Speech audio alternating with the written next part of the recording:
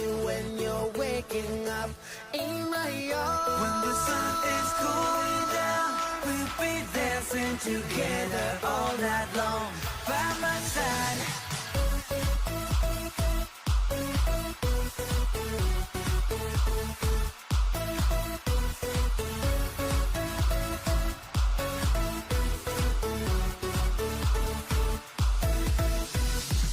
So if you feel passion as I do, let the world know our love is true.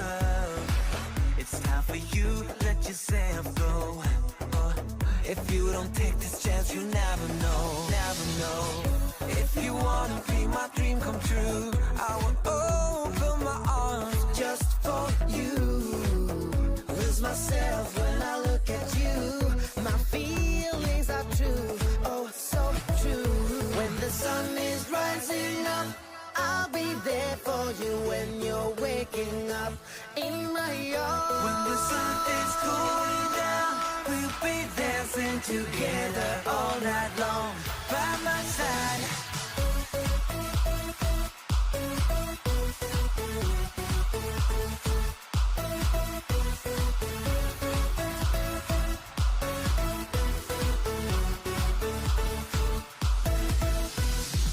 So if you feel passion as I do, let the world know our love is true. It's time for you, let yourself go. If you don't take this chance, you never know, never know. If you wanna be my dream come true, I will open my arms just for you. Lose myself when I look at you. My feelings are true, oh so true. When the sun is rising up, I'll be there for you when you're waking up in my arms. When the sun is going down, we'll be dancing together all night long by my side.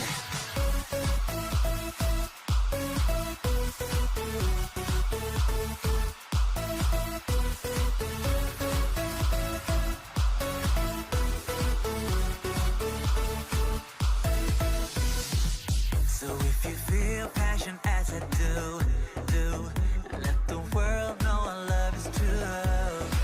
It's time for you, let yourself go. If you don't take this chance, you never know, never know. If you wanna be my dream come true, I will open my arms just for you. Lose myself when I look at you. My feelings are true, oh so true. When the sun is rising up, I'll be there for you when you're waking up in my arms. When the sun is going down, we'll be dancing together all night long by my side.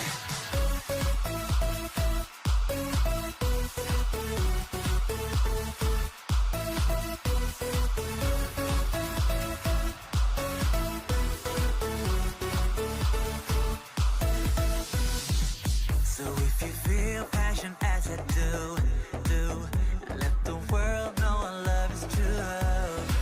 It's time for you, let yourself go. If you don't take this chance, you never know, never know.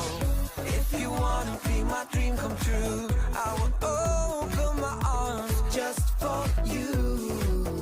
Lose myself when I look at you. My feelings are true, oh so true. When the sun is rising up, I'll be there for you when you're waking up in my arms. When the sun is going down, we'll be dancing together all night long by my side.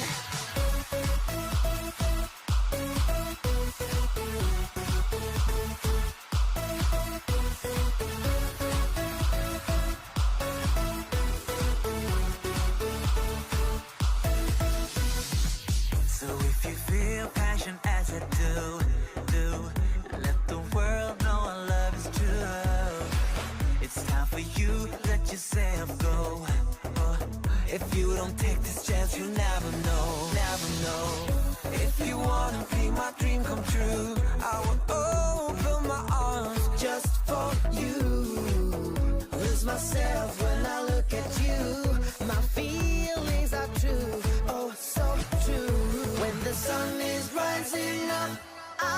there for you when you're waking up in my arms. When the sun is going down, we'll be dancing together all night long by my side.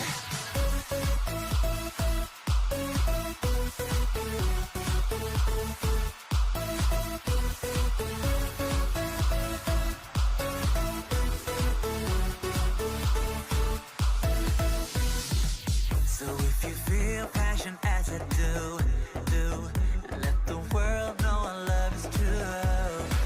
It's time for you, let yourself go. Oh, if you don't take this chance, you never know, never know.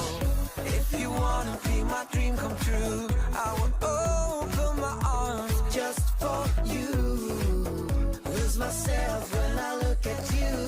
My feelings are true, oh so true. When the sun is rising up, I'll be there for you when you're waking up in my arms. When the sun is going down, we'll be dancing together all night long by my side.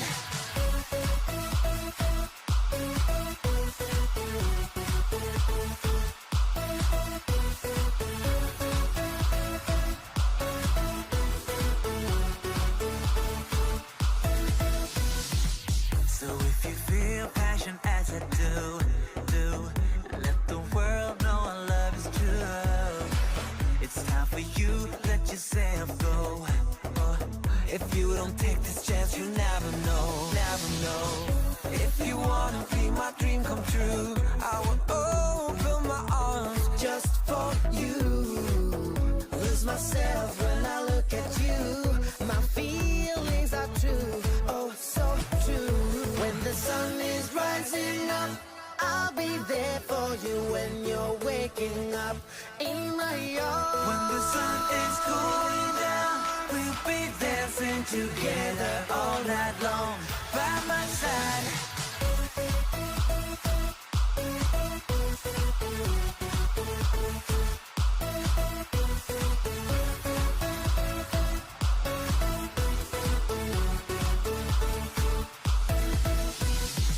So if you feel passion as I do, let the world know our love is true. It's time for you, let yourself go. Oh, if you don't take this chance, you never know, never know. If you wanna be my dream come true, I will open my arms Just for you, lose myself when I look at you. My feelings are true, oh so true. When the sun is rising up, I'll be there for you when you're waking up in my arms. When the sun is going down, we'll be dancing together all night long by my side.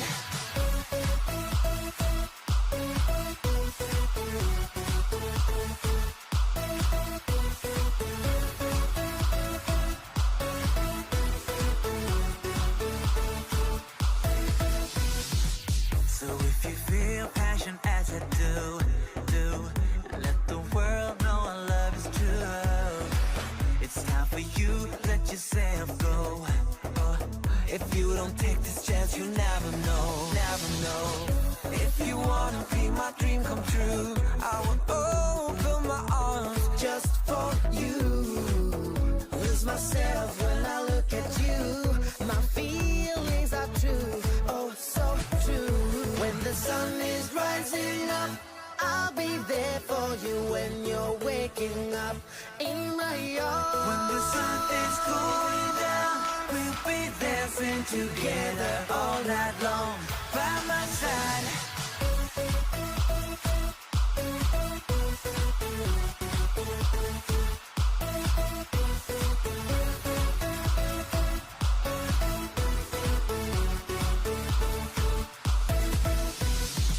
So if you feel passion as I do, let the world know our love is true. It's time for you, let yourself go. Oh, if you don't take this chance, you never know, never know. If you wanna be my dream come true, I will open my arms Just for you, lose myself when I look at you.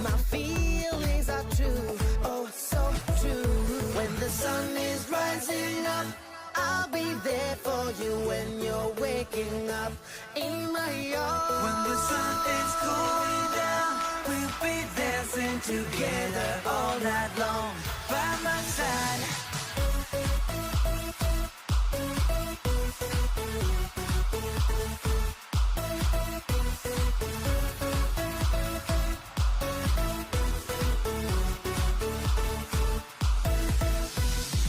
So if you feel passion as I do, let the world know our love is true.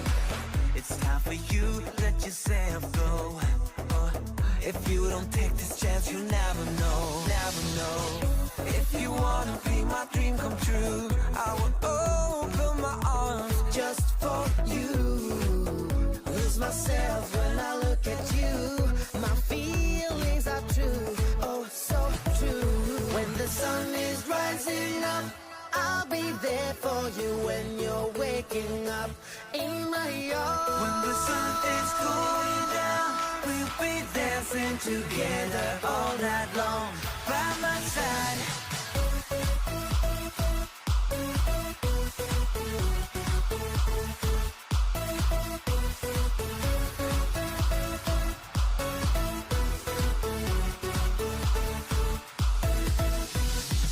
So if you feel passion as I do, let the world know our love is true. It's time for you, let yourself go. Oh, if you don't take this chance, you never know, never know. If you wanna be my dream come true, I will open my arms Just for you, lose myself when I look at you. My feelings are true, oh so true. When the sun is rising up, I'll be there for you when you're waking up in my arms. When the sun is going down, we'll be dancing together all night long by my side.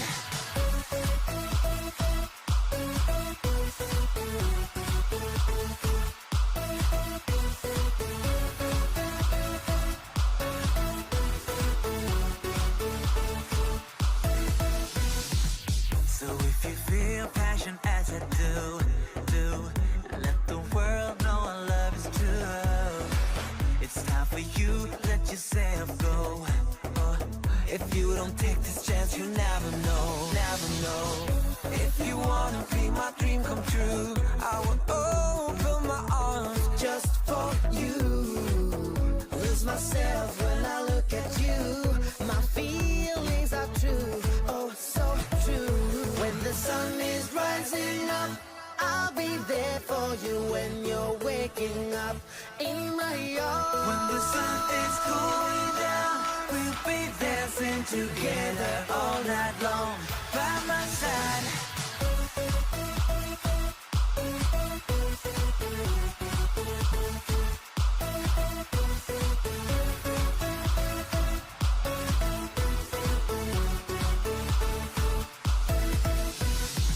So if you feel passion as I do, let the world know our love is true. It's time for you, let yourself go. Oh, if you don't take this chance, you never know, never know. If you wanna be my dream come true, I will open my arms Just for you, lose myself when I look at you. My feelings are true, oh so true. When the sun is rising up, I'll be there for you when you're waking up in my arms. When the sun is going down, we'll be dancing together all night long by my side.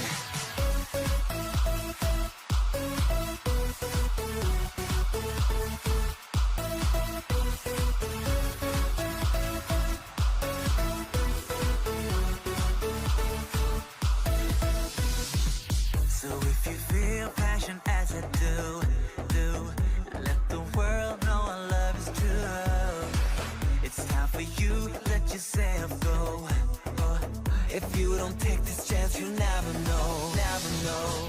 If you wanna be my dream come true, I will open my arms Just for you, lose myself when I look at you.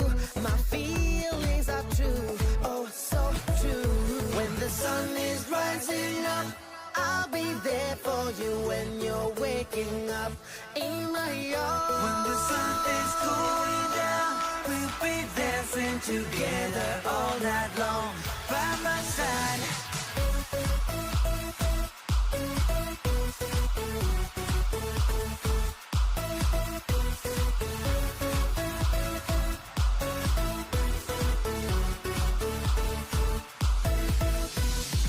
So if you feel passion as I do, let the world know our love is true. It's time for you, let yourself go.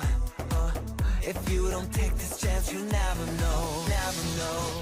If you wanna be my dream come true, I will open my arms Just for you, lose myself when I look at you. My feelings are true, oh so true. When the sun is rising up, I'll be there for you when you're waking up in my arms. When the sun is going down, we'll be dancing together all night long by my side.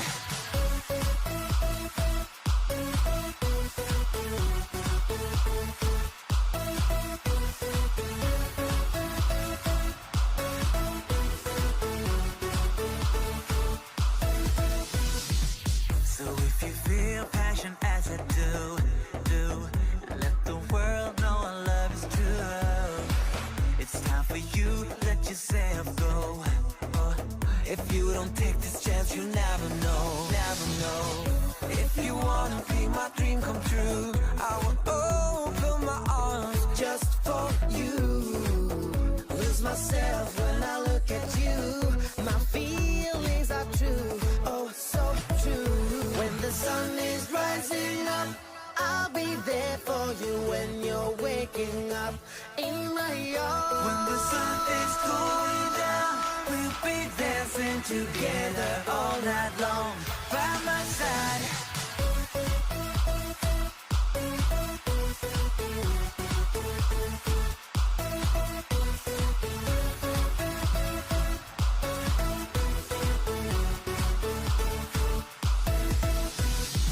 So if you feel passion as I do, let the world know our love is true.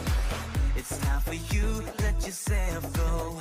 Oh, if you don't take this chance, you never know, never know. If you wanna be my dream come true, I will open my arms Just for you, lose myself when I look at you. My feelings are true, oh so true. When the sun is rising up, I'll be there for you when you're waking up in my arms. When the sun is going down, we'll be dancing together all night long by my side.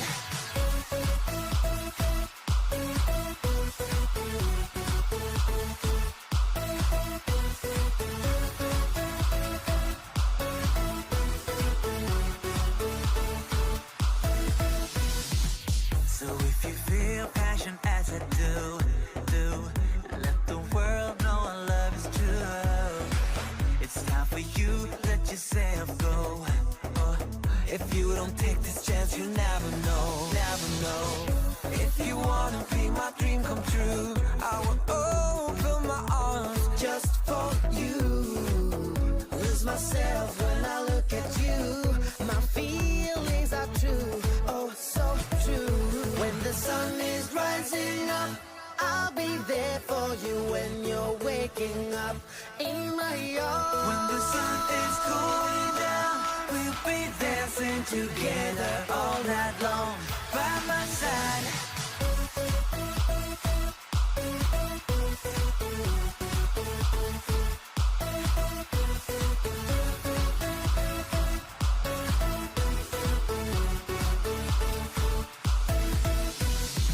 So if you feel passion as I do, let the world know our love is true. It's time for you, let yourself go.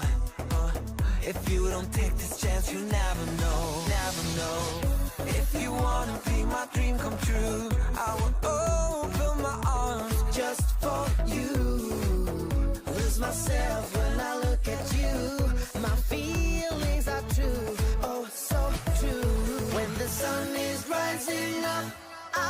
there for you when you're waking up in my arms. When the sun is going down, we'll be dancing together all night long by my side.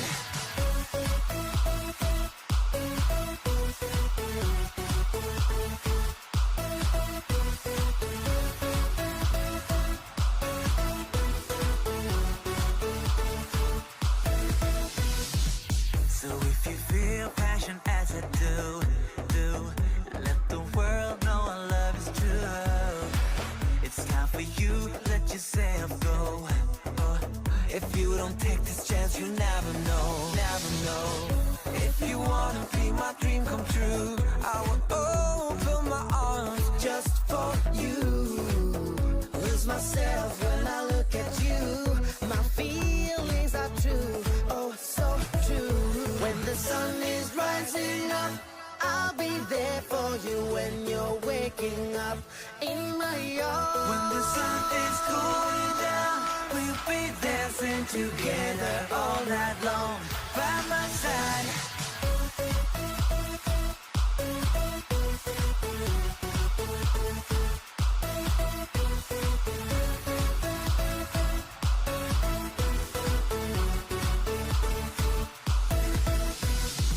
So if you feel passion as I do, let the world know our love is true. It's time for you, let yourself go.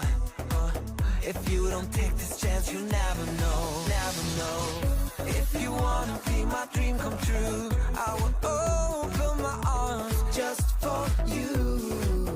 Lose myself when I look at you. My feelings are true, oh so true. When the sun is rising up, I'll be there for you when you're waking up in my arms. When the sun is going.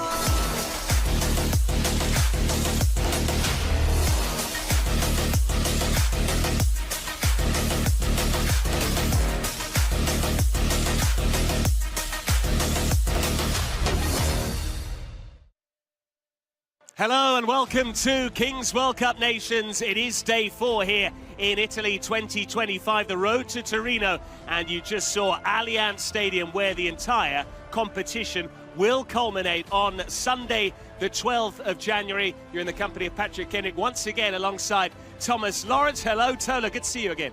Hello, Patrick, or ciao, as I should be saying, since we are in Milan. We're at the Bismara Training Centre, and did you say it's already day 4? I cannot believe it, because time flies when you're having fun. We've been having fun watching the action. The players have been having some fun, some top goals, and also some top saves. I want a huge shout out to the keepers. They've really impressed me as well, Patrick, not just the goals, at both ends of the pitch. Indeed, and we have the goalkeepers warming up. These are live pictures you're seeing now ahead of our first game of the day, Germany-Brazil. But before we get to all that, we have a very heavy programme coming for you in terms of the schedule and the pre-match show that you're in the midst of now. But we need to start with day 3, which was day 1 of round 2, and the first game was between Argentina and Japan. A narrow affair, that one. Argentina getting the better of Japan and therefore taking their place in the quarterfinals, the first side to make the last 8. The second match, Thomas, was a thriller between the host nation, Italy, and Spain. 8-5 to La Roja in the end. They had a big lead, but eventually Italy made a fight of it. USA were fairly comfortable against Uzbekistan, winning by 6-2. And finally, Saudi Arabia, like Italy, eliminated from the competition. They were on the losing side, 8-4 against Mexico. A reminder, we'll lose 2 more teams today. It will be either Peru or Korea or Ukraine or Morocco. Absolutely. Unfortunately, that's also part of this process in this competition. We have to say ciao, arrivederci to some teams, and one of those was Italy, even though for Italy it's not a long trip home, Patrick, seeing as they are the host, but they go straight out, as do Saudi Arabia, Japan, Uzbekistan, Mexico and Spain are through to the last chance. And as you already said, quite rightly, Argentina and USA having won both their first 2 games, straight through to the final 8 and one step closer to Turin. Indeed, and Germany and Brazil can join them in the quarter-finals. They are the 2 winners that will be meeting at 4 p.m. local time. The same is true of Turkey against Colombia. But the loser in those two particular matches will still go through to the last chance. A reminder, if you win both of your first two games, you go straight through to the quarterfinals. If you lose both, you go home, you're eliminated. If you win one and lose one, that's when you are part of the last chance saloon, which will begin in earnest next week. That's Monday, the 6th of January. Unbelievable stuff, and for that will be myself and Super Simon Harding. Today it's myself, Tolo. I love that nickname you chaps have given me, alongside Mr. Patrick Kendrick. Now, a quick recap of the action from yesterday for those that are already with us. Well, it's good to look back and savour once again some stunning matches. If you weren't with us, I always say, where were you? Because you missed this stunning goal, just ghosting him. Patrick caught me by surprise. Not you, of course. You're always on the money and on your toes. You saw it. There was a bit of a query whether it be offside or not. This wasn't offside, though, Patrick.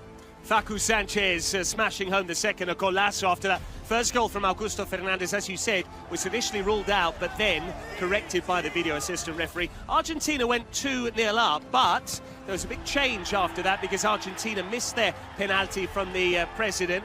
And then Japan were able to score those. What a beauty from Kunichi into the top corner it was. And that meant that Japan were only one goal behind Argentina, but they just couldn't ever find any momentum or traction. The Albiceleste marching into the quarterfinals, the first such team to make it there. As for Japan, it's not over, though, for them. They do go through to the last chance. They'll take on the winner between Ukraine and Morocco, which is coming up later today. But let's focus now on, Patrick, Spain against Italy. Now, to call this a thriller is an understatement. Ahead of the match, the emotions, the tension, the Spanish pride from La Roja, and Iker Casillas, who had a message for his national team ahead of kickoff. Thrilling, it just doesn't do it justice, Patrick, because it was that and much, much more. It was indeed. There was a packed house. We had the Italian fans behind the goal away to our right. Casillas, the legendary Spanish goalkeeper, had a message for the Spanish troops. Gigi Buffon did likewise to try and rally the Azzurri, and we saw that Blur in particular was very vocal during Il Canto degli Italiani, the iconic Italian national anthem. And Italy, though, did make a pretty tricky start, in particular because of Emiliano Viviano. Ironically, one of several former professionals in the side, the goalkeeper. He didn't have his best game. A star-studded lineup that included Ciccio Caputo, Trombetta as well, Michele Trombetta. You were about to say Michael Trumpet, weren't you? I was indeed. And Leonardo Bonucci as well. Bonucci alongside the goalkeeper there, Emiliano Viviano. But very shortly we will get into the action. But it was such a wonderful rendition of the national anthem that it's a sin not to see it all again. And Italy and Spain had both lost their first matches, which meant whoever lost this game would go out. Guti made a perfect start for Spain. In fact, he was particularly potent. He'd eventually score a hat-trick in what would turn out to be a Spanish win. But despite Italy making a really tricky start, this was Guti pouncing after a slip-up from Emiliano Viviano. Italy were able to eventually come back into the game. Yeah, despite the fact at one stage, Patrick, they found themselves 5-0 down, and that's not a mistake. I know I'm quite error-prone from time to time, but that's not a mistake. This is the Spanish presidential penalty and the unbridled joy from him to extend their lead, and Spain just continued and built and built and built and found themselves 5-0 up, 5-0, 5-0, but there was a bit of pride and a bit of reaction after another mistake, and Spain capitalised. Look at this, into an empty net from Guti. That was indeed the fifth goal. We saw the 2v2 there. That's because it was the final couple of minutes of the first half for those who aren't familiar with the format here. But this was Domenico Rossi, who would be particularly potent for Italy. He'd get one back, and all of a sudden, they were just about in the game, but they would need a bit more momentum. This was Spain scoring once again to make it 6-1, and it looked like Italy were already on the way out. Certainly they thought that, the Spanish team watching on, but Blur stepped up. Very cool penalty from the Azzurri president,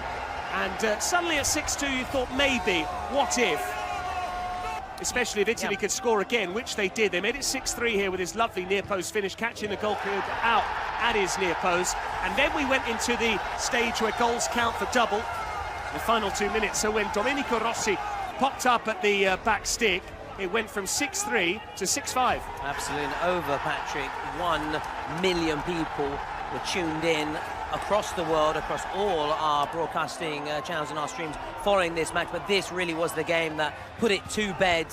Spain got that goal just to kill off any Italian hopes after giving themselves that a belief, I would say, Patrick. It wasn't to be. Also, Di Matteo was given a red card towards the very end, and he will miss Spain's next match, which will be against Colombia or Turkey. So just a quick recap on that one. And talking of the likes of Di Matteo, you mentioned the likes of Bonucci and company, some big names we've been seeing in action, and we're going to see them over the next couple of weeks. Because Patrick, was a huge celebration yesterday for Spain. Italy, disappointment from going on, but we still will see some Italian legends and some Italian figures.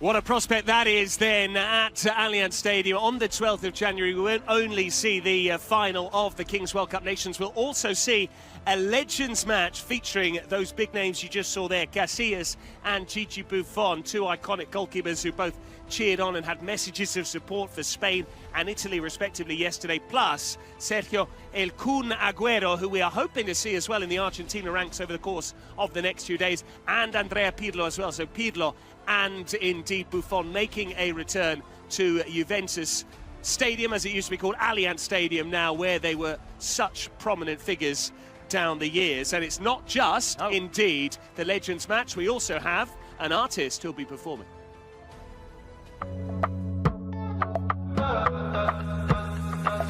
Facciamo latta, bocca mitraglia. Fuori fa fa fa fa fa fa fa, solo ta. Vedo bimbi col balaclava, senza mamma.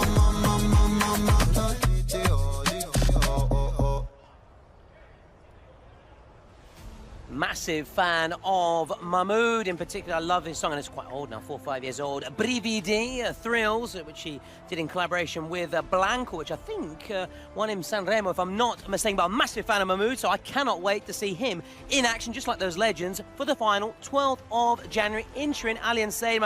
I don't think you need any more information than that. Well, you do need more information. You need to know exactly where you can get your tickets, which is at kingsleague.pro. You can see it on the strapline at the bottom of our screens. A reminder, there are still tickets available for the finals, so even though Thomas knows that he could just waltz in, it's not necessarily the same for the rest of you. You need to make sure you get your tickets, so don't miss out on the culmination of the Kings World Cup Nations, and also so you can see the Legends match. You can see Mahmoud, who, by the way, was not only decorated at previous Eurovision Song Contest at Sanremo as well, but he numbers 3.2 million monthly listens on Spotify, who are a proud partner, lest we forget, of the Kings World Cup Nations here.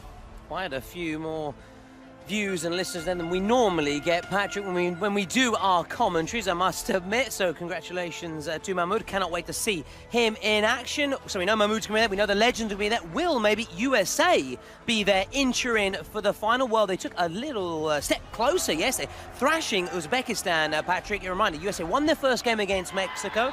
Uzbekistan won their first game against Saudi Arabia. So the winner of this game going straight through to the quarterfinals, it was USA. Indeed, and USA made such a fast start. They really maximised what was a costly mistake from the Uzbek goalkeeper early on when he was sin-bin, which means you are a player light, and that's particularly costly in the opening stages of the matches in the first 5 minutes, when we go from 1v1 plus goalkeepers all the way up to 6v6 plus goalkeepers, and that allowed the Americans to lead by 4-0, believe it or not, at half-time. We would eventually see a hat-trick from Morales, and the Uzbeks were quite simply blown away. They did get a goal, though, from Jabarov, but that was the wonderful Sioux celebration. This was Jabarov taking his goal very nicely, having initially drawn a save out of Pollo, the American goalkeeper, who was one of the scorers for the Stars and Stripes, lest we forget, in that first half. But eventually, Thomas, this was despite them missing their penalty and the Uzbeks scoring theirs, courtesy of Islam. It was America who would run out 6-2 winners. Yeah, it was the USA, the Stars and Stripes. A disappointment for Uzbekistan, despite them converting their penalty. Their present was a really well-taken penalty. So disappointment for Uzbekistan. USA marching here. There were a few question marks, and it was a celebration in installments. But eventually they got their goal, as did Morales, getting another goal for himself, another star performer for the USA. Go straight through alongside Argentina to the quarterfinals. Reminder, USA going through. Uzbekistan still have an opportunity though, Patrick. They're not out of it yet. They'll take the winner between Peru and South Korea in their last chance match, which is next week. So USA got the better of Mexico in their first match. Mexico, though, bouncing back yesterday, thanks to a player I'm a massive fan of. I've got a bit of a, can you say, a man crush on Obed Martinez. You can and you have. Obed Martinez, who would score 4 goals in this match, plus the one that he'd scored in that first round match. He's now our top scorer, capo cannoniere, as we say in this part of the world, the leading goal scorer, because Mexico would make a very good start to the game against the Saudis, and we had some huge audience numbers as well during that particular fixture. But Obed Martinez would score 4 goals, and there'll be a very interesting scenario in this match, lest we forget. It was the 1v1. It was right at the end of the first half here, when the Saudi player curiously stopped the ball in the centre circle, decided that was an opportune moment to make a substitution. It certainly wasn't. Obed Martinez, who was the player chosen by Mexico to be part of that shootout, 1v1, he then pounced on the loose ball and put it into the back of the net. Yeah, absolutely, and it just shows, Patrick, you have to know the rules, you have to know the regulations, and we'll see it once again, Patrick, because it was a curious moment. We were stunned. We just couldn't believe it was happening. The Saudi players, I just don't think they really fully understood the rule in that moment. They certainly will know it now, to their unfortunate effect. The girls, the chicas, the señoritas for Mexico, celebrating. They certainly knew the rules, hence the reason they were pleased that Obed Martinez capitalised. And for Mark Sim, I think you spotted it. He sped towards the ball, but then that lucidity just to stop, take a few steps, and realise that he was going to get there anyway ahead of Omar, who was the player coming on. So really coolly done from Obed Martinez, who with that has got another goal. It's 5 overall now. Suad Ak of Turkey just behind him. Here he is once again, the captain, El Capitano, leading the way and inspiring. So a reminder that we are obviously all across the world, global broadcast all across the world. This is obviously the English, but you can also find it in Spanish, in Italian, in German, Portuguese, 40 creators channels. So we are everywhere, Patrick. Kings League just goes from strength to strength, and it's going to go from strength to strength. Today, let's recap the fixtures for Matchday 4. Indeed, Matchday 4, just like the 3 previous days, we have had a quartet of fixtures. It's the same today. 4 games on the horizon for you, starting with Germany against Brazil, which is going to be a huge game. Un jogão, if you'll excuse the Portuguese expression. After that, Peru and Korea with the opportunity to win, to book their place in the last chance saloon. The same goes for Ukraine and Morocco, which will bring our programme to a close on this Saturday, the 4th of January. And in between, Turkey up against Colombia. They're in the same boat as Germany and Brazil. They won their first matches. They know with victory today, they would take their place in the quarterfinals, where they would join the likes of Argentina and the United States. Yeah, unlike Ukraine and Morocco, for them it really is win or bust today, because in that match between Ukraine and Morocco, we'll be saying goodbye to the loser. They'll be joining Italy and Saudi Arabia on the plane home. Let's see, though, if the Moroccan supporters can be the 12th man or the 8th man, seeing it's 7v7. Patrick, this was ahead of the game and during the game earlier this week against Colombia. They packed out the Vismar. Also Moroccan supporters, but outside the Vismar, the ones who couldn't get the tickets. Unfortunately, they were unable to send these supporters home happy, but of course, great moments, and this was also what the Kings League is all about. Indeed, and they've got star-studded ranks as well, lest we forget. They've got Nadir Loa, who was the 2024 Kings League best player, who also was on the winning side for the Club World Cup in Mexico with Porcinos, and they've got Fuad as well, who's a key player for Expire, the team in Kings League Spain. He's scored more than 20 goals thanks to that background playing futsal. Yeah. And those are the 2 players that have a double nationality with Spain, so they've come through the Spanish system, albeit they've decided to represent Morocco. Yeah, but they were quite, to say, disappointing in that last match. They failed to live up to the expectations. Very similar to Konoplyanka for Ukraine in the Ukraine's first match against Turkey. Obviously, we know his credentials, Patrick, but for those who don't, he's played for the likes of Sevilla, Europa League. I think it might have been...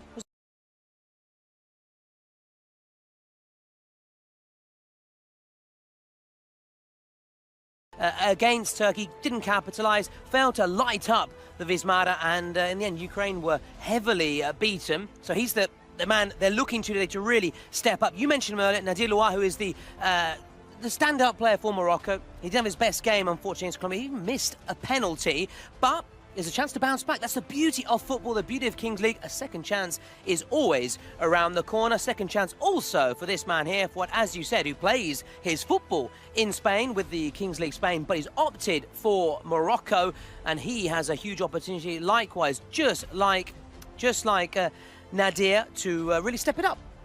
Now, we have a massive game on the horizon, not only because it's two teams that won their first match on the second day of the competition, but also because they're two of the most decorated teams in global football history at 11-a-side level. Brazil, 5 times World Cup winners. Germany have won it 4 occasions as well. So these two teams who did take part in a memorable semi-final in the 2014 World Cup as well, which was hosted in Brazil. So perhaps these players at the Kings World Cup Nations will be hoping to exact some revenge.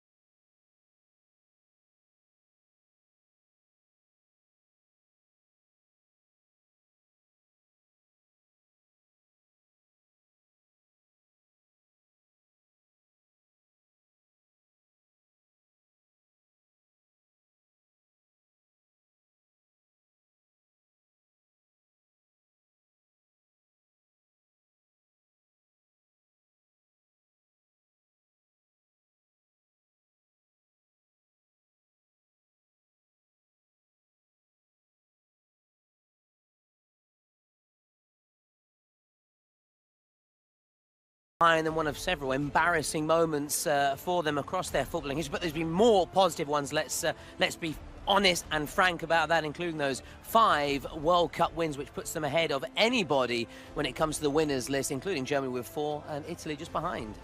Indeed, Mannschaft against Seleção on the way. We're just moments away from the respective national anthems.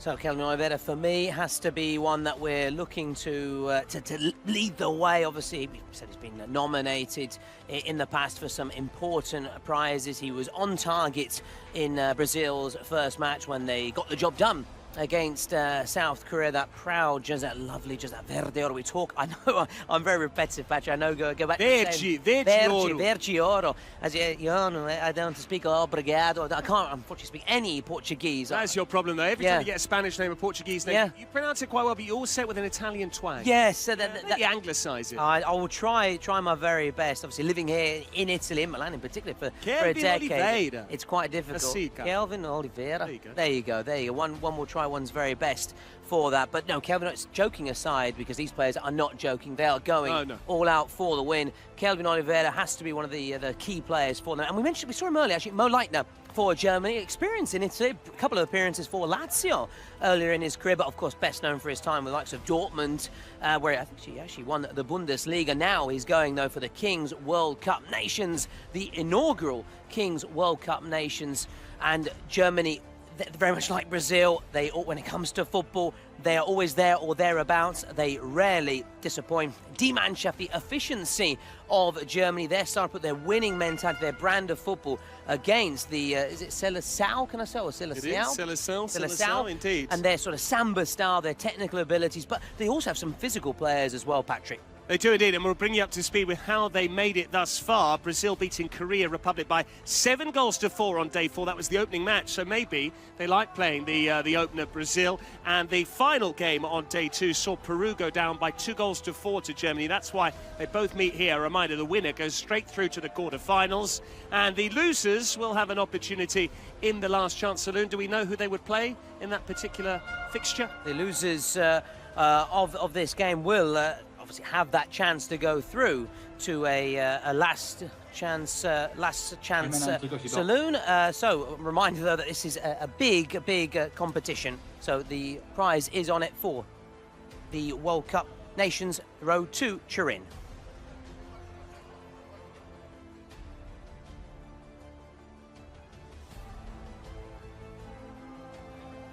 It is Brazil against Germany, and Germany appear to Mo Leitner ready to give us a message pitch side. So let's try and listen in the German number 10.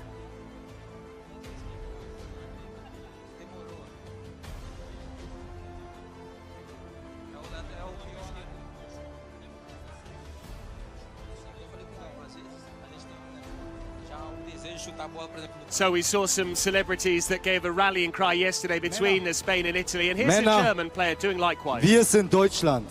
We are Germany, eh? Und normalerweise habe ich gedacht, dass hier der König Zlatan immer recht hat, ne? Aber hat er nicht. Italien, ihr seid nicht im Finale. Wir Männer, wir, die da drüben, wollen Samba machen, okay? Wer war denn letztes Mal und hat Samba in Brasilien gemacht? Wer das? Die Deutschen. Die Deutschen. Okay, Männer? Und deswegen heute, auch hier, wir bleiben, wo Zlatan recht hat. Wir bleiben und wir sind die deutschen Maschinen, okay? Also, Männer, hier, ich habe noch eine kleine Überraschung für euch. A message from Mo Leitner, Patrick, and now another big one. Auch wenn es gegen Brasilien ist, wahrscheinlich eine der besten Mannschaften weltweit. Ihr wisst, was ihr könnt, ihr wisst, was ihr drauf habt. Ich drücke euch die Daumen, ihr schafft das, ihr könnt das. Das Wichtigste ist einfach, als Team zusammenzustehen, immer Gas zu geben, offensiv, defensiv, egal in welcher Situation ihr seid, haut einfach alles raus. Das ist das Wichtigste. Und dann, verspreche ich euch, am Ende werden wir auch gewinnen. Alles Gute. Auf geht's, Männer, komm, ey! The first message then from Mo Leitner, who's talking about how Zlatan is the king here at King's World Cup Nations, but it's going to be the Germans playing samba football against Brazil today, and he hopes the German machine can really show what they're all about. And Fala, seleção brasileira. Eu sei que nós já nascemos prontos e hoje, mais uma vez, estamos prontos porque nós representamos o país do futebol. Nós somos os melhores. E hoje, tão importante no jogo contra um grande adversário, que nós já ganhamos, já fizemos história contra eles. Eu tenho mais uma mensagem especial para todos vocês e tenho certeza que esse é um grande ídolo de toda a nação brasileira e espero que a gente esteja pronto e faça valer a pena tudo isso que a gente está vivendo. Fala, rapaziada, passando aqui para parabenizar vocês pelo jogo de estreia, que foi muito bom, e encorajar vocês também para esse jogo contra a Alemanha nas oitavas, que vai ser um jogão. Então, minha experiência com seleção brasileira, Copa do Mundo, nesses grandes jogos, diz para prestar muita atenção nos detalhes e estar focado e concentrado o jogo inteiro. Então, a mensagem aqui para esse jogo é essa, valeu?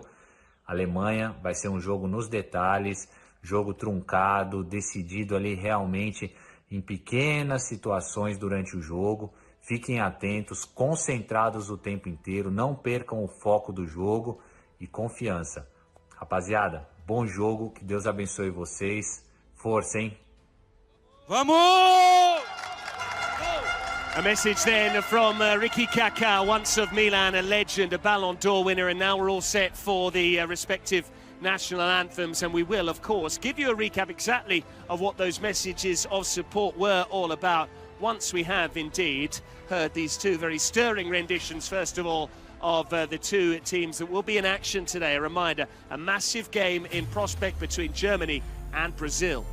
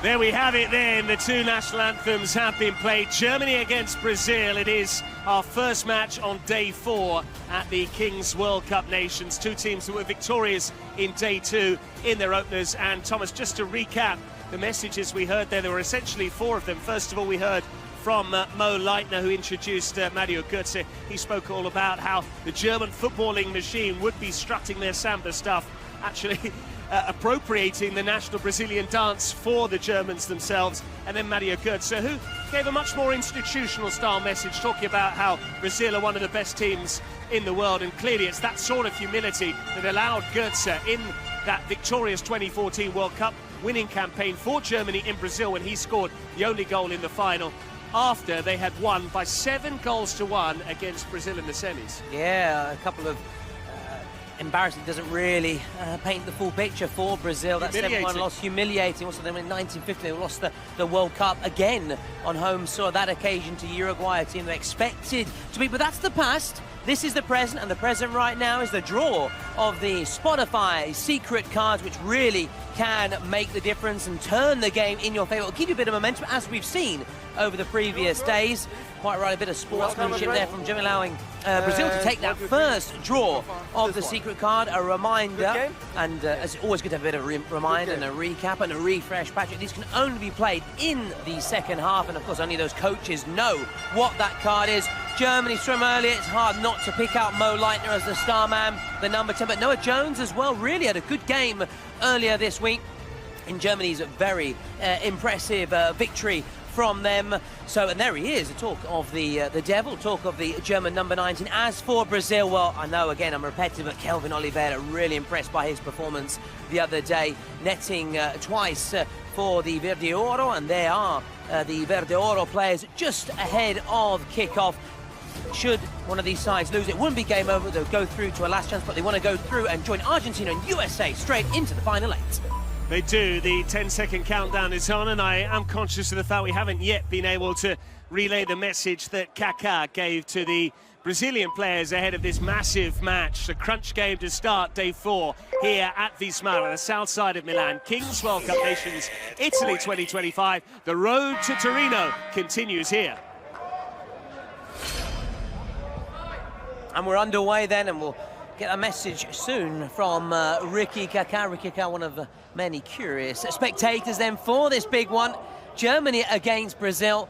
Two powerhouses, Patrick, of world football, and two big nations in the Kings League. Two massive nations in football, all told, especially in the Kings League. And it's always fraught with danger to try and take your eyes too much off the action here out there on the pitch, and that's exactly what Kaká actually said. Just coming to that, he said not to lose focus, and Brazil looking to make a fast start. That would have been goal-bound had he not leant back slightly, just hit over the top in the end from that man you picked out, Kelvin Oliveira, wearing 9 and indeed the captain's armband.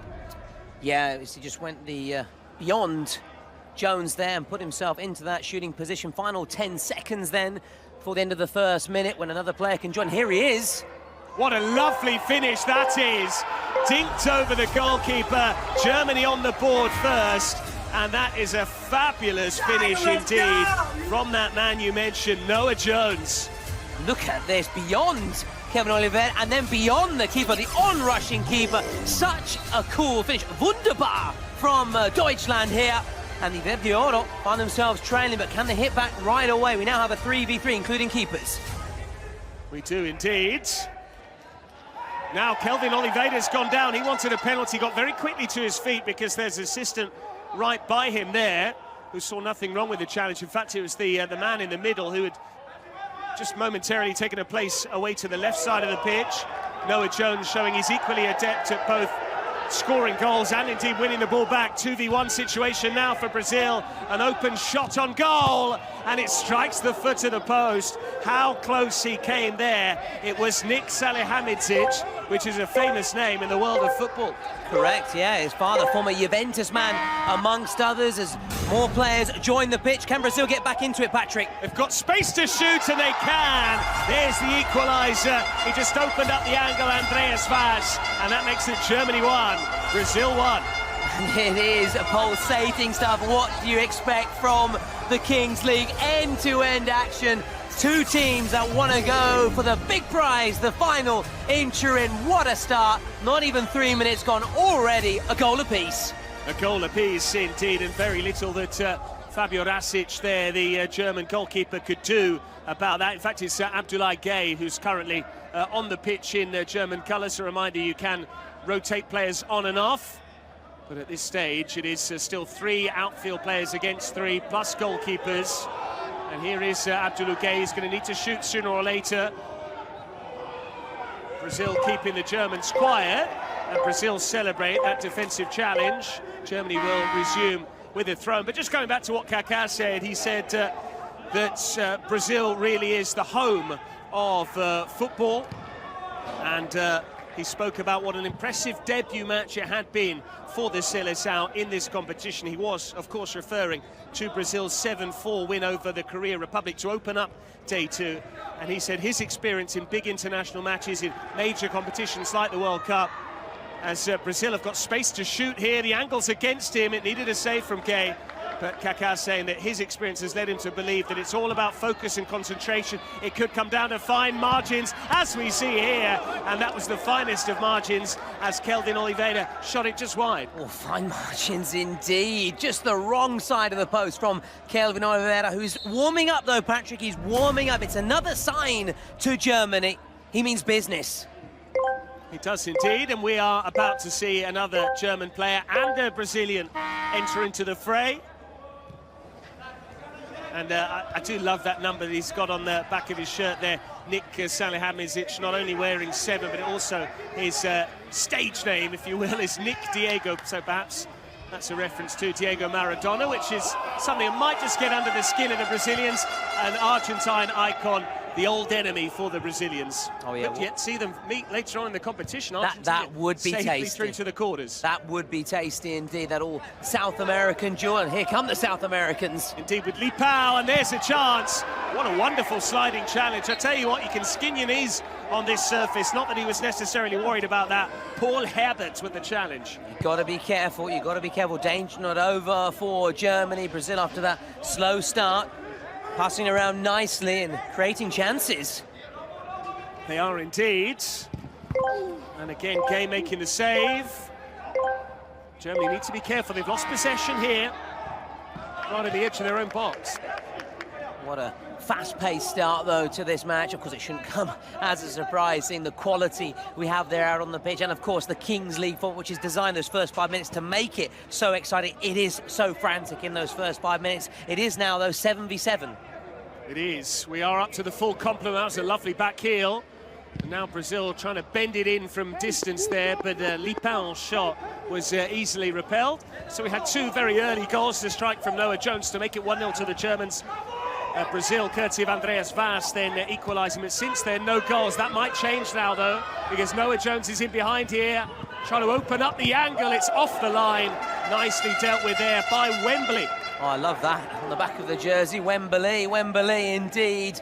Fabulous defending there, but great work from Jones to put himself into that shooting position. He, as you said, both ends of the pitch, really important player for Germany. It reminds me, you and I grew up in England, it reminds me of a chant that we have, Que sera, sera, whatever will be. As well. I like it, Kings League. We're going to Wembley. Well, they wouldn't be going to Wembley on this occasion. They'd be heading to Allianz Stadium in Turin. You can still get your tickets at kingsleague.pro for that, because it's not just the final of the Kings World Cup Nations that you can watch on that particular occasion in the state-of-the-art facility in northern Italy. You can also see the Legends game featuring Pirlo, Buffon, Casillas, and someone else I'm forgetting as Mahmoud. well. Don't forget Mahmoud, he'll be performing. Well, and Kun Agüero. Oh, sorry, I thought you were talking about Mahmoud. Mahmoud will be providing some musical accompaniment to all of that. It's dulcet tones.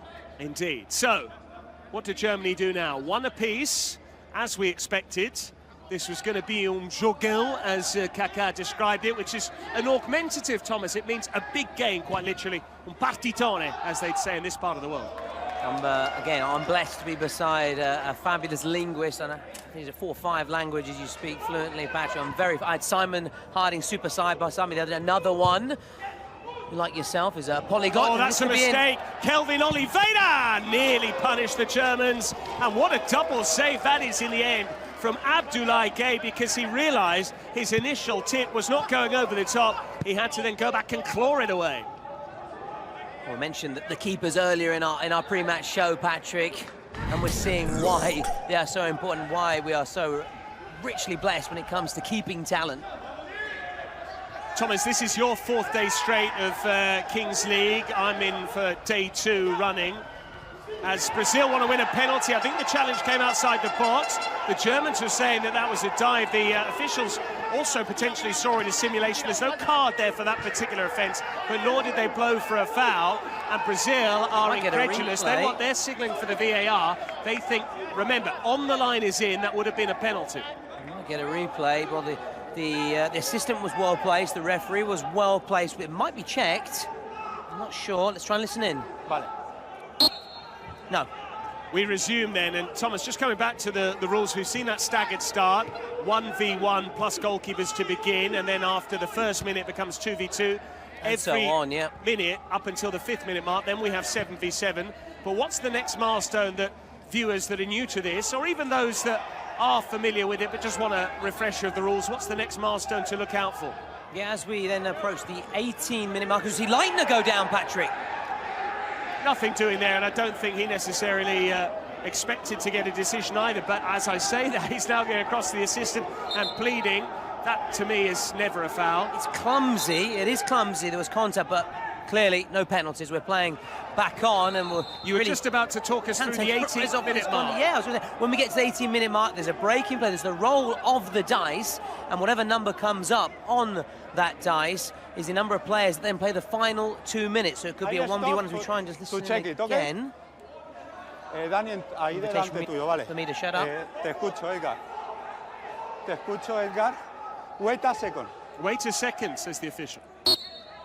And we do resume. So that's the right way. We've had some excellent officiating so far at Kings League, the World Cup of Nations so far. They've let the game go, let it breathe, and we haven't really had too much chance to catch our breath here. Absolutely, I haven't even a chance to rattle off the rules yet, Patrick, but as we go on, as it happens, I will explain things further as our sort of resident expert being here, as you said, for the 4th day running, but it doesn't feel like that, it just flies by. It's so much fun as Leitner thought he was going to go for a quick throw there.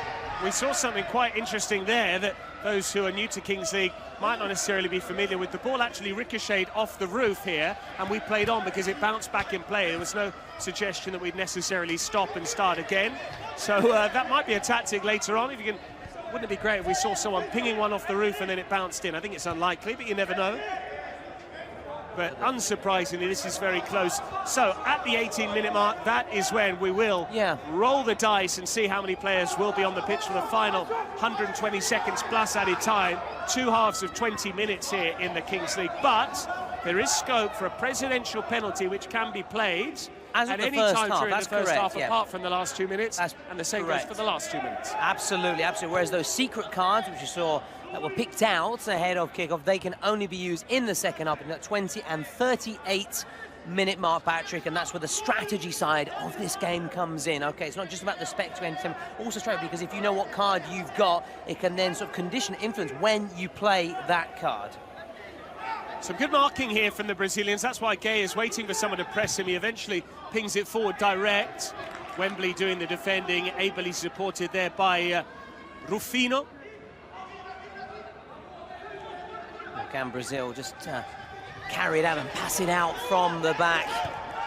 That's a great challenge, brilliant challenge. And Germany has some momentum now. If they can pick the pass, they can't, but it does break the way of a Germany player. Positive goalkeeper, he needs to win the ball as well. He's now off his line, and that's why it was all hands on deck from the Brazilians, and we heard a collective cry of, "Sí, yes." I think even I got that one, thankfully, despite not being the best when it comes to languages like yourself, Patrick. But no, really good. It's good to hear and good to see some Brazil supporters inside. I think it was mainly from the bench, though, the Brazil bench, and their coach, who's playing as if he's playing. He's on there. He's up and down. He's an animated figure. Let's put it that way. Germany as well. It shows that there's this competitive edge to this competition as well. Of course, they all want to become the first ever winners of this inaugural Kings World Cup Nations. The final, though, in Trim, where we won't have a roof. That will be played outdoors, obviously, being at a stadium, one of several impressive stadiums and arenas that have hosted this wonderful brand of football. Lovely flick, it's into his stride. Can he get the finish away? Still going there. Eventually the white shirts just crowded it out, but nice work there from Wellington. After what was a lovely piece of skill to tee him up in the first place, but Germany now powering forward themselves and winning a corner. No, great work. It really is even, Stevens, after those first 5 minutes where it already happened. Now a bit of a tactical phase of the match. Two teams sizing each other. Don't want to take too many risks, give too much away, as we see a great bit of play. And now it's an opportunity for Germany. It is all about the delivery here. Set pieces can be a route to goal, just like in 11-a-side football. But Brazil have shown they're pretty strong in the air. Germany will have the opportunity, though, here with Daniel Muteba. He tried to place that there, his colleague, but it was easily blocked out, shall we say. Dennis Hoscher with the shot, and that particular effort goes over the top from Salihamidzic Jr. Nick Diego, as he goes by with the number 7. I'm liking that, full of confidence. If it is a nod or a tribute to Diego Maradona, the late Diego Maradona.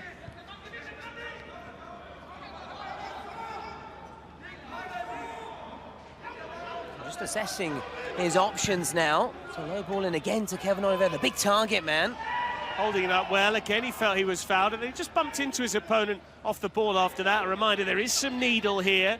It will be, yes, competitive. And ultimately, we've seen a lot of fair play, but we haven't been without red cards and some controversial disciplinary decisions too. Yeah, we saw Spain. But there's a bit of lack of quality out there as well at times. You know, the stakes are so high, and we heard Kaká mention it earlier on, that you need to try and be lucid, keep your cool and retain that focus. And just occasionally the players have been a little hasty in their decision-making. Yeah, but I don't want to say the pressure at this stage, because there's still a long, long way to go. But at the same time, you don't really want to give too much away. You want to keep it tight. You don't want to put yourselves in a difficult position. Very much like Italy, yes, when they found themselves training at one stage 5-0, and they had it really all to do against Spain. So I think we're in this phase now where it's going to be quite almost like a chess match. I think the Italians use that expression from time to time. Very much like a partita di scacchi, and a sort of tit for tat. One move after another, just keeping it tight as we go towards the 18-minute mark and the roll of the dice, which could be a big turning point. Oh, someone's called a president penalty. Talking of turning points. Before we get there, let me teach you a bit of Portuguese. But Portugal are teaching Germany a footballing lesson, or Brazil rather, chess, xadrez. Repeat after me, xadrez. Xadrez. Was that with an Italian accent again, was it, or was it English this time? Somewhere in between. We'll call it a halfway house, but another fabulous save from Gay there.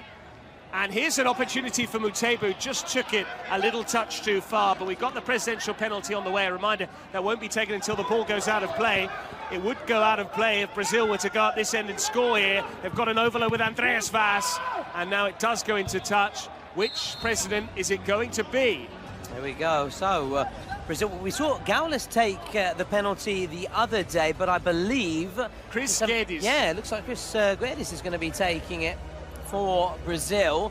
We know Gaules has become a bit of a cult figure in the Kings League, but it's not him after scoring his penalty the other day for Brazil against South Korea. So there he is, Mr. Chris Guedes. Guedes, I beg your pardon. Again, I did tell you I wasn't going to be very good with my Portuguese. Don't worry. There is time. I've already forgotten the word for chess. But anyway... Xadrez. He's no relation, incidentally, to the former Benfica and Paris Saint-Germain player Gonçalo Guedes.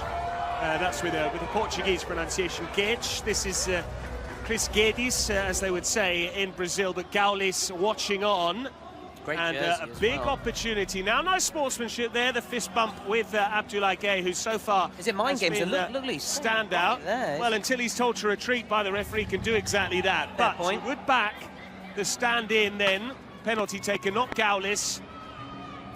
Big target, the goal, but the goalkeeper is a huge presence as well. It is going to be Chris Guedes to score, converted, and that makes it Brazil 2, Germany 1, and having trailed 1-0 early on, the Brazilians have turned it around. Gaules is crowing. Yeah, they have come from behind Brazil after that sluggish start by their very high stands, but great penalty. Struck it so well, sending the keeper the wrong way. And the celebrations are still going on for Brazil. but now they have to get their game heads back on again. They do indeed, but so too to the Germans, because that presidential penalty came in a break in play when Brazil actually had an attacking throw-in. They're going to look to make it 2 quick goals here.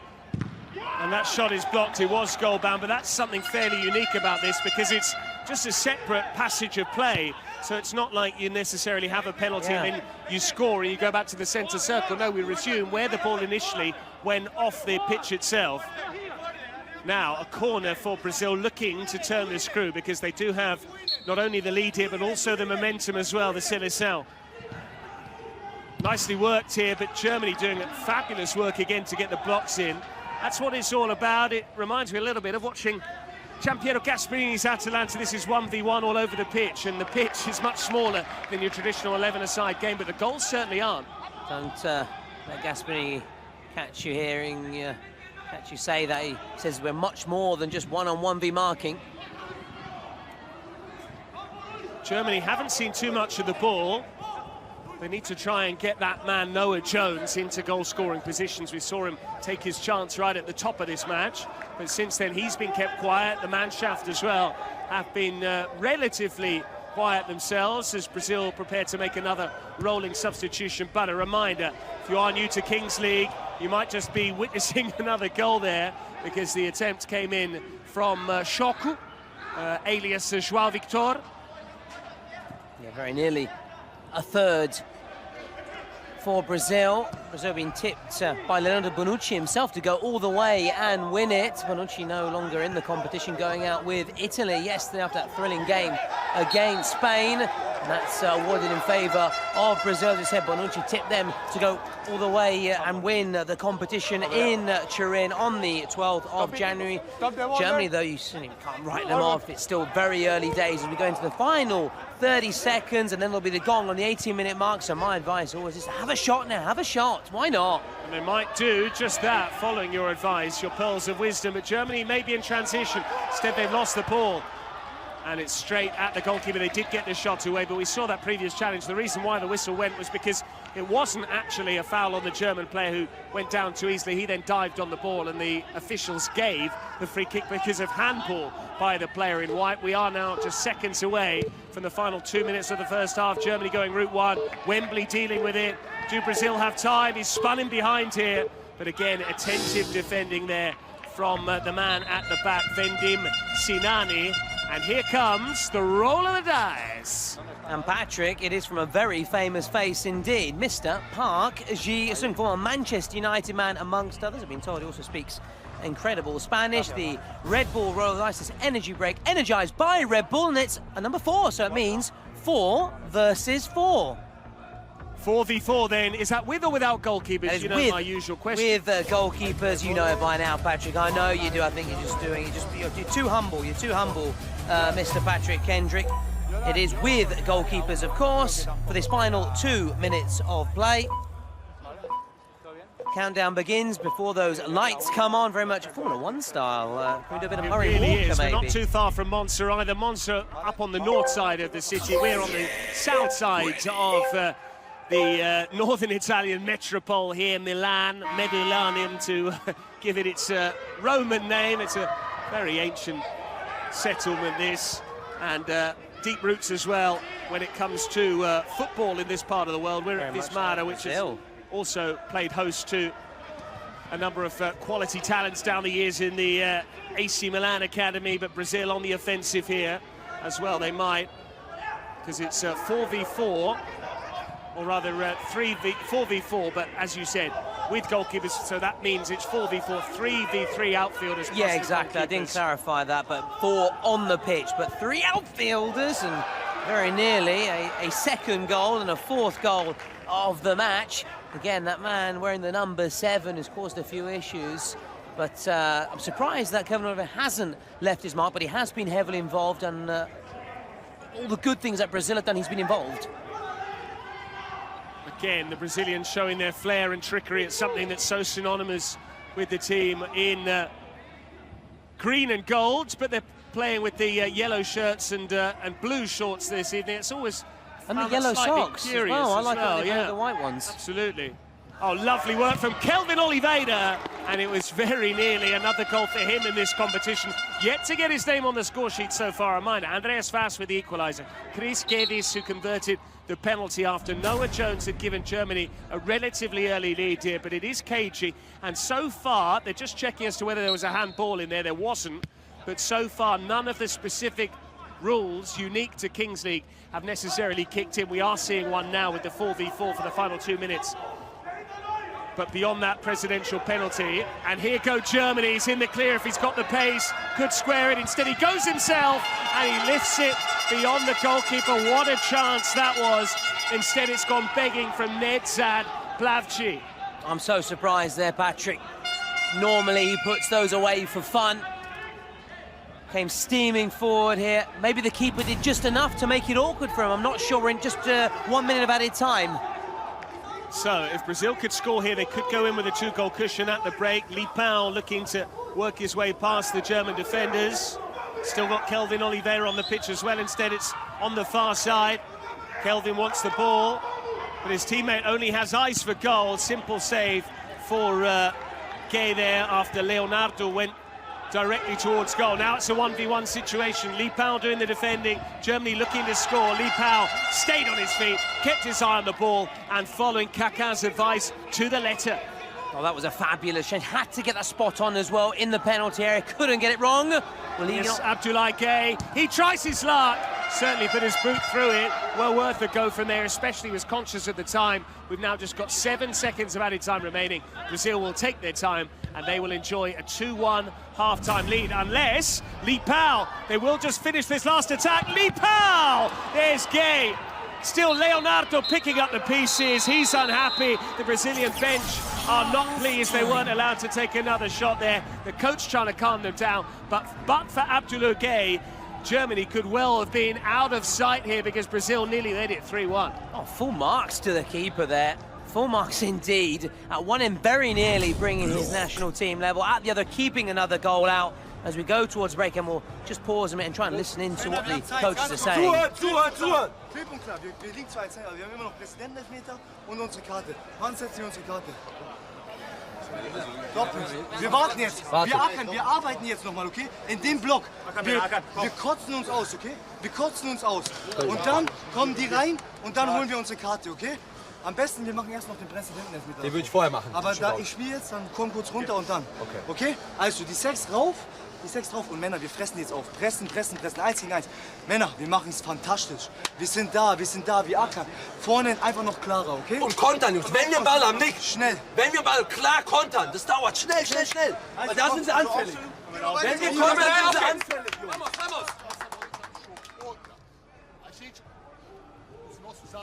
Ji-sung Park there watching on of the Korea Republic, an absolute legend, the former Manchester United player. And we will see Korea in action in our next match. Agora fica muito longe. Não sair só com o Emblem e com o El, sair com os nossos caras rápidos. Vocês estão vendo? Baratinho. Lembra uma coisa. Vai lá, galera. Vai lá, rapidinho. O goleiro não tem tempo com a bola, Barata. Lembra disso, espera. Poxa, fute 7 não tem tempo, vambora. Wembley, o Andrés, Jetinho, Lipão e show. So we heard there from the Portuguese bench and indeed their German counterparts. It's the Germans who are narrowly behind after 20 minutes, but even if this is your first match in Kings League, you don't need to necessarily have too much prior viewing experience to know that a 1-goal lead at the break is a very slender advantage indeed. That's why the Germans will feel they can go on and win this game in the second half. But Brazil have a platform to do exactly that. Germany going route 1. But so far, Wembley has been enjoying himself back there. That was Lipao doing the defending. Wembley wears 3. Lipao has the frosted tips, the bleached blonde hair. No, we have seen some cracking hairstyles. It reminds me a little bit of 1990s Eminem or maybe Cisco, perhaps. Absolutely. Was that the thong song? That was it. I don't know why I remember that one. I don't know why I remember that one. But anyway, I digress. As always, let's see if Brazil can. Now getting forward. Here's a big opportunity. And he tried to side-foot it into the corner. It was the right decision in terms of technique. For once, Gay was static. He wasn't getting there. But Shoku missing out.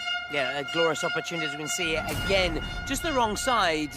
of the post for Brazil. We can hear plenty of noise here inside the Vismão. Are they vuvuzelas? I can't remember how you pronounce it, but they were very famous at the World Cup in South Africa, if I'm not mistaken. That's slightly different. I think these are klaxons. We had the vuvuzela in South Africa, which was more of a horn, which had that low humming sound in the background. The choco, which is making me hungry, even though I had lunch only a couple of hours ago, because in Portugal they have a very unique dish, which is characteristic from the Setúbal area, where Jose Mourinho hails from. Choques fritos, which is fried cuttlefish. It's basically Portuguese version of fish and chips. I know you like to get up to speed on the culinary. I love the culinary delights in this particular competition, but yeah, feijoada is another big dish as well in Brazil too. So none of these players are eating anything like that. Here go Germany, meantime, pursuing an equaliser. They're asking for a foul on the edge of the box there. Nothing doing. Again, the referee's letting plenty go. But Brazil moving the ball crisply. My hunch is that this game could well be decided, yes, by the presidential penalties, and we've seen Chris Guedes convert his already, but also maybe when it comes down to one of those secret cards, maybe a goal is worth 2, or we have the green armband with a specific player's strikes worth 2 goals as well, or maybe there might be a sin bin. 2 minutes for a yellow card, 5 for a red, with that same player playing no further part in this game and then suspended for the next one. And of course, Thomas, the final 2 minutes of the game when goals are worth double if there is an uneven scoreline, if one team is in the lead. If the two teams were level, what happens? It would go back to a golden goal, which we saw between Uzbekistan and Saudi Arabia earlier this week. And you mentioned shootouts, Patrick. Germany don't have their present here, so they would not have a penalty as such, but a penalty shootout, which basically means very much like a ice hockey style, where you start at the centre of the pitch and then run towards the goal, and you only have, though, a 5-second time to put it in the back of the net. That was quite an amusing scenario there, because Wellington has played it straight out of play on the touchline because his captain, Kelvin Oliveira, who's waiting to come back on, is not wearing a bib, he's holding a bib, because that's what you do to make for these very quick rotations, the roll-on, roll-off substitutions. So Wellington thought it was a teammate playing on the left wing. In fact, he was off the pitch, and it reminds me of poor old Renato Sanchez, the former Roma midfielder, amongst others, Paris Saint-Germain, Benfica, who famously, when playing for Swansea City, passed the ball into an advertising hoarding because he thought it was a teammate in the corner of his eye. Here come Brazil! And they come indeed! And they get that 2-goal cushion to make it Brazil 3, Germany 1. A stunning strike from distance, Patrick. It was a Schoku who has shocked Germany here, drilling it into the corner. He went close a few moments ago. On that occasion, he side-footed it wide. This time he put his laces through it and he thumped it into the corner. It would take something special to beat Gay. We've just witnessed it there from Schoku. Brazil 3-1 to the good. Oh, we've seen some cracking goals over the past few days, and it's only the first match. It's setting the tone. It's setting what is to come for the rest of this 4th day of the Kings World Cup Nations. What a goal. It's going to be hard to better. It will be, specifically on this 4th day. On day 3, I'd arguably say we had a better strike when we had that golazo into the top corner. The Argentina in the game. Argentina match, the 2nd goal in particular. Albeit I enjoyed the first as well. Lovely driven ball and a well-timed run to head it in. But Germany has so far been outplayed by the Brazilians, and that is not technically a shot on target, because had it not been for the German goalkeeper, who's been absolutely superb, he's been one of the best we've seen so far in the tournament for my money, then Brazil could not only be 3-1 up, they might even be 4 or 5-1 to the good. He made some really excellent reflex saves in the first half, Abdoulaye Gay. He almost put his name on the score sheet as well, showing out the rush keeper is important too. And Gay might have some more work to do here. It's a clever cross towards Kelvin. Just slightly overhit, though. The right idea, certainly, from Wellington. Now, Patrick, you know, I'm a stats man, and Kelvin Oliveira has always scored when he's played in a Kings League game. Always scored. So I'm expecting him. There's still time on the clock. I'm expecting him to score. He won't let us down.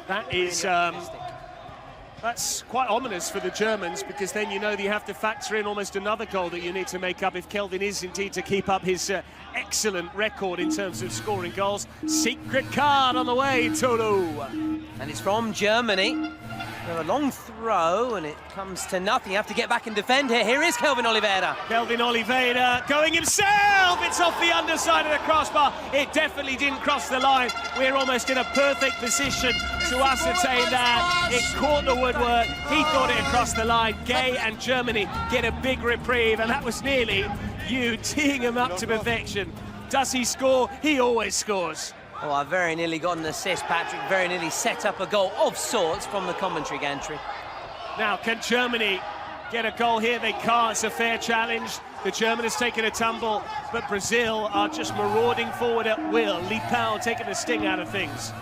And Brazil have responded with their own secret card as well. This is Davi. Come forward again. In fact, it's probably Javi. So, David. David. Sounds more impressive in Portuguese. Another David. From one David to another. So, break in play, Patrick. That secret card called by Germany a few moments ago. To be fair, we've had loads going on in between then. Let's see what it is. Segredo. Spotify secret card. Okay. Secret card for Germany. Double goal. So it means any goal scored now in the next 4 minutes would be worth Brazil. double. So should they score, it wouldn't be 3-2, but 3-3. And now, what about Brazil, Patrick? We'll find out shortly. Okay, oh, wow, they're playing the secret card together, and it is the Joker, what do you choose? which means they can pick whichever one they want. Penalty for Brazil. Clever, if you ask me, Thomas. They've gone for the penalty. Why? Because we've already seen Kelvin Oliveira wants his goal. He's going to get the opportunity now from 12 yards. But surely Germany, well, Germany pulled their secret card first, but they've got 4 minutes of that. So actually Brazil have basically gone for the chance here. And I wonder whether they would have gone with the penalty had it not been for Germany getting the double goal for the next 4 minutes, because Brazil can basically negate that now by taking a 3-goal cushion, provided Kelvin Oliveira does indeed convert here from the penalty spot. We fully expect him to. So, Gay has already been beaten by Chris Geddes, the president. Now it's the captain's turn. It is Kelvin Oliveira. How cool was that? The stutter run-up, the wagging finger, the Brazil number 9, their captain leading from the front, and the Brazilians now lead by 4-1 in Milan. Oh, I love it. I love the swagger. I love the confidence. Reminiscent of Super Mario Balotelli and not, I think, Neymar, if I'm not mistaken, because let's keep in theme with Brazil. May have taken a few penalties similar to that style down through the years, maybe Deco Mane, although he played for Portugal, not mistaken, and Ronaldinho, but still so impressive. And again, we start from this position where the play was stopped. Indeed, much like the first half when Brazil played their presidential penalty card. Lest we forget, Germany still have their presidential penalty to come, and Thomas, you'll be able to clue us right into who's going to take that particular spot kick for the Germans. Yeah, but the fact that their president isn't present here at the venue, so they can pick someone shootout. Yeah, from the Germany team. I don't know who that, maybe Nick Diego or maybe Jones. You delegate to Noah Jones, yeah. Yeah, I would, seeing the fact he's already put his name based on the factors. score, based on all the factors that we've seen today, vis-a-vis. Oh, lovely touch from Kelvin. Is there a 5th goal? Very nearly. Lovely run through. Darting through there was Mateus Rufino, who goes by Rufino quite simply, but we've seen Kelvin scoring. Their return provider, almost. Yeah, but I expect obviously Germany to just wait, of course, these next 3 minutes, see if they can get a goal back, which would be worth double, a reminder, and then I think they'll look to play that shootout almost ASAP. Germany had the momentum. Oh, it's given away. Here's Kelvin. That was far too easy. And Gay, who has been almost flawless, made a mistake there in possession. 2 goals for Kelvin. He's got a brace. It's 5 all told for Brazil. And now Germany need to score twice in the next 2.5 minutes to basically make it 5 each. What a mistake that was from Abdoulaye Gay. And you can see from his body language, Thomas, that is going to haunt him tonight. Yeah, very much like the... we saw yesterday from the Italian keeper Viviano. Those errors from the keepers can prove so costly.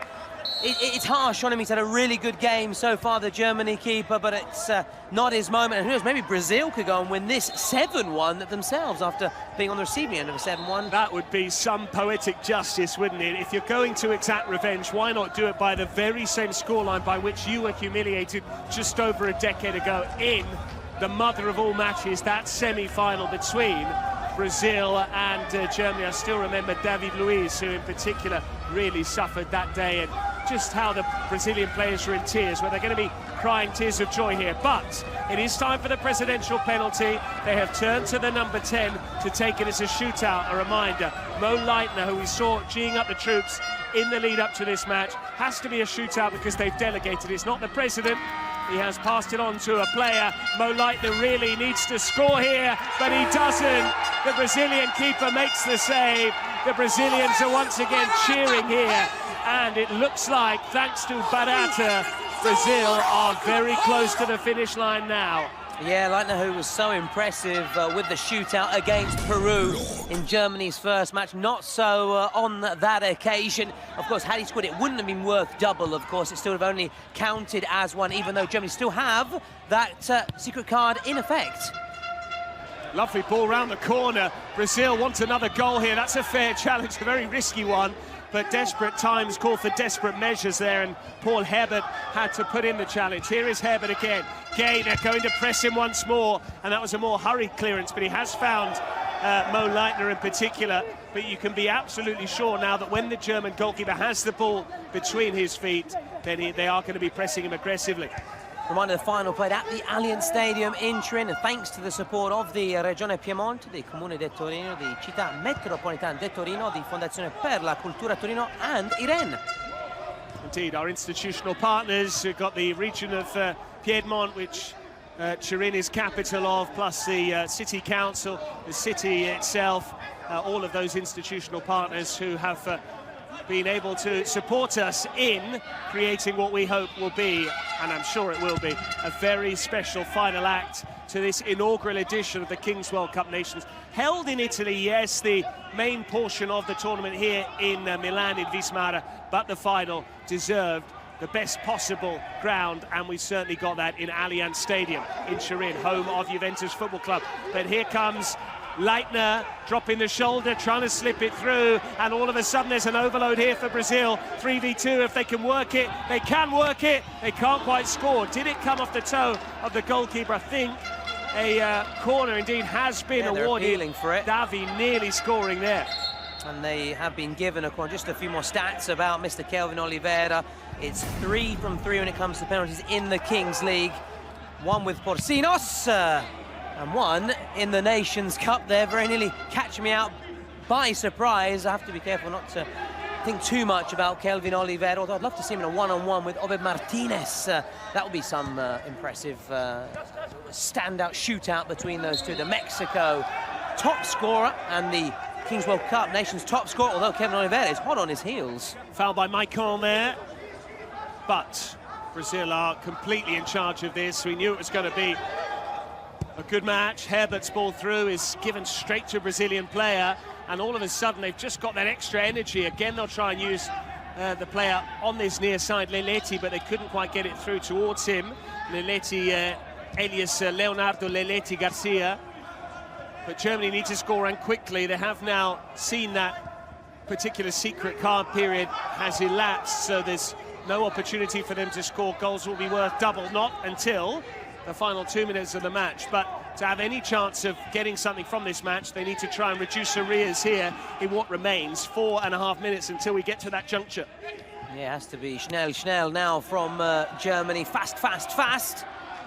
That was a nice idea there. You can see exactly what he was trying. Schoco, who was the scorer of the Brazilian third goal. A reminder, all this after Germany took the lead. 5 goals without reply. Andreas Mas, Chris Guedes, who took the presidential penalty. Then Schoco with the pick of the bunch so far. That drilled effort into the corner that my colleague Thomas Lawrence called so majestically. And finally the brace from Kelvin Oliveira, the first from the penalty spot after the secret card was played by the Seleção, the second after that costly mistake from Abdoulaye Gueye, who apart from that hadn't put a foot or a glove wrong.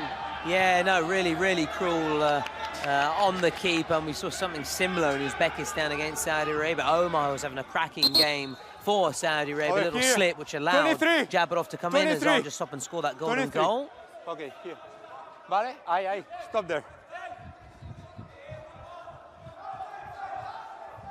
And we're then back underway then, saying Jabarov getting that golden goal and capitalising on error by Omar. Saudi Arabia saw an error from the German keeper early, and it proved costly. And with that, Brazil, have they just taken the game away from Germany? Mo Lightning had that chance to give him a lifeline. He failed and he spurned from the shootout for Germany. So Brazil very much in pole position as we go towards that 38-minute mark when it all changes again. It does indeed. Now, Germany with the set piece here. What can they do? Clever ball in towards the back stick. Barata came and claimed it. Barata, which means both cheap and I believe it's cockroach as well, so I'm not sure whether that's necessarily what he's going for. But they've scored, Germany! Well, big moment this, Thomas. Take your eyes off the action at your peril. What happened here? Patrick, again, just blink and you miss it. Quick thinking from Germany, catching us all by surprise, and above all, and more importantly, catching out the Brazilians. Indeed, and it was neatly put away by Pascal Sohm, who now gets Germany's second goal of this match. They still trail by 3. Pascal Sohm on target. Still a long way back for the Mannschaft. They are just going to check as to whether the goal will stand or not. We had VAR, they check it. That's fine, we stop the time is stopped. Complete. So check complete. The time is stopped, don't worry. The time is stopped. Dime. Chicos, un momento, silencio, por favor. Dime, check complete, goal, okay.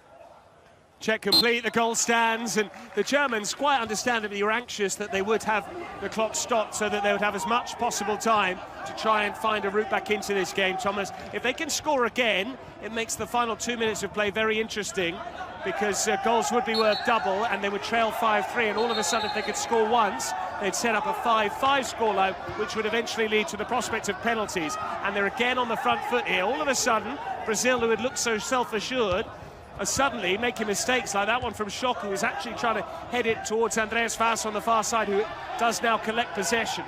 Brazil looking to go up the other end and score to try and dash any residual German hopes. They do have a glimmer of hope now after that goal from Pascal Sohm. This is lovely football, though, from the Brazilians. Maicon, he can deliver, put behind for a corner. I'm wearing the number 13, very much like Maicon, and his buccaneering runs up and down the flank for the likes of Brazil and Inter down through the years. And Roma, Manchester City. Of course, had to get Roma in, of course, the Giallorossi.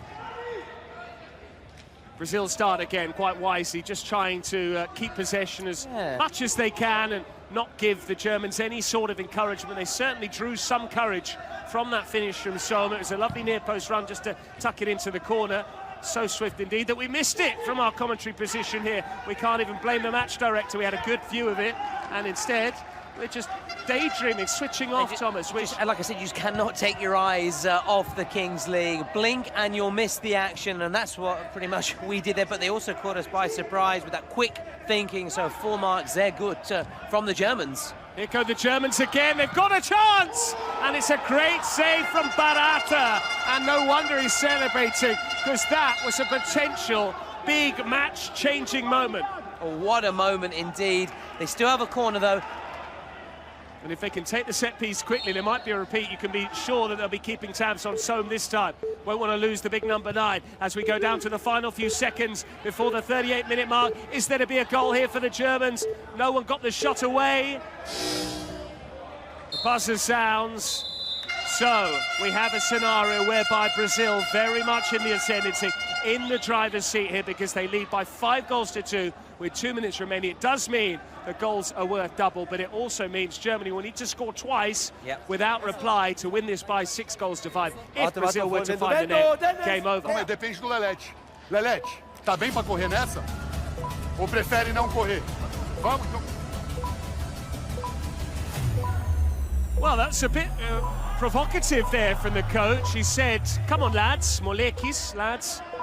Do you want to keep running, or would you rather not keep running? He seemed to be suggesting that the Brazilians have just stopped putting the effort in, and that could prove very costly. Germans have taken the full allotted time here. They have to all be back on the goal line by the time it's lights out, and we get ready for them to dash forward towards the ball. Who's going to get to it first? The Brazilians. False start, though, from the Seleção, so it will be Germany in possession. Yeah. 2 minutes plus added time, I hasten to add, where the double goal rule still applies. Germany need to score twice, Thomas. They can't afford to concede something they've done 5 times already. Yep, exactly. But the fact they've got possession, they have time, just get an early goal. That'll give them a huge, huge boost, and it'll put the frighteners on Brazil. As you've said, I think yesterday, it's a confidence game, Patrick. It's a confidence game. Just a goal can just change everything, even when you're trailing by such a big margin. Indeed. We will see how much the Brazilians are willing to run. They will know that if they win here, they don't have to play an extra match. They go straight through the quarterfinals. That's a huge incentive indeed to get the job done. Get the job done here against the Germans. They're well on course to do so, but Germany have shown fight, especially with that goal from Pascal Sohm. If they can score again, all of a sudden it's 5-4, and then the Brazilian nerves are jangling. Germany go direct. This is Kelvin Oliveira holding it up. Was he caught? Brazil wanted to play the advantage. The officials didn't intervene, and Germany trying to be a bit too cute. So to the Brazilians. You can see some fatigue out there on both sides because it's been intense. I challenge any of you to play 40 minutes out there on this very small pitch in these hot conditions. But here go Germany. What a run this is. But still no shot coming in. Indeed, eventually the goalkeeper makes the save. Now he's out of goal, and it's swept off the line. 2 big opportunities there for the Germans. Huge, huge opportunities for Germany. They're going to try and take this quickly again. Time is very much of the essence. They cannot waste any precious seconds as they look to go again, Patrick, and get that goal and really set up a thrilling finale. Can they do so? Instead, Brazil know that the best form of defence might be attack. They've got a 2v1 here. Kelvin! That's the Hattie! We saw a couple of trebles yesterday, and the man who always scores in the Kings League has not only delivered once, he's not just delivered twice. He'll take home the match ball. Kelvin Oliveira, game over. And with that, he must now win the MVP, the Man of the Match prize. Is, of course, one of the candidates. You can vote via Twitch, and looks like he's going to thrash it, and he's going to win it as he celebrates right in front of us. And Patrick also celebrates in his perfect Portuguese, and it's been a perfect performance from Kelvin Oliveira. They've barely put a foot wrong, and that means that, yes, Brazil have scored 7 goals, courtesy of 6 separate strikes, and all 3 of them, the last 3, have come courtesy of Kelvin Oliveira for his hat-trick, and it just shows that when we got down to money time, Thomas, that's when Kelvin decided to step up. He's come up clutch with that treble. Oh, absolutely. That's why we're bigging him up, talking him up. He was so impressive against South Korea in action very shortly against Peru, who lost to Germany in their respective first matches, and Brazil, a real statement win this. And you very nearly called it. You mentioned the 7-1 win for Germany close, yeah, at the 2014 World Cup in that semi-final, how Brazil wanted revenge. It would have been 7-1. Instead, the Germans have got a second goal. And despite them missing their presidential penalty, in fact, Brazil have been flawless. Kelvin scored a penalty courtesy of the secret card. Chris Guedes scored his penalty, which was the presidential one. And they've put together plenty of goals as well, including that most recent strike, which counted for double. We're into 4 added minutes, but it's a formality now that Brazil, the high-scoring Brazilians, 7-4 winners against Korea. They scored 7 again here against the Germans, and they're not done yet, Thomas Lawrence. No, absolutely not, when you've got the likes of Kelvin Oliveira, who's still goal-hungry, and once more he's going after that top-scorer prize. Mo Leitner, they don't want to be without him for their last chance match. Is just a yellow card, so a 2-minute sin bin, which means that Germany will end the match with 6 players to Brazil's 7. It's a yellow for the skipper. Disappointing for him, because he'd been particularly impressive for the Germans throughout their campaign. Doesn't mean there'll be a suspension. Had that been red, it could have been really costly, because Germany will face that match in the last chance saloon. We can now say, I think, who their opponents are going to be, can't we, Thomas? Yeah, we'll be, and in the meantime, it's been confirmed that Kelvin Oliveira is the MVP. He is the man of the match. And here he is again, trying to feed it through towards a colleague. Kelvin nearly won it back.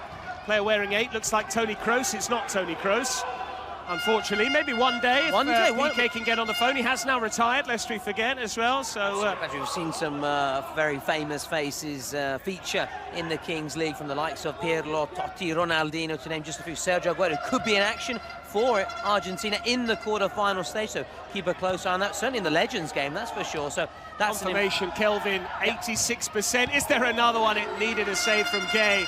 Kelvin absolutely bossing things, and we will, of course, bring you up to speed with what this means in terms of the implications in the bracket. We do know that Argentina through to the quarterfinals directly, the USA too, and indeed now it's going to be the turn of Brazil. There's only one final quarterfinal berth available, that last slot via a bye. We'll see that later on the game coming up, but here's a chance for Davy, and that absolutely seals it.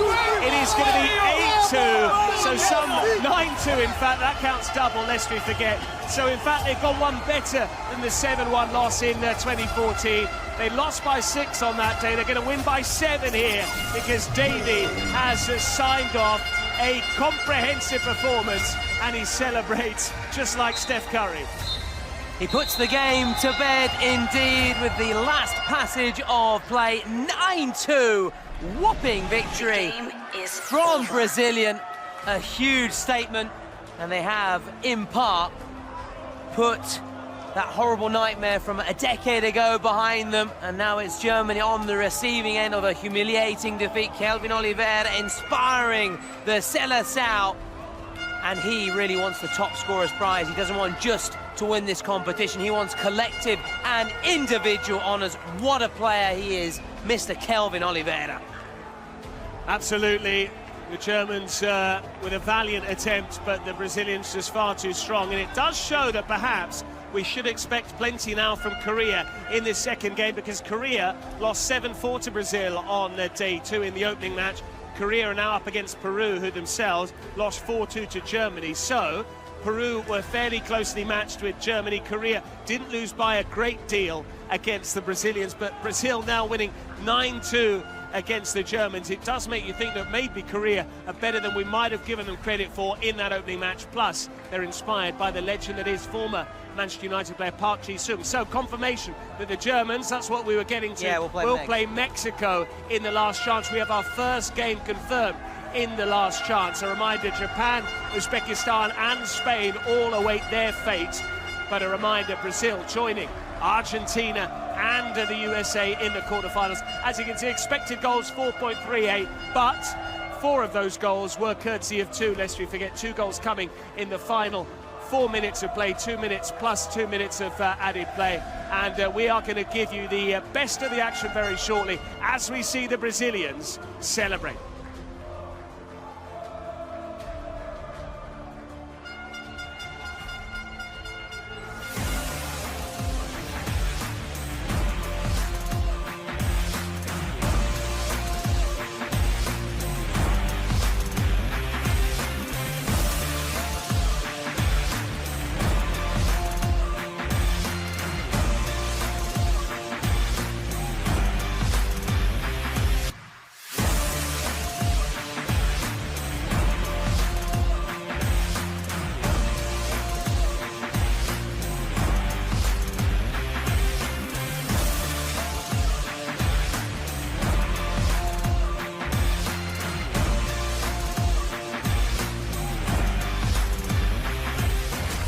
Peru.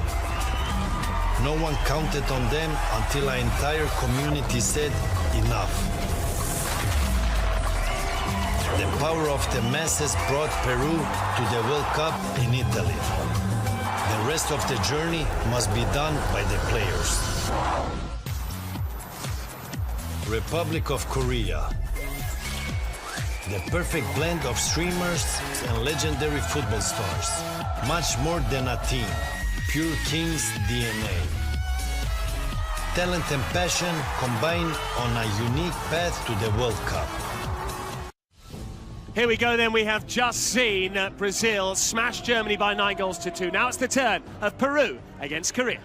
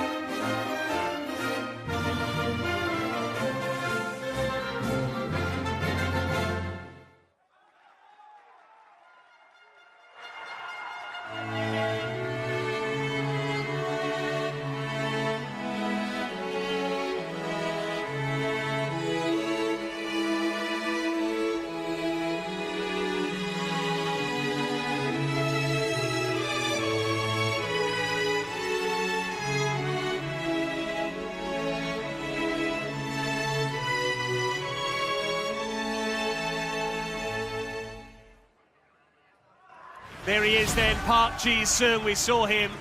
They've looked the part, certainly, the Korea Republic so far in this competition. They have really impressed for just how they've been suited and booted. I know, Thomas, you're a big fan of sartorial elegance. You would not fit in somewhere like Milan otherwise. You need to be very attentive to the way you're dressing. And Peru there are shading things. 2 to every 1 viewer on Twitch are saying that the Peruvians and South Americans are going to come out on top. We've seen some pretty impressive performances from teams from that part of the world, but Korea Republic not to be overlooked. No, absolutely. They were beaten by Brazil, but there's no shame in being beaten by Brazil. Brazil just put on a fabulous performance against Germany, and in particular Kelvin Oliveira's now scored 3 double goals in this competition. They've got the most double goals scored in the Kings World Cup nations. But keep an eye on their number 18 for South Korea, who scored with the green armband, which means the star player last time against Brazil, as the Spotify secret card is drawn. Who knows whether we're going to get a green armband later on, Patrick,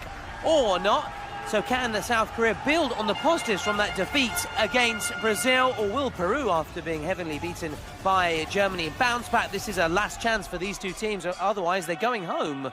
One of these 2 teams will be joining Italy, who stayed at home, and Saudi Arabia, who went home last evening. The other team will be making their way through to the last chance, and I believe, therefore, we can confirm a second fixture in that particular stage of the competition. In the meantime, we are down to the final 5 seconds. A reminder of the format: we start the first 60 seconds with a goalkeeper and 1 outfield player per side for the first minute. The ball will now drop from 5 metres above the ground here at Wismara in Milan, and we'll be underway in our second game in day 4 of the Kings World Cup Nations, day 2 of round 2, and it is Korea Republic who are first up in possession.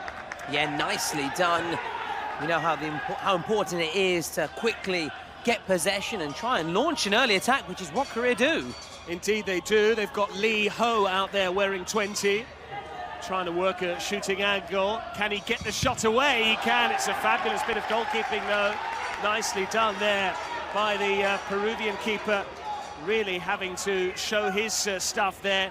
It is Vega, Martin Vega, who is equal to the shot. He'll try again here, similar position this time. He didn't even work the goalkeeper. Yeah, he tried to lift it this time. It was, unfortunately for him, lacking the accuracy. But again, a couple of efforts, so a little warning sign early on to Peru. They now have an opportunity, the first time they're on the ball in this one-on-one, which is coming to an end very shortly, towards the end of the first minute now. Then an introduction of another player. Is there time to get a shot away? We'll see. We haven't yet seen the Peruvians try their luck. They're just about to, as it becomes a 2v2 ball game. He nearly forgot the ball. Instead, he's got the angle, but then he was off balance eventually when he struck it. Not the best there from Santiago Mayapoma.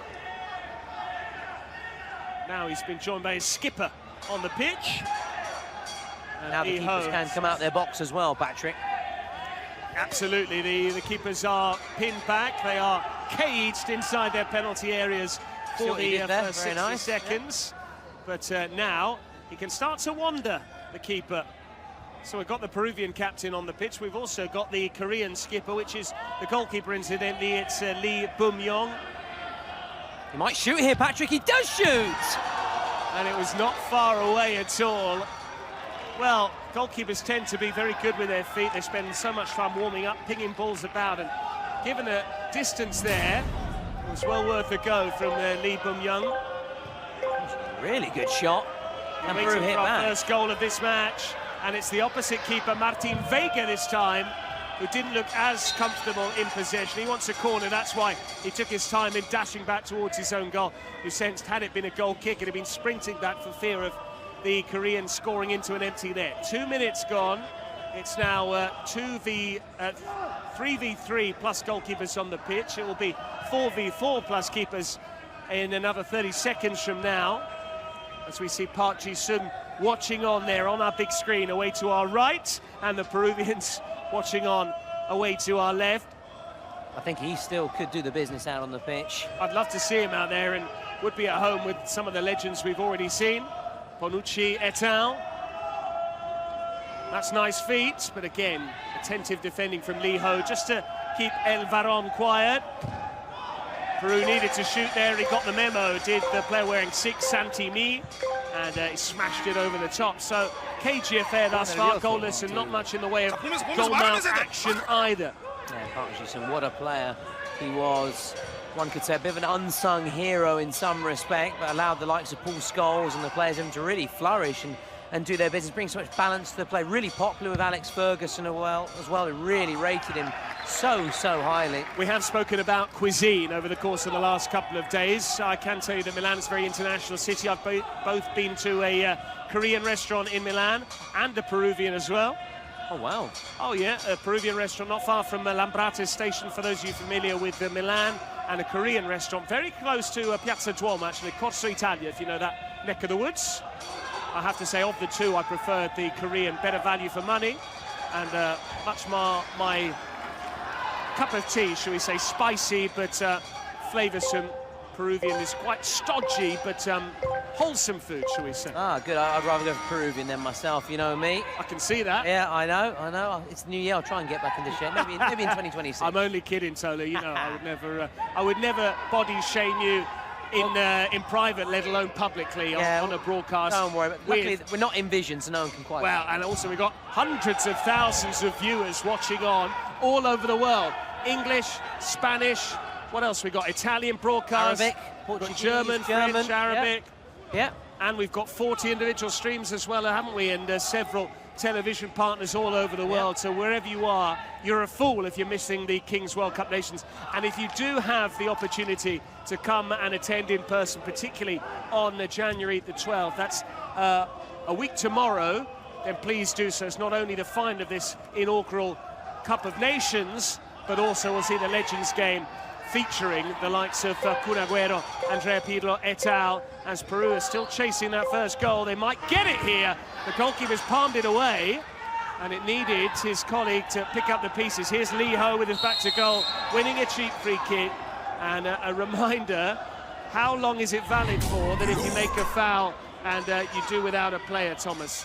For there is something in the early. Is that only in the first minute? Yeah, in that first minute, Patch, you've got to be really careful in that first minute as South Korea try and conjure up something here. But if you give away a foul in that first minute, it's a shootout to the opposition team. So be really attentive to disciplinary matters in that first minute. It would be interesting to see how Pep Guardiola's Manchester City got on here as the shot is saved from a tight angle by Martin Vega there, because Manchester City, they're a brilliant football team, but they're also known for their tendency to commit tactical fouls to break up the play. And you can't afford a tactical foul in the first minute here because you end up losing a player to a sin bin. And when you've got then suddenly a goalkeeper plus an outfield player against a goalkeeper alone, then it's that much easier, isn't it, to score goals? Well, exactly. Are you okay? With all the space that is available as we try and listening to the referee. Okay, we're back underway. They're just a brief break in play, still goalless, as it's now 7v7, so it could be a bit trickier to find the back of the net now. It's only really the Americans that made full use of the early stages when there were reduced numbers on the pitch, more space available. That's Zigara going for goal, tried to score at the near post, always unlikely from that sort of vantage point. But Uzbekistan, they did lose a player early on with the that particular sin bin, and that's what allowed the Americans it was the keeper, to really... wasn't it, if I'm not mistaken? Indeed it was. And just to our right, they're preparing the Red Bull dice. Is going to be thrown by the Mexican president, Gaby Montiel, who's a colourful character, to say the least. As the throw-in is taken quickly, and it's just sliced wide. Didn't get the best of strikes there. No, he rushed it. It wasn't the nicest height there for El Varón, who's alias Iban Galvez. But there you have it. And it does look like, of the two teams, Peru have gone closer towards scoring. Missed there by Lee Ho. Here's El Varón again. Loves to shoot from range! And that's why the number 10 on his back. And that was 10 out of 10 in terms of execution. Peru lead with a stunner from El Varón. And El Número 10 delivering the goods for Peru. With a blockbuster from distance, a real golazo for Peru, and it's the men in red that are ahead. And you know what that deserves, Thomas, the full treatment. Gol, gol, gol, gol, gol, gol, gol, gol, gol, gol! Golazo, Peru, El Varón. This game needed something special just to bring it to life, Patrick, to break the deadlock, and he has done that, and he has beaten one of the keepers of the tournament so far. Had a great game against Brazil, despite the fact he was very much peppered by chance after chance, and he kept them out, not on that occasion. Well, this is my first time watching El Varón, and he had previously taken a shot from distance. He clearly fancied himself, and he was right to back himself as well, because he was afforded too much space. It's one thing having the space in which to shoot from there. It's another to then execute and deliver, as we saw, and even saw a little bit of grudging respect there from a former great in his own right, Park Ji-sung, who seemed to nod in approval at the quality of goal that has pegged his Korea Republic side back. They're down 1-0. Could be 2 goals down here, because Peru are looking really dangerous. Keep an eye on this near side. El Varón with the ball through again there. El Varón, I should say. He's not Saudi. It was clever play. And now they have so much momentum with them. The belief after getting that opening goal. Thomas, let's talk about the bracket as we see Korea in possession here. We know that one of these two teams has already lost, well, both of these two teams have lost their games, so they need to win to stay in the competition to get into that last chance round. The other team will be going home. If Peru were to go on and win this game, who would they play in the last chance? Yeah, for Peru, it's a big, big moment as they look to maybe get a second here. Patrick, I'll just let you come back in. Alvarado there trying to make something happen. Good claim from the goalkeeper, who goes route one with the quick release, but it's not worked out well. We've got the Colombian streamers down away to our left. We are going to see them in action in the next match. They're up against Turkey, two teams that won their first matches, so they know they can go straight through to the quarterfinals. They'll be the final team to get that bye into the quarterfinals, courtesy of 2 wins after Argentina, the United States, and earlier on Brazil as well. Korea yet to get on the board, so we are waiting to see what they can come up with. That's risky there from Lee Ho. He nearly lost possession. He in the end won a free kick, but the Koreans are struggling here to try and get into shooting positions. They've not really drawn too many saves from Martin Vega, who is the Peruvian goalkeeper, but there you have it. Now the referee saying wait for the whistle here.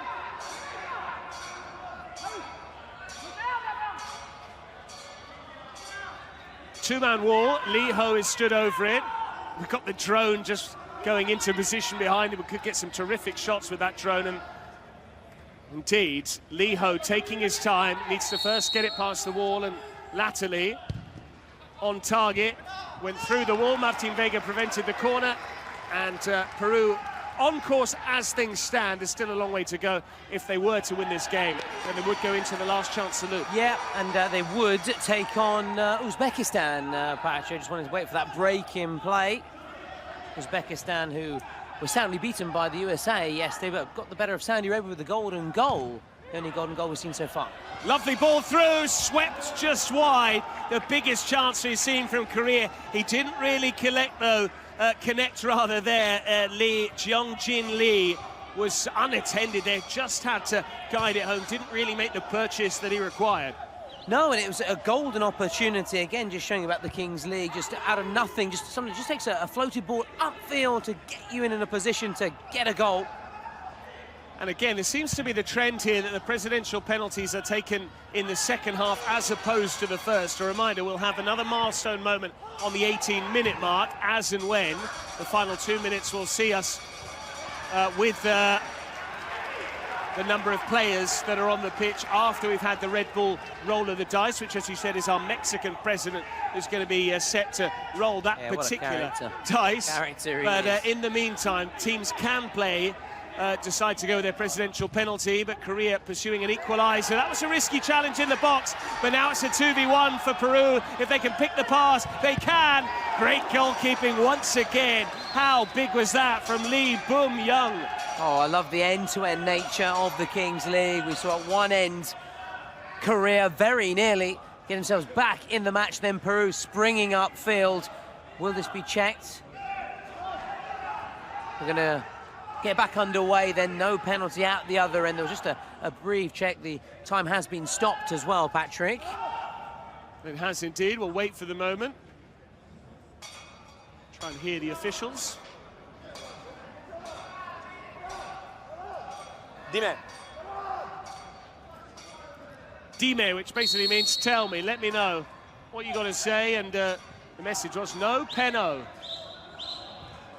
You mentioned the shootouts and the penalties for Peru. It'd be Andy Zayn who scored one of the worst penalties. He scored it though, don't get me wrong, he almost toe poked it and he was ridiculed, but he got the job done. They all count. They all count. The point is just getting in the back of the net. Can I just shock you? Yeah. That poor penalty from Zayn worth the same amount of goals as the beauty from El Varon. Just that's one can say that the injustice sometimes of football, but goals can be worth double, as we know, in the final 2 minutes, or if you get a Spotify secret card, which gives you a goal worth double. Those rules and regulations all voted by the fans as well, which makes this such an inclusive event, inclusive game all around the world, looking to bring everybody in and on board. We had the cartel secreto earlier on. I assume it's tarjeta secreta, yeah, in Spanish. Yeah. I don't know in Korean. We could ask maybe Park Ji-sung later. I know he speaks very good English as well from his time in Manchester, and also very good Spanish as well, I've been told. So, like yourself, Patrick, multilingual, very talented. Indeed. So, can Peru get a second goal here? I mean, that's pretty pathetic the way he went down there. You have to call it out when the players do go down too easily, and that tumble really from Tony Alvarado is not what we want to see. No, it isn't. We don't want to see any sort of simulation or players, you know, making a meal of things. We want it to be competitive, of course, but no simulation, far from it. This is Bustos. I want to see another shot from El Varon. I want to hear you say, goal, goal, goal, goal again. That's Here is El what I Varon. live for right now, Patrick. Well, it's not a gole gole. I mean, you know, it's the Spanish version. True. You go with that. I'll go with the Italian You version. idolise Roberto Scarpini of Inter fame. Yeah, I'm more of a Carlo Zampa man when it comes to the club channels in Italy. I know maybe I'm saying names which people are unfamiliar with. Some are even unfamiliar with them in Italy, never mind internationally. Understandably so. So let's focus back here to the Kings League and the Kings World Cup Nations.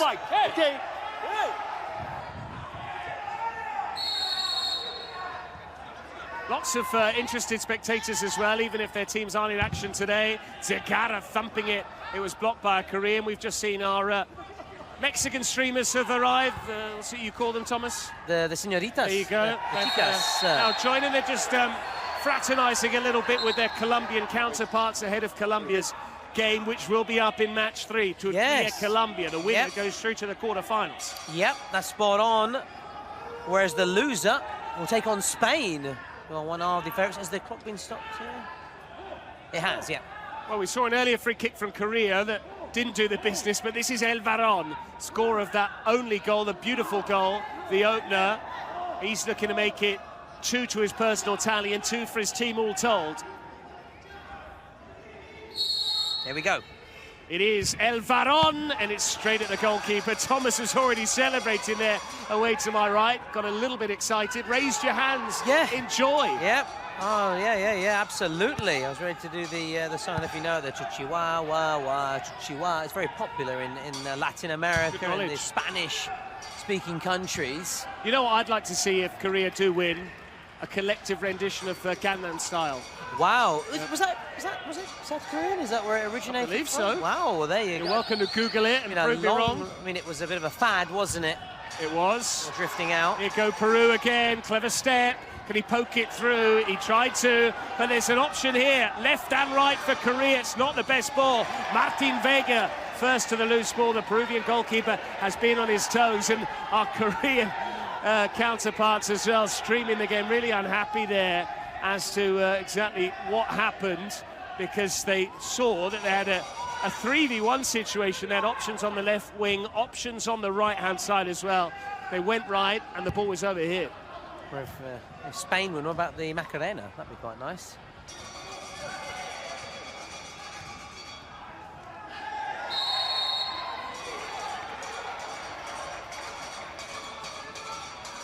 Right, coming Patrick, up to the 18-minute the, mark. Final, yes, leave that now. It's the final countdown. That's good. That's a good one. That's pretty good for New Year's Eve, isn't it? Which is, for New Year's Eve, but also the countdown before when the lights come on as well. Of course. It's important when we're into those, though. Joking aside, Patrick, now into those final seconds before the 18-minute mark, and the gong goes, the clock stops, no added time in that period. So my advice, you know what it is, Brian, you at home know what it is, get a shot away. Un tiro. Gets the shot away. Absolutely, absolutely. Talking the final countdown. We're approaching that final countdown. 5 seconds. Peru need to clear their lines. Is he going to smash it forward? No, they're building out from the back. They are gluttons for punishment, but they have successfully negotiated possession of the ball, and it is time for our Mexican friend. That might be why the Mexican streamers have just come out now to see your boy there tossing the dice, sponsored by Red Bull. Here goes the Red Bull roll of the dice, this energy break, energized by Red Bull, and here he goes. 1. Oh, this is my favourite card, isn't it, Thomas? Yes, Talk us through the implications of this particular dice. Yeah, this is one of the, in fact, I would say the most exciting outcome. It is 1-on-1, but without goalkeepers. So this is what we saw yesterday with Obed Martinez of Mexico, and how appropriate that the Mexican president has thrown the dice that produces, again, 1v1 with no keepers. This is where the game hinged against Saudi Arabia when the Saudis lost their heads, and Obed Martinez kept his cool. He certainly did. He was ice cool as the countdown begins, Patrick. Lights out. Here we go. Well, that's interesting from South Korea. What was he thinking there? Know. I'm not sure he knew the rules. He's been lobbed. What a finish that is. Fabulous work there. The Korean was slow off his line, and it's Portilla who scores. I'm not sure whether it was a tactical thing, whether he wanted to perhaps stay in goal, whether he didn't realise. I'm not sure, but you mentioned that game between Mexico and Saudi Arabia, that mix-up in the shootout. We've had another one from the looks of things. Well, the scoreboard is now saying 1-1. That can't be right. I assume that's a clerical error. 1-0, so does the goal not stand, Thomas? It has been chalked off. In the end, it was actually awarded as an infringement by the Peru player. It was too quick. Too quick. Just looking at the replay there, hence the reason the South Korea player did stop. So it is 1v1, this to make it 1 each. Lee Ho, it's off the line, and with the follow-up, if this is goal-bound, this goal will stand. It curls narrowly wide. Nice try, though. Portilla has already found the net. The goal didn't stand, and it does mean that Lee Ho is going to try again. Well, that was risk-reward, really. He knew that if he got it on target, he would have scored, but it also means he's going to have to repel another effort from Lee Ho here, who was also on the pitch as Korea's first player. Lee Ho puts his boot through it. Again, there's Portilla. Can he this time hit the target? No, he takes his time, and he's going to turn to a slightly more gifted attacking player who is going to presumably take the shot now, take his time over this. Peru need not panic. Yeah, more conventional approach this time around, Patrick. So they are 1 goal up after that beauty from El Varon, not far from this sort of range. That's a beauty, but it's just over the bar. Lee Ho, to his credit, tried to head it clear. Yeah, because obviously they cannot use their hands, these players, in these one-on-one situations. You've got to save with your head or your feet or whatever part of your body, but not your hands. Lee Ho has missed 2 chances there. He was tempted to make the change, but he doesn't. He tries his luck for the 3rd time. He's miscued it, and he's not particularly lucid. The problem is, as we saw yesterday with the Saudis, you have to be very careful about the time in which you take to make a substitution. Don't leave the ball unattended in the centre circle. That can allow your opposition just to nip in and score. They want to make the change, though. Make that change. Gonna make a change. Man in the mirror, let's see if the ball is going to be in the back of the net. You know it is, it's my boy, El Varon. He's already done it once. El Varon can't do it a second time. He went for the top corner, and a reminder, these 2 minutes seeing 1v1 with no keepers. There is a minute of added time. We're going to have one last opportunity from the Koreans, and Lee Ho correctly there, passing the ball towards the sidelines to make sure the Peruvians couldn't pinch it, and Korea will take just enough time over this shot, whereas they'll beat the buzzer, but they won't allow Peru a chance to respond. This to send the game in, 1 each at the break, It's wide of the target. It's not a bad effort, though, I have to admit. Not a bad try at all, but it does mean that after 20 minutes of play, Peru are on course for a clean sheet. That doesn't happen too often in Kings League. Half-time score here in Wismara. Peru 1, Korea 0.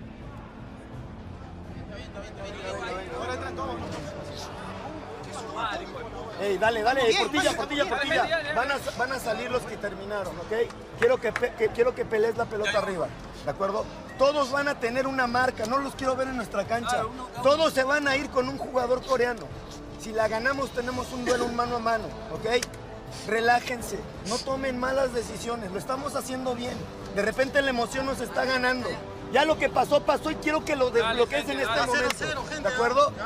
0-0, relájense. Vamos a sacarlo. ¡Lo tenemos! 공격했는데 볼 네트 넘어가면은 가져가지 말고 옆에 볼보이한테 요청하세요. 그럼 우리 더블골이야. 어차피 카드가 더블골. 자, 우리 할 수 있다. 아니, 내가 쓰면 돼. 4분 동안. 자, 할 수 있다. 우리 할 수 있다. 포기하지 마, 알았지? 끝까지 하자. 대한민국! 형이야, 골키퍼한테 가면 내가 다 말해요. 가지 마. Motivational half-time team talk from South Korea, and they need that motivation. They need some inspiration right now. As for Peru, I think the message, Patrick, was just more of the same, wasn't it? If it's inspiration Korea require, it's perspiration, which is demanded by the Peruvians because they have the lead, and it's all about work ethic that is, and work rate here as we count down towards the second half. A reminder, both of these two teams were beaten in their first matches. That means that whoever comes out on the losing side will be bowing out of the competition. The winners will step into the last chance round, which will get underway in earnest on the Monday, the 6th of January. And the rest day tomorrow. The ball descends from 5 metres. Clever first touch from the Peruvian, and they're immediately in control at the start of the second. Really well there, really well. We know how important it is, those restarts, just to get hold of that ball and make a strong start to either the first period or the second period. In the second period, and neither side has played as yet their president penalty, and of course, in the second, we can now have the secret cards, the secret weapons, which can really change things, and Korea needs something to change right now.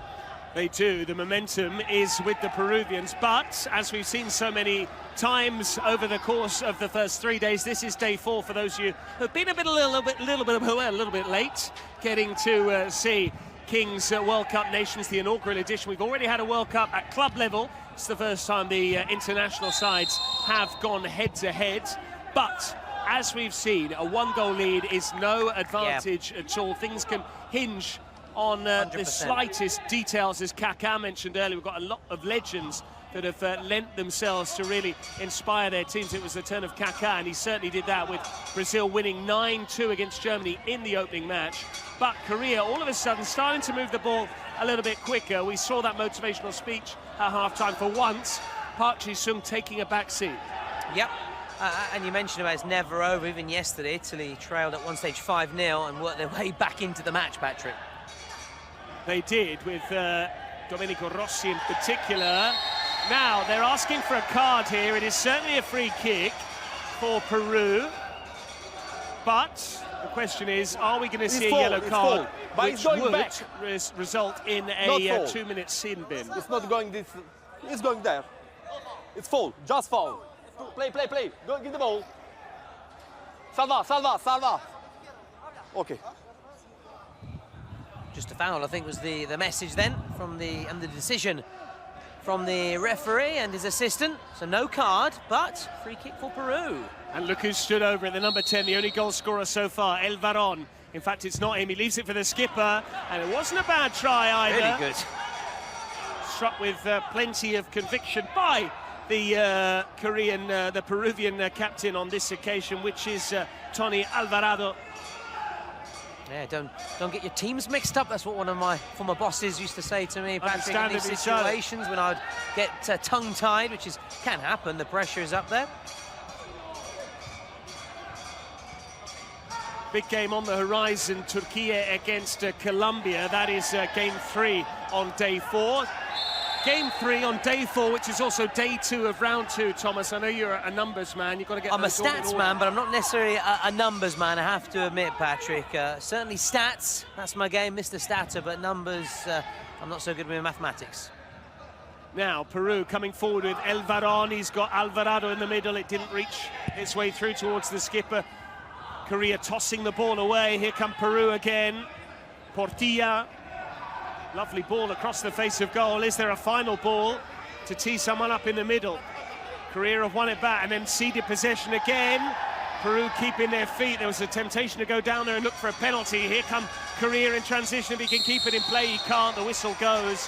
What a shame there for Min. What a shame indeed, but I do know, Patrick, the goals are worth double in the final 2 minutes of play, between 38 and 40 minutes, so I do know that when it comes to my mathematics. That I am very capable in, Patrick.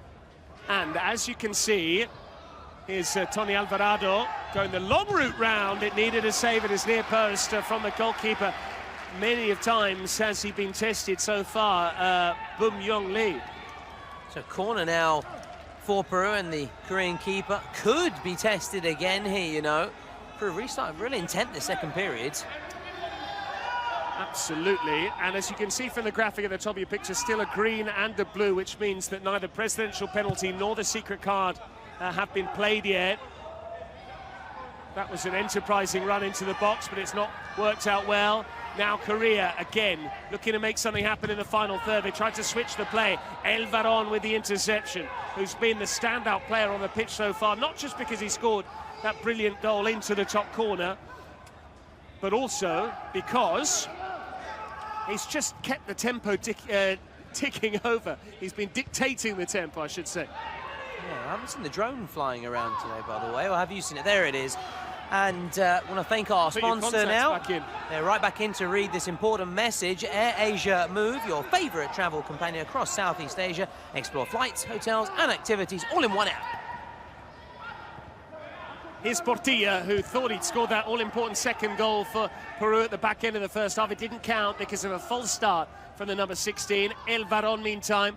And Peru are quite comfortable here. Yes, they're only a goal up, but Korea haven't really tested Vega much in the Peruvian goal at all, which is why the team in red are just taking their time. They're being very methodical here, rather speculative in their approach, not taking too many risks, always keeping a player back.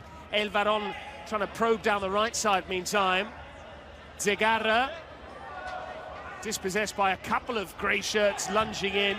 No lack of effort from the Koreans, but they've won it back. Well, what's he doing there? Sure about that, Alvarado, he could have easily actually hurt someone there. It's the Colombian streamers who had to get out of the way further. No, in fact, it's Gaules and the Brazilians.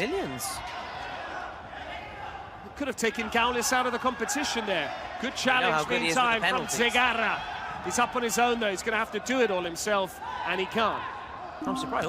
Also, Patrick, in the meantime, a president penalty has been played as South Korea maybe try and get that equalising goal. They'd love to equalise before the presidential penalty, but they can't.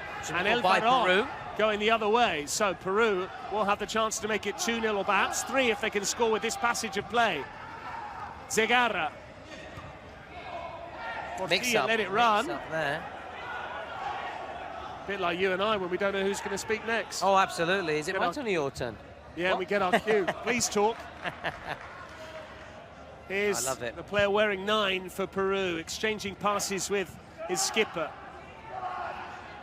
Peru aren't just going to waste possession. They're not going to boot the ball into touch so they can get that presidential penalty. Indeed. Well, maybe they will if it goes back to the feet of Alvarado. But Thomas, tell us who's going to take the presidential penalty. Oh, it's Mr. Andy Zayn, as there's a mix-up here, the right in front of us, Patrick. There is, and a shooting chance, easy for Vega. It will go down as a save, but a very comfortable one for Martin Vega. Yeah, it's been pretty much a mere spectator so far, especially in this second period. Very, very little to do. I was saying it's going to be Mr. Andy Zayn, and he's warming up, and he's coming down now. He's got his tracksuit on, Patrick, and he's got big trainers on, so he's not going for the boots once again, as he did. The part. Is he wearing sunglasses as well? Oh, very cool figure.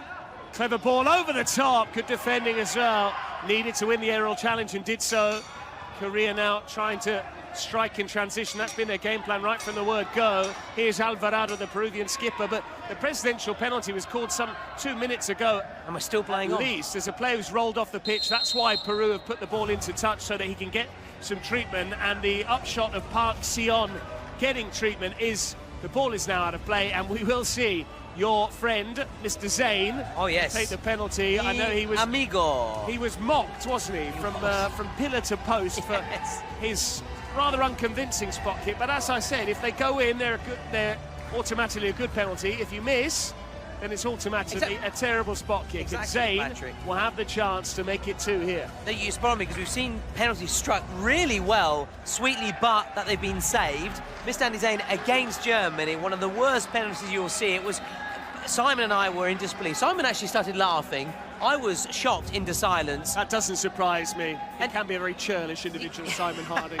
From time to time, he's not always super shy. But, again, no boots either. Some we've seen wearing boots and studs, going with these big, big trainers. Let's see. He's now taken his sunnies off, and he's got his sunglasses on. His proper glasses, his reading glasses, his penalty shooting glasses. I don't know what they are, but here we go. It is going to be Zayn then to make it Peru 2, Korea 0. It's another shocking penalty from him. And the good news there is the Korean skipper, Boom Young Lee, clearly watched the footage from the first match, because it was a carbon copy of his shocking penalty in the first game featuring Peru. This was the same technique, the same execution, and this time it got what it deserved. Kicked away in derision. He's wearing those sunglasses, he's got them back on. He also needs a baseball cap now, because he doesn't want to be spotted, he doesn't want to be known, because that was really, really disappointing. Listen, he was so fortunate against Germany to make it in on that occasion. It wasn't to be. Yeah, I think they might be better off actually deferring. All he had to do was latch onto it there, Alvarado. But if I were the Peruvians in terms of game plan, I would actually take the slightly more difficult odds of delegating to an outfield player as part of the Peruvian ranks and say, you know what, try a shootout, maybe give it to someone like El Varón or someone like that and say, dribble towards goal, take your 5 seconds, try and score courtesy of a shootout, because they're basically surrendering their presidential penalty if they continue to linger with Zayn. It's clear, non è roba sua, Thomas, it's not for him. No, far from it. Let's see, though, whether Gams In-jin Kim for South Korea can get his penalty and respond and get South Korea level.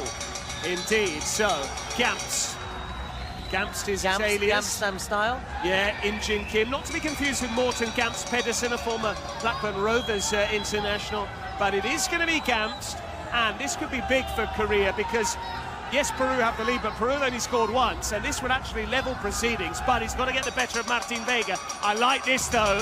First and foremost, he wants to take the warmth and the acclaim of his compatriots. He wants some of their technical ability to literally rub off on him before he steps up here. Oh, and now, wow, who's he baiting? Wow! He's baiting the Peruvian fans behind the goal. I love it from Gamst. Go on, Gamst. That has ramped it up here. Right, can he now deliver? I'm going all in for Gamst, because, you know, you really have to give credit to him. He has talked the talk. Can he walk the walk? Can he kick the kick? Dear, oh dear. Pressure on. This for the equaliser in front of the Peruvian fans. It is Gamst who scores! He does it! With a beauty! And now he's going to mock the Peruvians again. There's a pitch invasion here. And day 4 just got a whole lot louder at this matter, baby. He has added some spice to this contest. It takes a lot of character. It takes a lot of attributes, as the Italians say, to perform like that.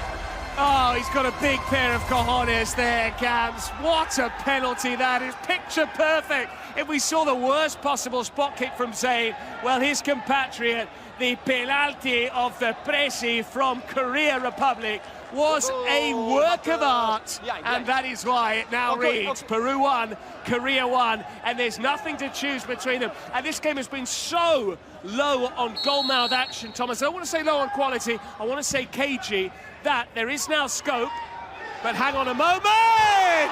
There was going to be scope for a golden goal, but Peru have immediately scored to make it 2-1. And it was poked home by Franco Colan.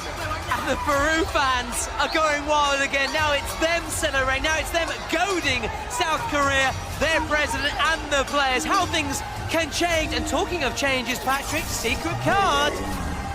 secret card on the way. It was just a square ball and a lovely futsal finish. The toe poke beyond the goalkeeper. He could barely see it before he had time to react. And after all the joy of the Gamps goal, now it's the Peruvians. And you and I know, Thomas, a big Peruvian community in Milan, and they have turned out in force here to try and cheer on their team. And it's them who are making all the noise behind the goal to our right, behind the goal, defended by their compatriot, Martin Vega. Guys. Yeah, they are a very proud footballing nation. They love their football, they love their futebol. The Peruvians, they have a mixture of talent, technique, but also that garra, that determination, that fighting spirit out on the pitch. And let's see, though, what their secret card will be. We'll find out shortly. Maybe goals worth, or maybe a star player, we'll see. Here we go then. Ooh, suspension. Who do you take out then? Number 6. They've said number 6, if I've heard correctly. If I'm not mistaken, that means he is out of the game, Patrick, for the following 4 minutes. That's number what the 6 suspended. Suspension card means. You can pick an opposition player, take him out of the game for 4 minutes. So number 6. It is the Korean at number 6, which has now been removed, which is Kim Dong-chol, clearly a player that they're wary of, the Peruvians. Yeah, because they're very quick as well to make that call. There was no deliberation. Of course, the coach would have known the secret card, would have already been thinking about who, but still, maybe what he's seen, he might have changed his mind over the course of the match. I do wonder why, or wonder whether there might be some mind games as well when it comes to these secret cards. For 4 so minutes. number 6 has now just had it communicated to him that he has to take a breather for the next 4 minutes. He's not happy as well. Surely he's familiar with the rules. They're asking for VAR, meantime, the Korean coaching staff. But I do wonder whether there's a little bit of mind games between the two coaches once they've drawn those secret cards. Do they try and mislead the opposition by maybe, you know, playing a poker face or saying, oh, we've got this, we're going to do this, or, oh, you go and scout for which player we might remove, knowing full well that maybe they've got a double goal or a joker potentially? Yeah, or a penalty, exactly. And also, the time the cards are played as well also gives you an indication of what the secret card might be, as we just wait on here before getting back underway. The clock, of course, has been stopped. Not sure what the VAR intervention might possibly be for. We're waiting for a steer from our officials on that. But I'm not sure whatever happens, whether he'll necessarily be able to come back on. Kim, surely for the next 4 minutes, Kim Dong-chol is not involved. Let's hear what the officials have to say. Checking in progress.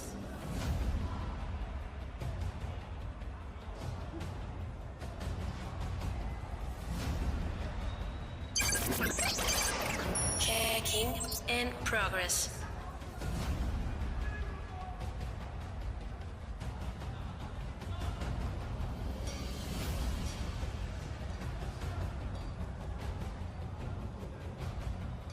No word yet from the officials, but there is a check in progress.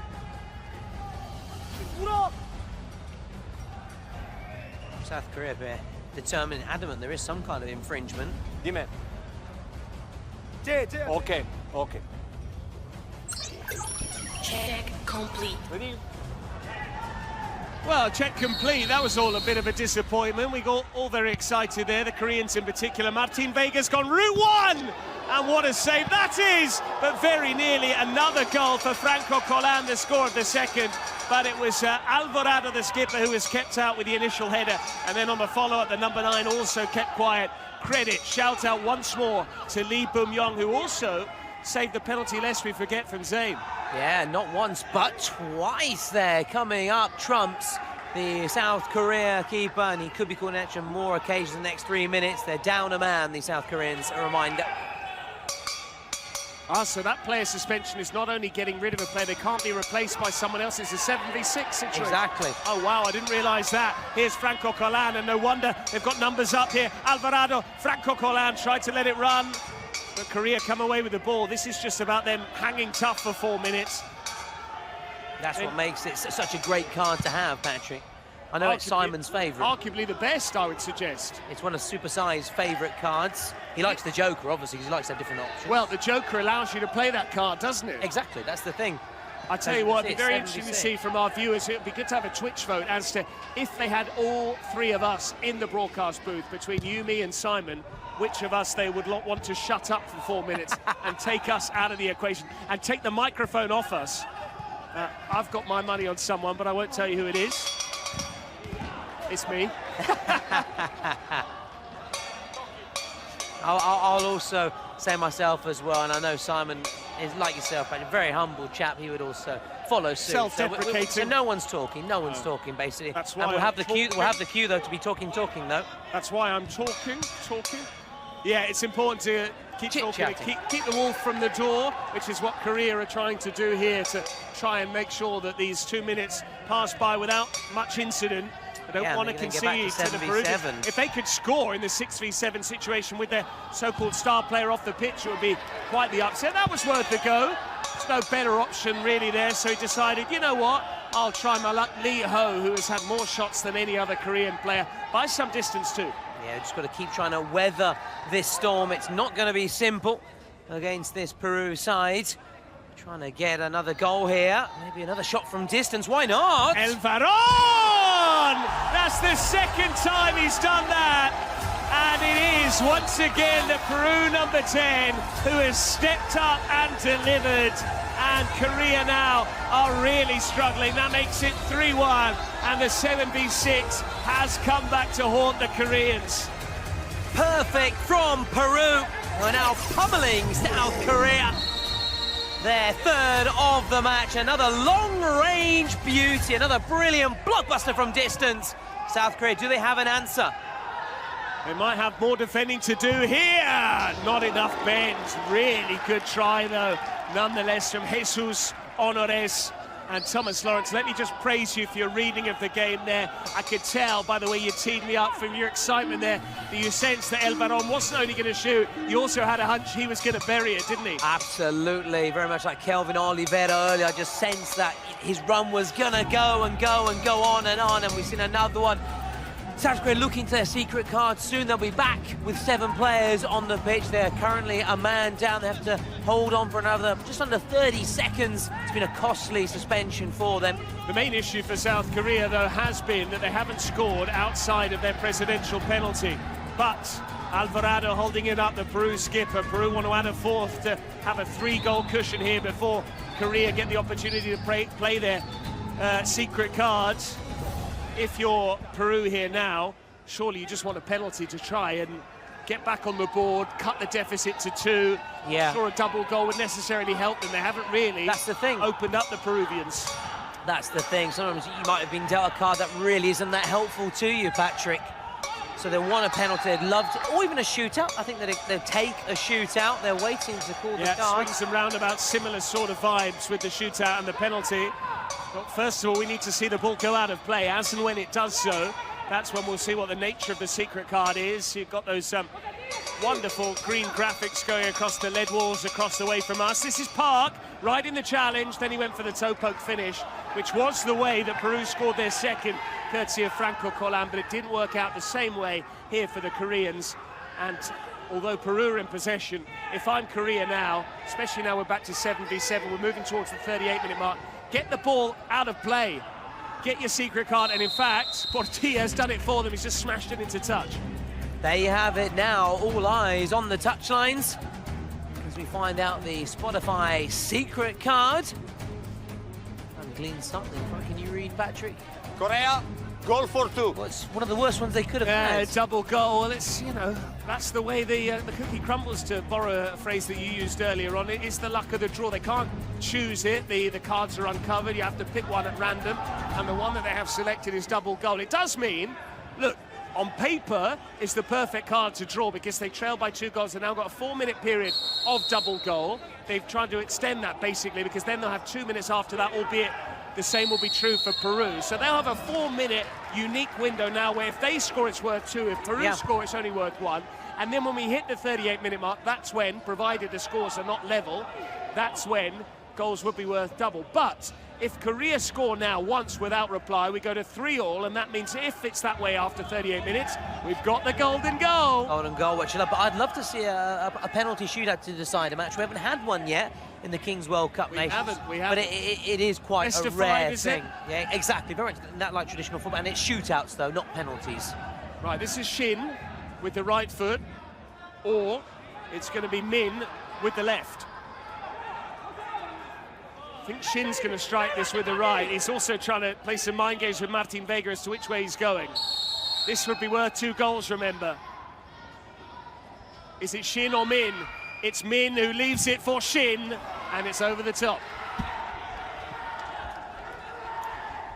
Again, it's what we've been saying for the entirety of this match, just in that final third. South Korea, and you picked up on it as well. The only goal they scored coming from their president. If you did miss it, he took it so well. Up towards Alvarado. They are very direct, the Peruvians. It's often route one, where they try and make the full use of the physicality of their target man.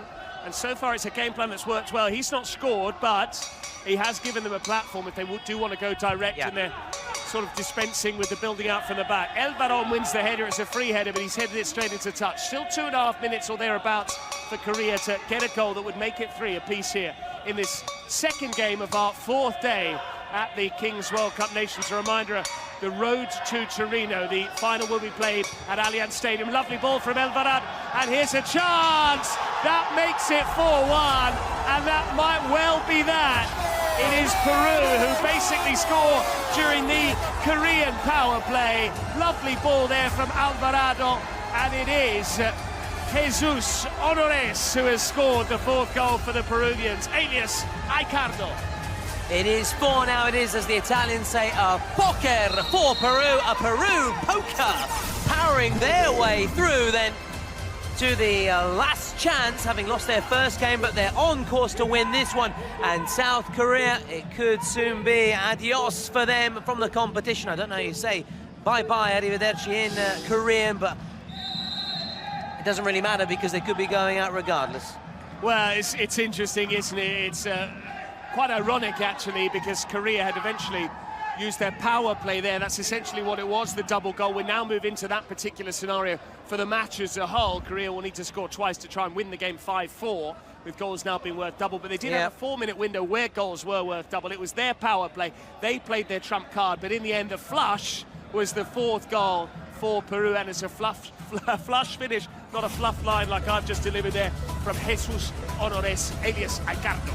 Yeah, so Peru then very much on course, in the driving seat ahead of us. Our next match, which is Turkey against Colombia. Plenty of surprises. I don't want to say too much, but we could have some legends of the game with some big motivational speeches ahead of Turkey-Colombia. But first, let's finish off Peru against South Korea. The lights are going to go on and then they're going to go off.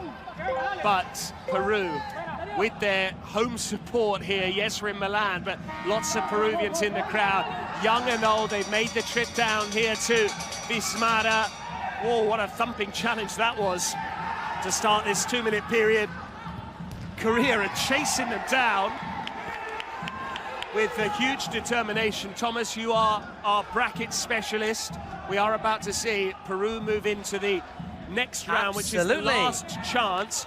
Korea Republic would be going home because it's their 2nd defeat. Lest we forget, they lost 7-4 to Brazil on day 2. And they might be conceding a 5th goal here. Good goalkeeping, though, from Boom Young, Lee. And a reminder, they clearly don't like playing South American opposition. Lost 7-4 to Brazil on day 2. On day 4, they trailed 4-1 to Peru. Yeah, and Peru are going to be taking Uzbekistan in that last chance. I thought there might be a consolation goal, or maybe a goal just to throw things open again. It was Lee Ho.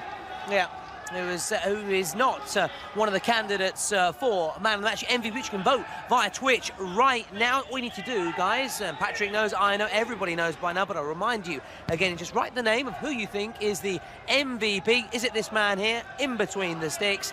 Looking ahead, a reminder once again, Turkey against Colombia. Some big messages ahead of the match from some legends. A Turkey great, a Colombian great. That's all I can say for now until I get the all clear to reveal more. Absolutely, and those four candidates there, El Varón, scorer of half of Peru's 4 goals, Dong Chol, who was taken off. That was a pivotal moment. They were deprived of him for 4 minutes when Peru played their secret card. Lee Bum-yong, who has kept out the Peruvians on several occasions, and Colan as well. Franco Colan, the scorer of the goal that made it 2-1. It was 1 each at one stage, lest we forget when Gamst came on, the Korean president, but that's been the problem for Korea. It's the only goal they scored has been courtesy of their penalty from their pressy. Yeah, but what a penalty, and the way he did it as well, goading the Peru fans as well, and he delivered the goods. The long throw comes in, they've let it bounce here, but it just won't happen for the Koreans on this occasion. What a try! And the goalkeeper just about kept it out, and no surprise to see it was El Varón seeking his hat-trick. That would have been the perfect way to do so. But, Thomas, we are into 2 minutes of added time, and Peru know, I think it's dawned on Korea Republic as well, that their time here, their 4 enjoyable days at the King's World Cup Nations, the first ever edition of this competition. I'm sure they'll be back in the future. Can't wait to see which country hosts the next one. Oh, absolutely, and it is a shame. We are available.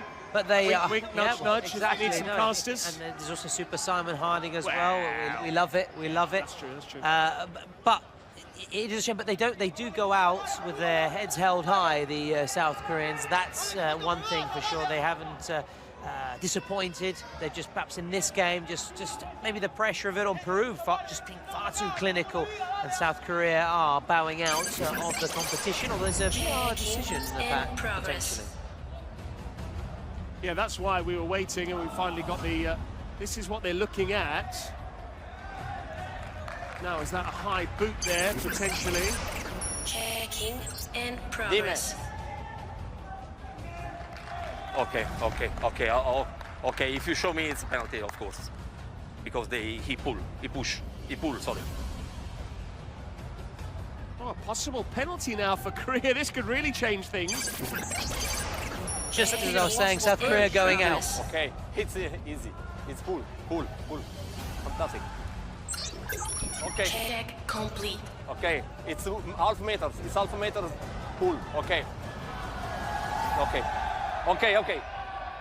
Well, that's what they're looking at. It's certainly inside the penalty area. Kim Kyung-sung, and it is a penalty to Korea Republic. A reminder, they trail by 3, but there's still 90 seconds of added time remaining. If they can score here, and the only goal they did score was from the penalty spot, albeit courtesy of their president, then they would have 90 seconds to score a goal to win the game 5-4. Peru now need a favour from Martin Vega.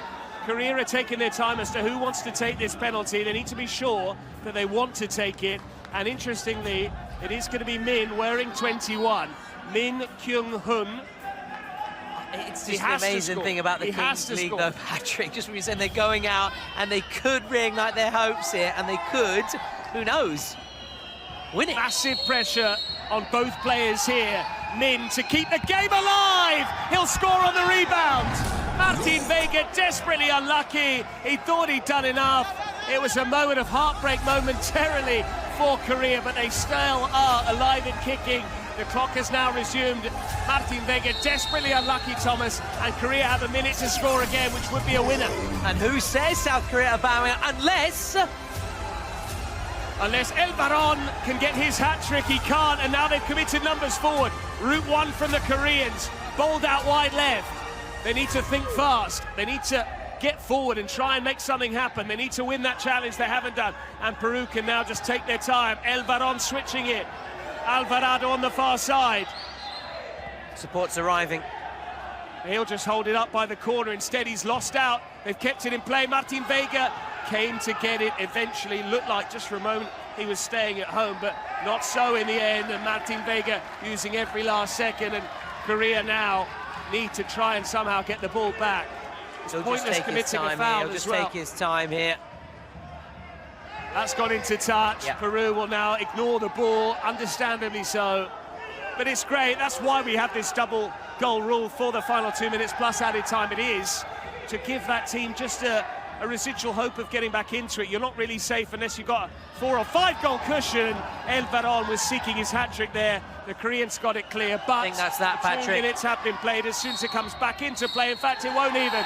because despite a late scare, Peru are into the last chance. Martin Vega takes the praise of his colleagues, having saved the penalty, albeit it was a moot point in the end.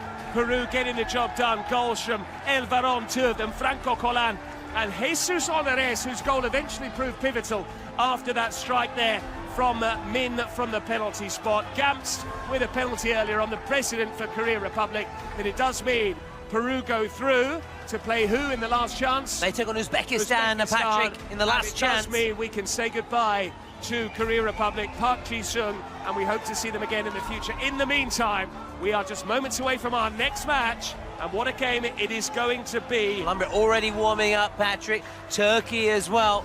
It's going to be a huge one. Colombia.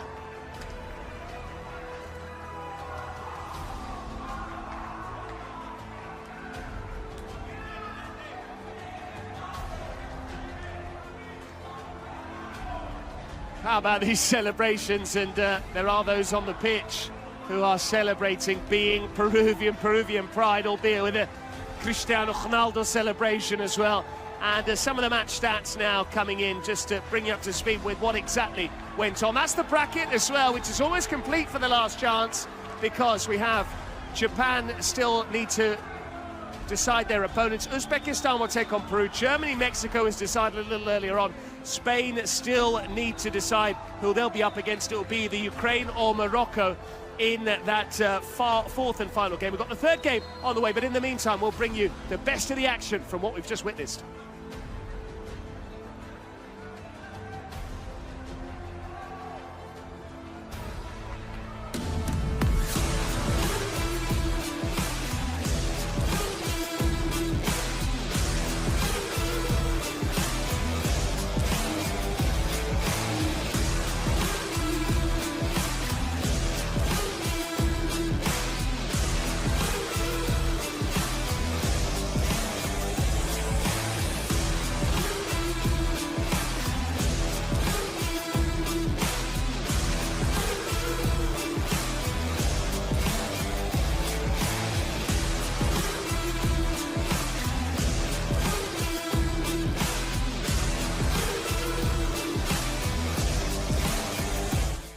Story of love from the very beginning.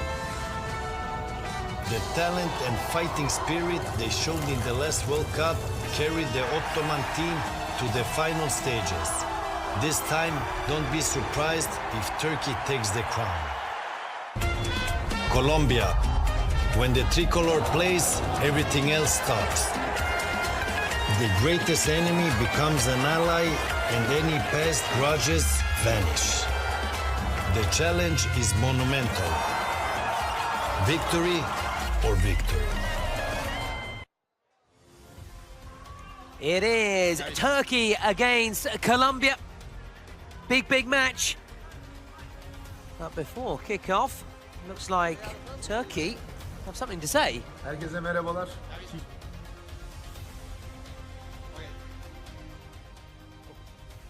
Beyler, bugün burada beraber buluştuk. Kaç aydır bugünü bekliyoruz. Kaç aydır bugünü bekliyoruz. Ailemiz, milliyetimiz, herkes bize bakıyor. Önce Allah'a, ondan sonra bize güveniyoruz ve bu turnuvayı alıyoruz. Hep beraber.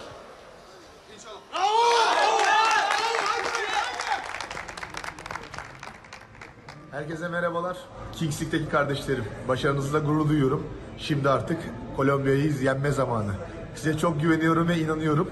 İnşallah Kolombiya'yı yenip çeyrek finale çıkacaksınız. Ben de Kings League'de yaptıklarınızla gurur duyacağım. Yakın takipteyim. Mutlaka Kolombiya'yı yenin. Dualarım sizinle. Başarılar Türkiye. Arda Turan, Turkey great, had a big message ahead of kickoff for his compatriots. He did, and he's not the only one. The Colombians are also about Muchachos, to have a message. Como se los dije la última vez, se los dijimos todos, hay que hacerlo esta vez por ustedes, por sus familias, sus amigos, quienes los están viendo en casa, y por cada colombiano que los está siguiendo, tanto dentro como fuera del país, que quieren verlos ganar, quiere verlos en cuartos, y sabemos y estamos muy orgullosos de lo que van a hacer y lo que han hecho. Tenemos un mensaje para ustedes que nos gustaría que vieran. ¿Qué pasa, muchachos? ¿Cómo están? Les mando un abrazo muy grande. Espero que estén muy bien. Representar al país es un orgullo muy grande.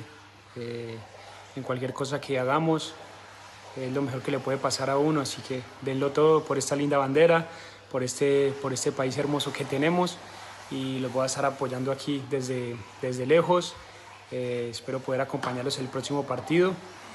Y bueno, denlo todo. Sé que han trabajado mucho para llegar hasta acá y son un orgullo para toda Colombia y a darlo todo. Un abrazo muy grande. And the message there from James Rodriguez, what a player he was. And we mentioned many times in the past today about the 2014 World Cup, and who can forget that fabulous goal of the tournament that he scored, James Rodriguez. Arda Turan as well, firing up the Turkey side.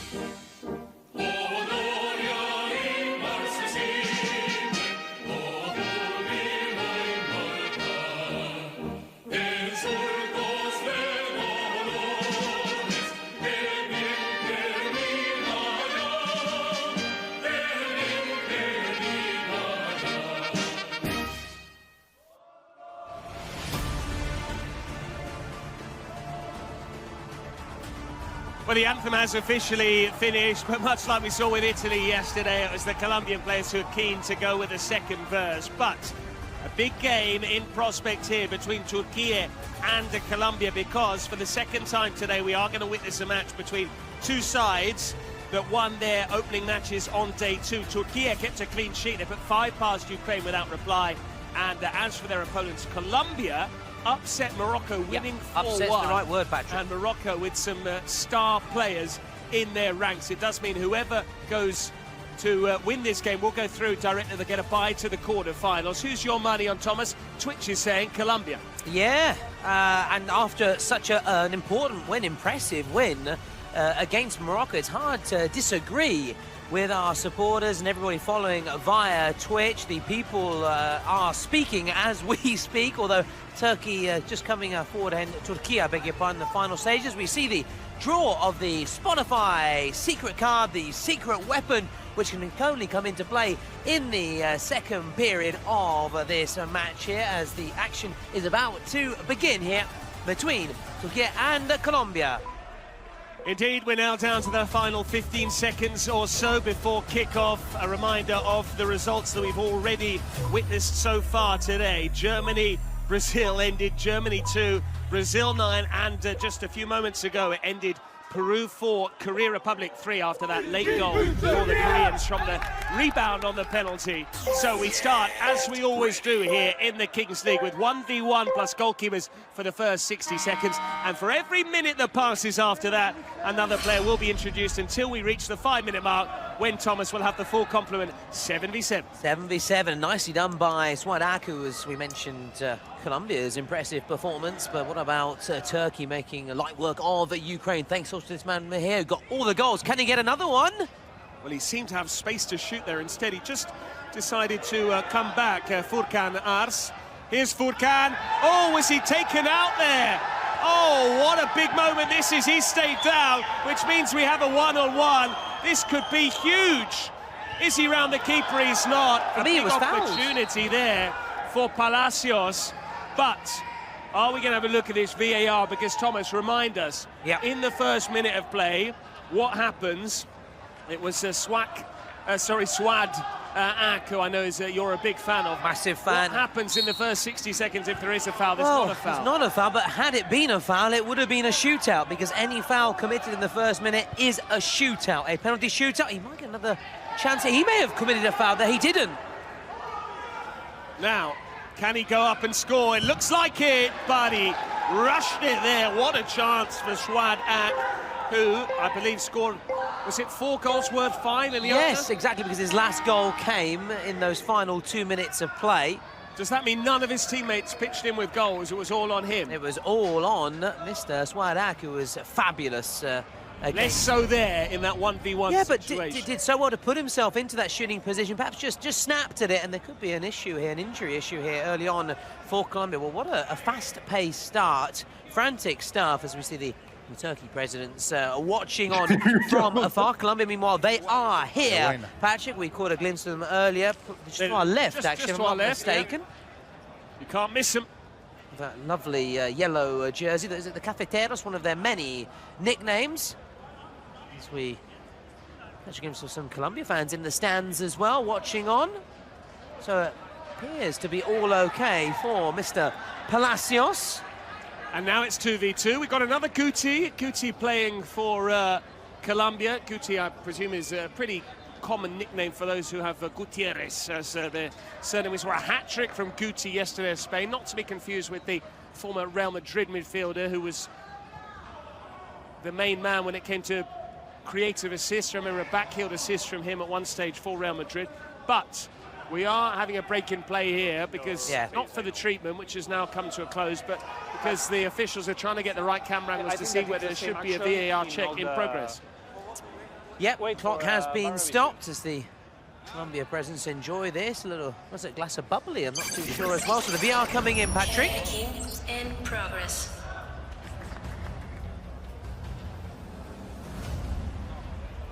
We'll now get a steer on what exactly it is they're looking at. Checking in progress. Sí. Okay.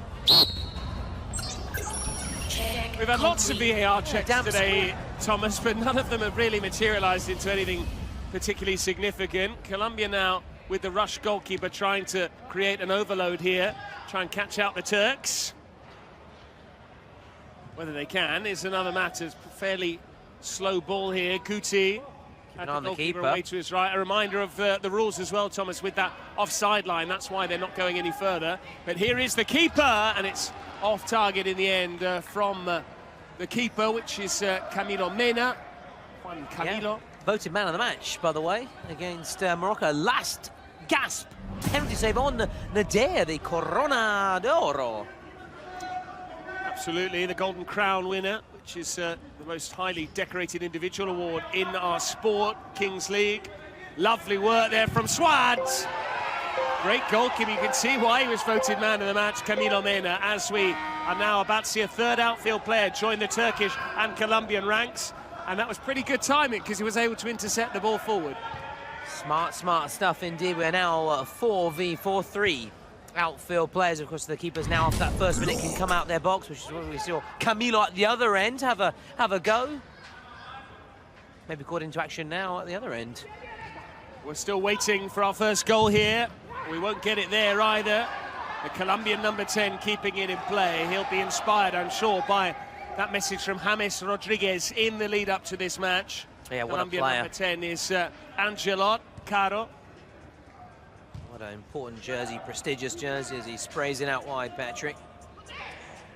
The angle's against him here, good defending.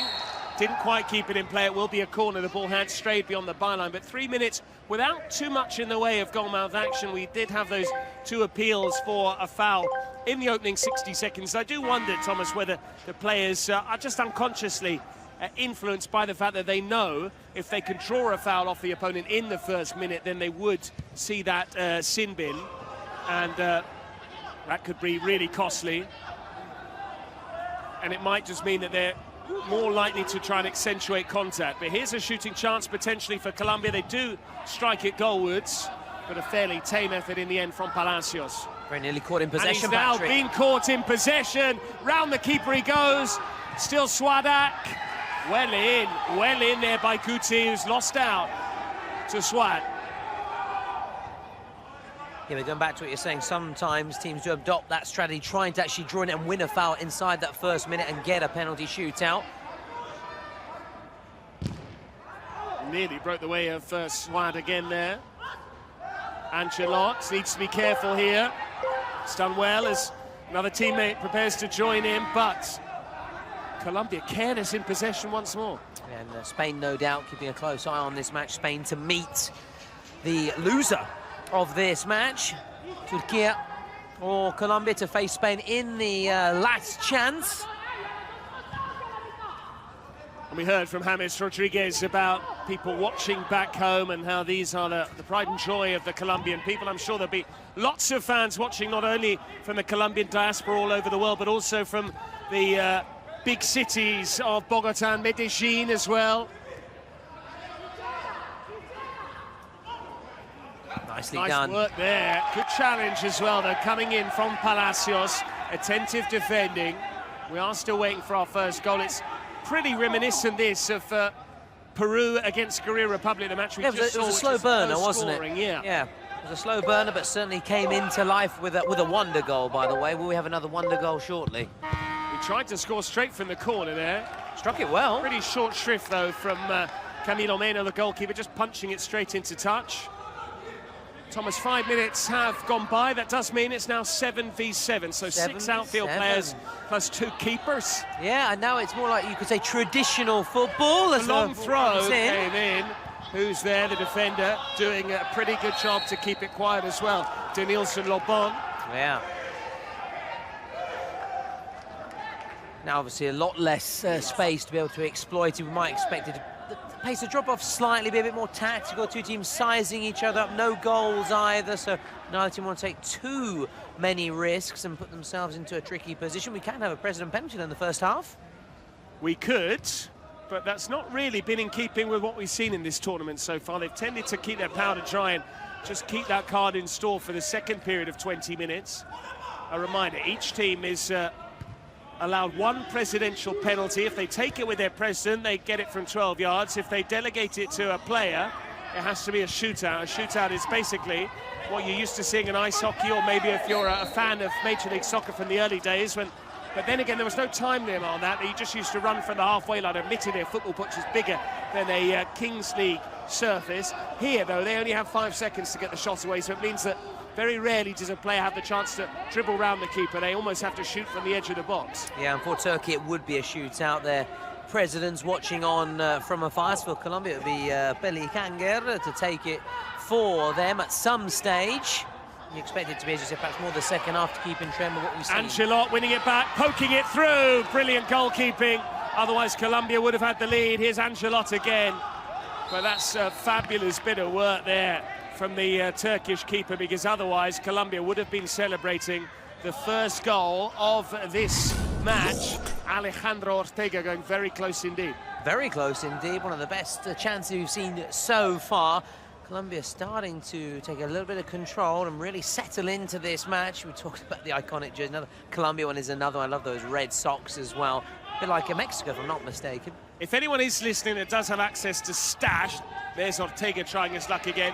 Thomas Lawrence would love to get his hands on one of the Kings World Cup Nations jersey. Pretty hard, I would think. I'm sure those players want to keep hold of them as mementos. Of course. Personally, Mexico is the one that I'm really looking forward to getting my hands on. As long as I get to meet Obed Martinez, you know me, I'm happy, Patrick, my main man. The Mexico striker. Obed Martinez is to you what Domenico Mimmo Berardi is to me. Is to you, yeah, one of your favourite players. Now, can Turkey score? The team in red. Berardi would be a great player in Kings League. Sorry to interrupt you, Patrick. He would be fabulous in this competition. You're absolutely right, because we mentioned the sort of profile that Italy need earlier. That's a foul on Denilson. Is that going to be a yellow card? It was high from behind on the knee. Now, that might have been deserving of a sin bin, a yellow card and a 2-minute suspension there. But yeah, just coming back to what we're saying about what Italy are maybe missing. This is the challenge, Thomas. What do you think? Yeah, I think the cards are going to stay in the pocket. We haven't actually seen cards brandished today, unlike yesterday, where they did come out on a couple of occasions. In fact, even a red card in the Spain-Italy in De La Mata. So he'll be out of Spain's next game, which will be against one of these two sides. Again, allowing the play to go on and trying to keep the cards in the pocket. I think that's the sort of the idea. Well, Colombia have a free kick here, and it's struck well over the top. He went for power there, Alexander Rodriguez. Yeah. Personally, I've just been given a lift. I'm supping a can of Red Bull, one of our partners here at Kings World Cup Nations. It's not only given me a lift in terms of a bit more energy, but it's absolutely delicious. It's been years since I had a Red Bull, Thomas. I think Why has it been worried. years? You should be. I'm a bit worried. I'm going to be drinking 2 or 3 cans per broadcast. Shout out to Jimena as well for delivering the goods just a few short minutes ago. Muchas gracias to the Super Jimenez, and of course Astra and everybody else behind the scenes that does a great job here for the Kings League and the Kings World Cup Nations, which is our main event. But go back to what you're saying, I think someone like Berardi would have been the difference maker. Yes, they needed that kind of player, the Azzurri, who went out after losing to Spain, a thrilling game. You can still check out the highlights on YouTube, by the way, or watch back the full game as well. Yeah. Watch the full game. And you've got the option as well, if you want to watch just the highlights with only crowd noise, no commentary, there is that option available. If you want to hear us talking over it, potentially adding value every now and then you can go to the full broadcast, which is basically 5 hours, Thomas, from when we get started half an hour before the first game, right up until 4 matches back-to-back, which are basically an hour each. Here go Turkey. Still no goal here in this 3rd match of the day. Or if you want, you can just watch the full game and just put it on mute and turn off our voices. Anything, as long as you watch the Kings League, that's all that we care about. No, I would not be offended, far from it. I do wonder what people are going to get up to tomorrow, because tomorrow's a rest day, not for us so much as for the players themselves. It is a Sunday, and we are therefore not going to be in action. It will all resume again on Monday. Still here at Wismar for the next few days until the final, which, lest we forget, Allianz Stadium. Sunday, the 12th of January. We've not only got the match, we've got the Legends game as well. Casillas, Buffon, Pirlo, and indeed Kun Agüero, who might also line up for Argentina safely through after 2 wins from 2, the Albiceleste. And we've also got a performance from Mahmoud as well. So much to look forward to. Massive at the home of Juventus FC. Turkey looking a little bit nervous about how this game has panned out so far, because 11 minutes have gone by. Not too many saves, no sign of a presidential penalty, but they've stolen the ball high up the pitch here, and he's very quick and very direct, Swat. You can see why he scored 4 goals in Turkey's opening 5-0 win. Yeah, and this is a really even and close-fought match. Turkey getting the better of Ukraine, as you said. Colombia, really impressive performance against Morocco. So as we expected, we knew it would be tight. Might just need something special to break the deadlock, maybe from this man here on this near side. And to think, though, our opening match, which was between 2 teams that won on day 2, namely Germany and Brazil, was so one-sided. Brazil winning 9-2 by a 7-goal margin, more than avenging that 7-1 loss for the senior national team in the 11-a-side game at the 2014 World Cup, which was heavily referenced in the lead-up to the match. It's particularly with Gaulis, when he had that lovely little sketch, shall we say, with the fortune teller and the Neapolitan playing cards as well, which I enjoyed. My other half is from the great city of Naples. If you've never been there, see Naples and die. Absolutely. You will be flabbergasted and left speechless by its beauty. Will this be beautiful? Oh, that was a painful one. But here go Turkey. Good defending from Denilson. I'm a fan of his. And he's also got a little bit of back chat as well. We saw him taking Swat to task a few moments ago. Massive height difference between the pair. Headed behind there. Could have easily headed it out into touch for a throw-in. But rather curiously, that was Julio Pereira sending it behind for a corner. Not that Turkey have necessarily taken it conventionally.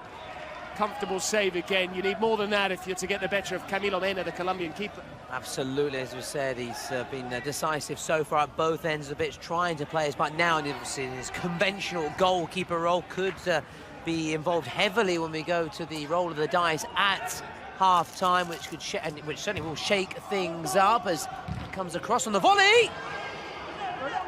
I know you love a volley, Tolo. Oh, yes, and I love to say on the volley. When it very excited there. Yes. As well. You do like your prepositions off the bench and on the score sheet, on the volley, on the rebound. Instant impact. For full and a full impact, yeah, perhaps. we haven't seen any full impact in this match thus far. I tell you what I do love, though. Down away to our left, Colombian streamer. She's got a Colombian flag draped around her shoulders. Now getting a tap on the back as well. Presumably that was her cue to speak.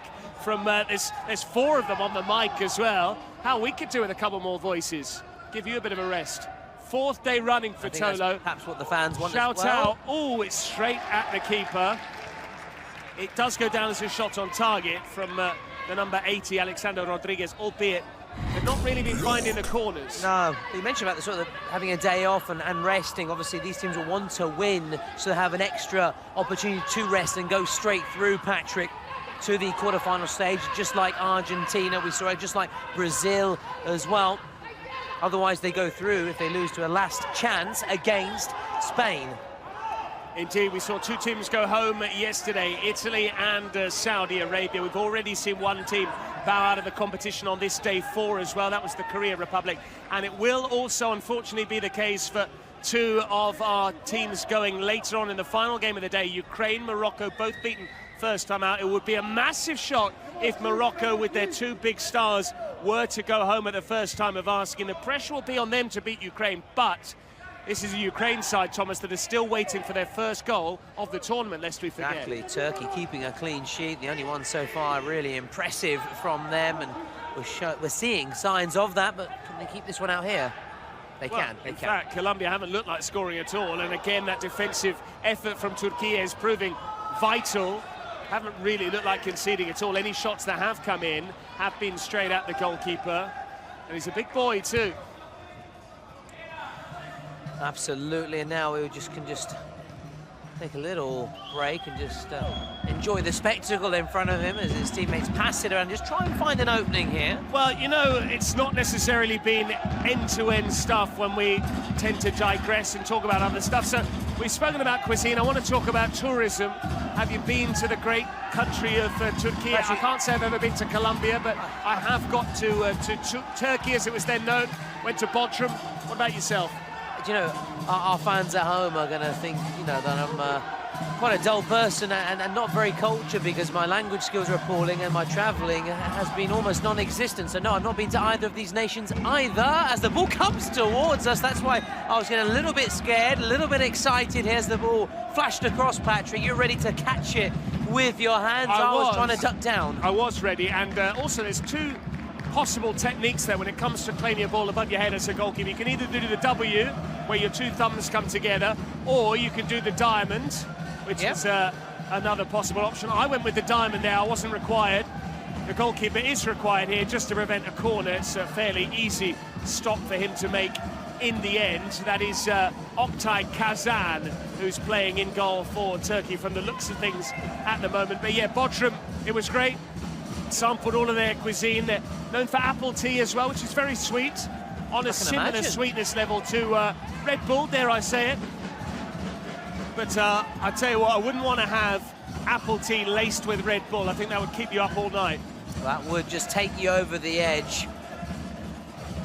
Now the drums are out. Is that the Moroccans in the house? They're warming up for the next match, Patrick. They are. And they're also at the other end of the ground as well. Here come Turkey, losing out, and again, someone needs to get a shot away here. Instead, it's a lovely switch of play. I tell you what, from a distance, the Turkish number 17, which is Abdullah Telli, it looks almost a little bit like Trent Alexander-Arnold.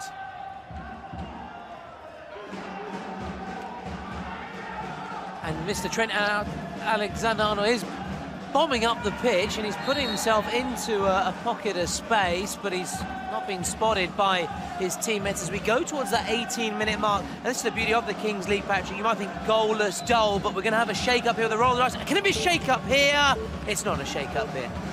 That had you off your feet. You were jumping up and down there in anticipation at the first goal going in. It was off target in the end, but worth a go there. You could see what was in his mind there, Ayturk Jessim, but it does mean that, rather disappointingly, come the 18-minute mark, it is still goalless here, but who's ready with the Red Bull dice? It's Sergio Cruz, one of the Italian presidents, for this energy break, energized by Red Bull. Let's see what happens here with the Red Bull roll of the dice. Red Bull is actually an option that can come out, Patrick, on the roll of the dice. Let's see. So it's 3. It's a 3v3. So 2v2 outfielders plus goalkeeper. Correct, Patrick. Correct. This will open up the space, that's for sure. That's what we do. Now, that's what we can guarantee. Can we guarantee goals? We cannot promise, but we can hope. And what this means is we are basically going back to the scenario that we witnessed between the 61st and the 120th seconds of this match, because we start, lest we forget, with a 1v1 plus goalkeepers. Now we're going to have a 2v2 plus keepers, which is what happens after the first 60 seconds of a conventional match in the Kings League goes by. So they've gone with Danielson as one of their players, Colombia. They're keeping faith, of course, with Camilo Mena, the goalkeeper. And as we tick down, the red lights come off before they all are extinguished. Final 2 minutes of the first half, plus added time. Who, if anyone, is going to get on the board? Colombia first to the loose ball. Danielson's not very quick, though. That's why he had to stretch with that telescopic limb of his. But full marks to Colombia getting there, reminding the ball then has to go backwards as well. That adds an extra element as well, and strategy on the kickoff, on the drop ball. And they made a change. This is interesting from Turkey. Yes. No keeper. Turkey going without the goalkeeper. Now, they can't go beyond that offside line, and they haven't done here. Slotted in at the near post by Jessin. And the strategy pays off. What a move, and it's sealed with a kiss as well by the men in red.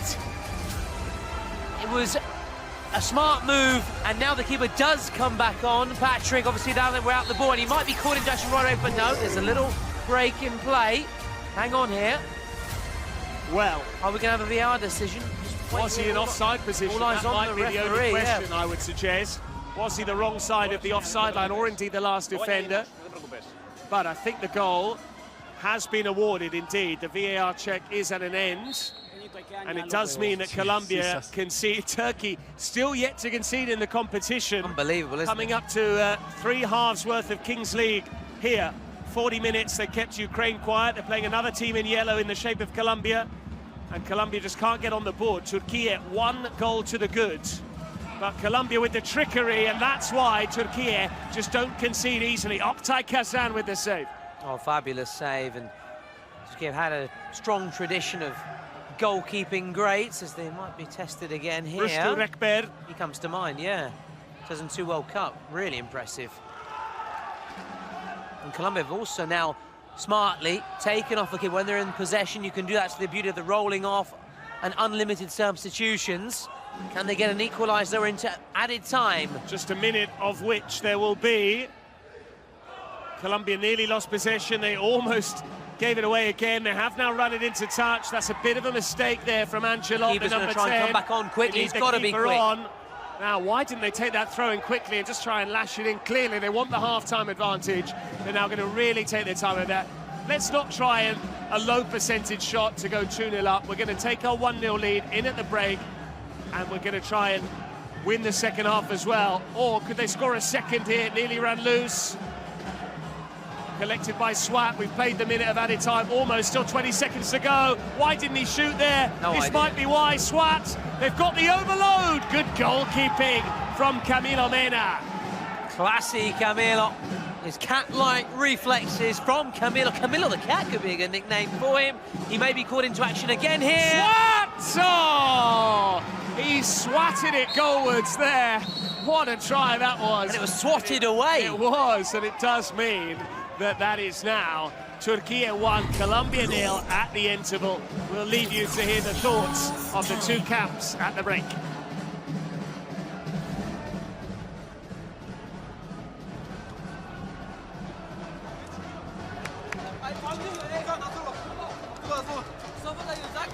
Ja. Eine Kinderbarschuh. Subvention. 6 gegen 6. 6 gegen 6, 6 gegen 6. Eine Kallios, ne? Geht noch von der Luft. Ansonsten lass erst dafür schwer. Willst du draußen bleiben? Geh hinten rein. Okay. Genau. Geh hinten rein oder nicht? Ja, doch. Du kommst von Demonstration. Ja, hazırlık. Gençler bir dakika rahat sakin. Topu. Y por izquierda que vaya Angelo. Vamos con toda, vamos a ir a buscarlo arriba. Vamos 3-3, pero ir a buscarlo arriba. Muchachos, tranquilos que nosotros sabemos cómo jugarlo esto. Pero la intensidad es la que nos está faltando. Nos están superando en eso. Vamos a pegarle más al arco, vamos a pegarle, dale. Dale, somos superiores, pero vamos a demostrar.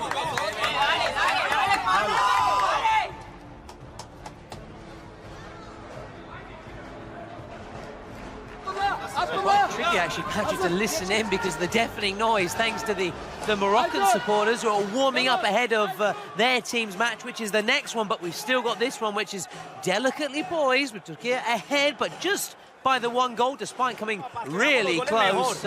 Some really good opportunities from distance, but kept out by Super Camilo. Yes, Turkey, though, have the best defence in the competition so far. Clean sheet in the first game against Ukraine.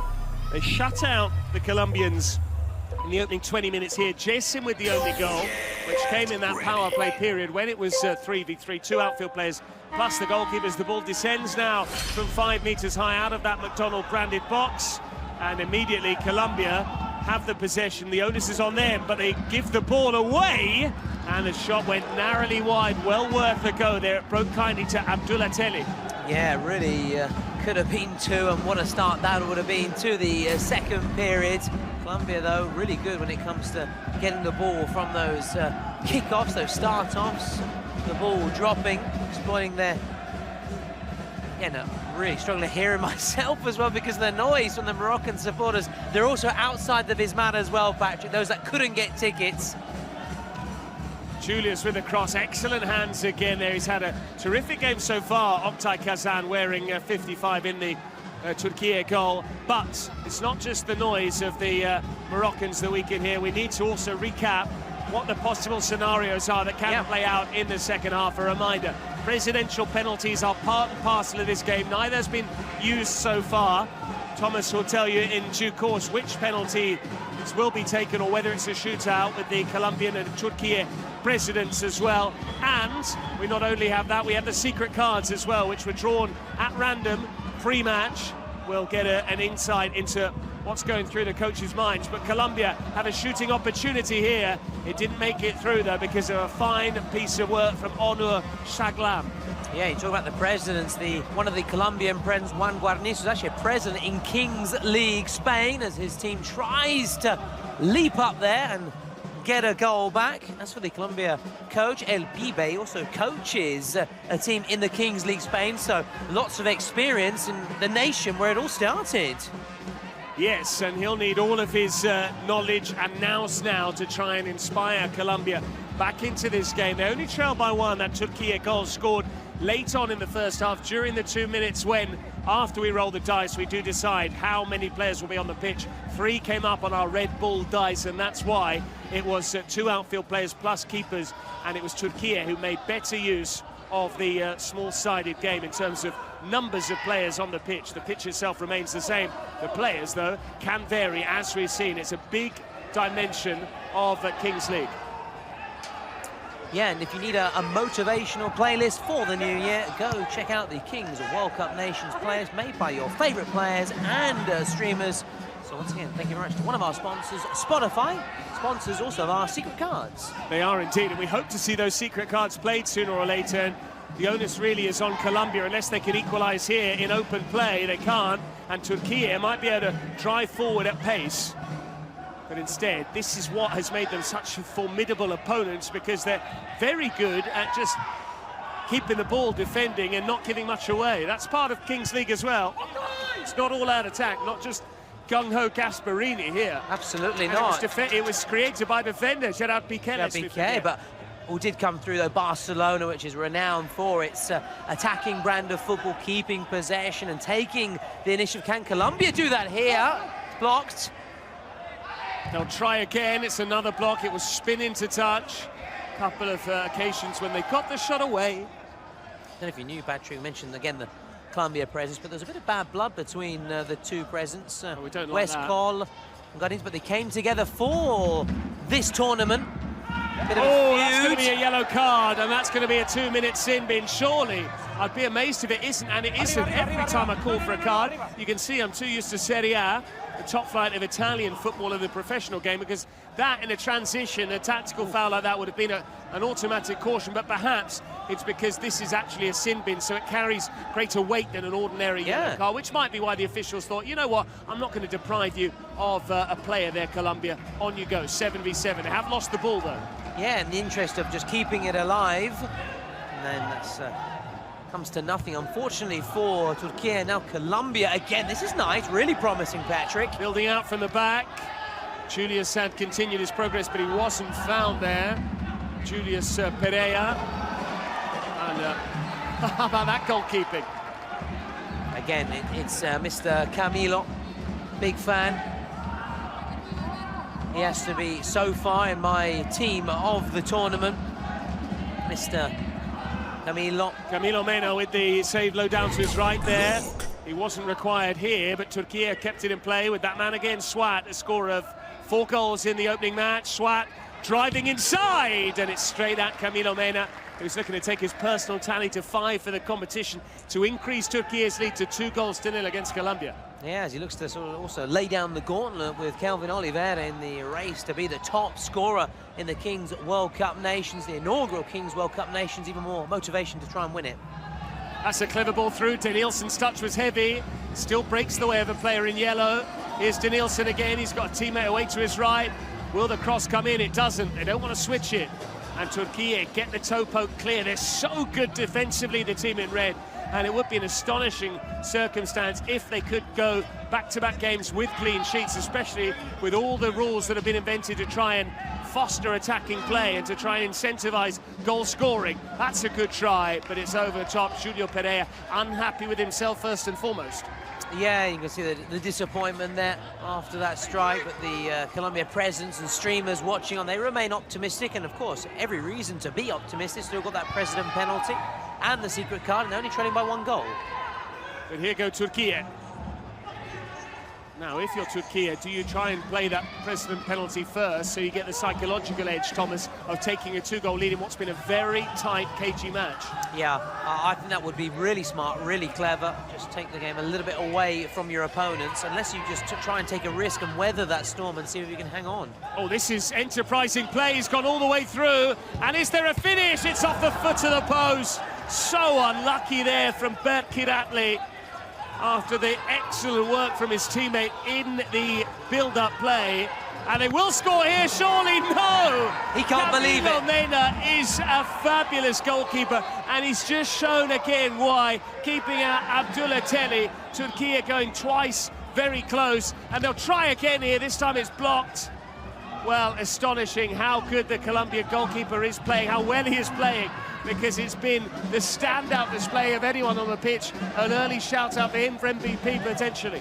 Oh yeah, and it would be twice in succession should he do that. Talking of the number 2, is this going to be goal number 2 for Turkey? They start again with the skipper.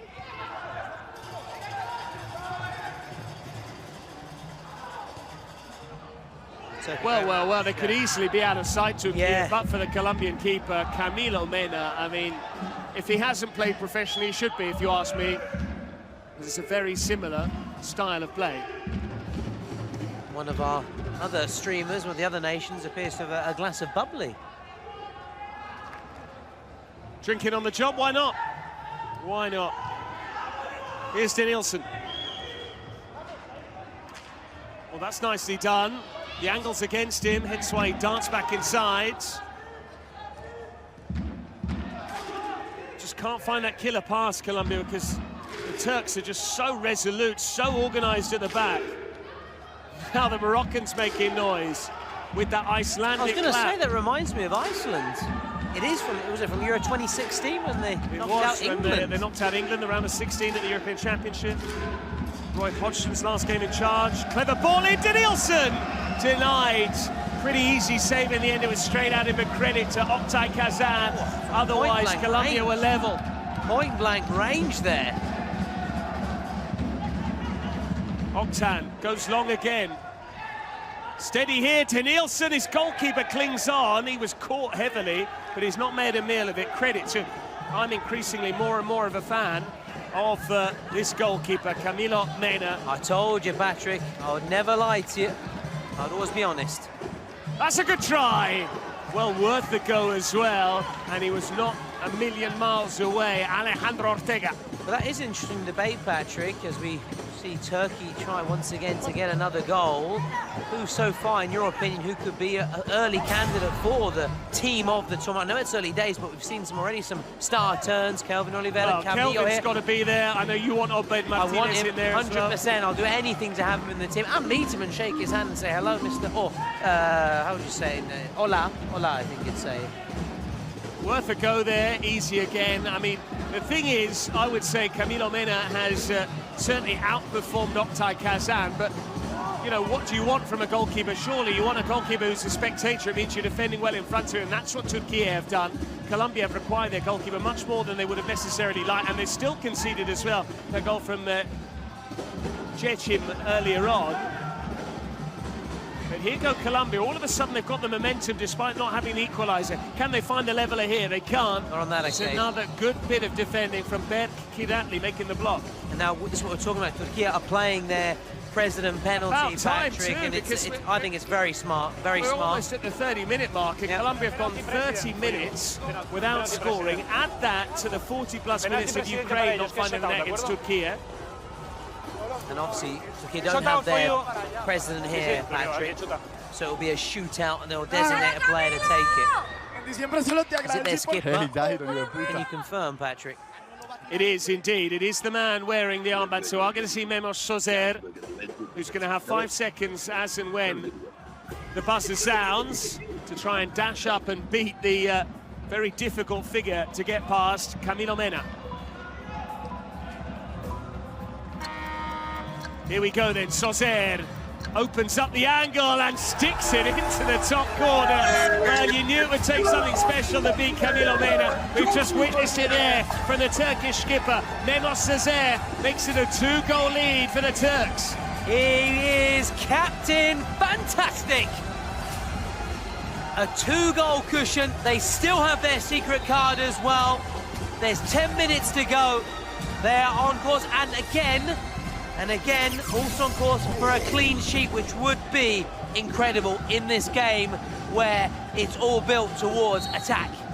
If you're Colombia, do you try and hit back immediately, get that presidential penalty? There would be pressure on it as well, wouldn't there?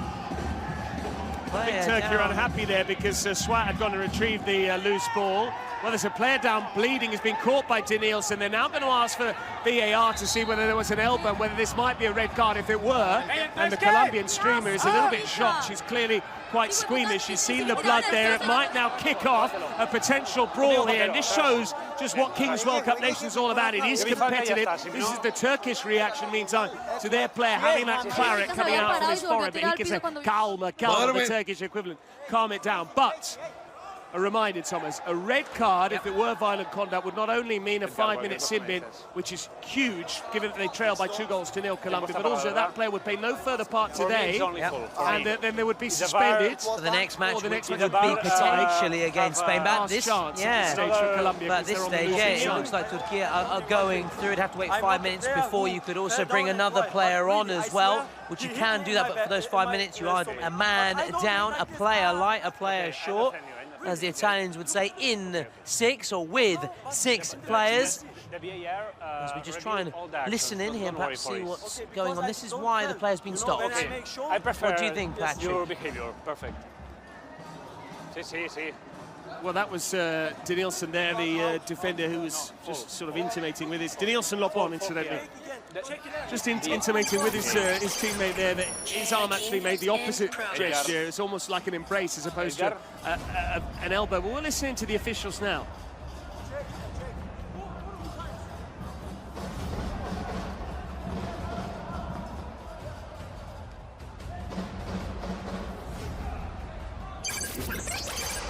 Checking in progress. VAR check in progress. Denilson Lobon, incidentally, has gone and sat on the bench. I don't know whether he expects to be sent off. He will know whether he meant this. He's the only one who does.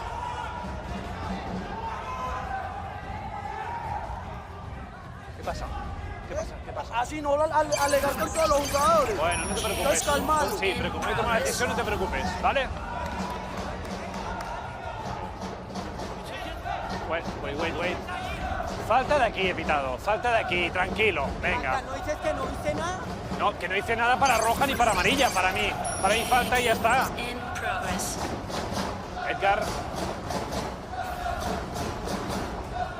Edgar, check complete or That view not? is quite inconclusive. We need a tighter camera angle to really see the contact up close.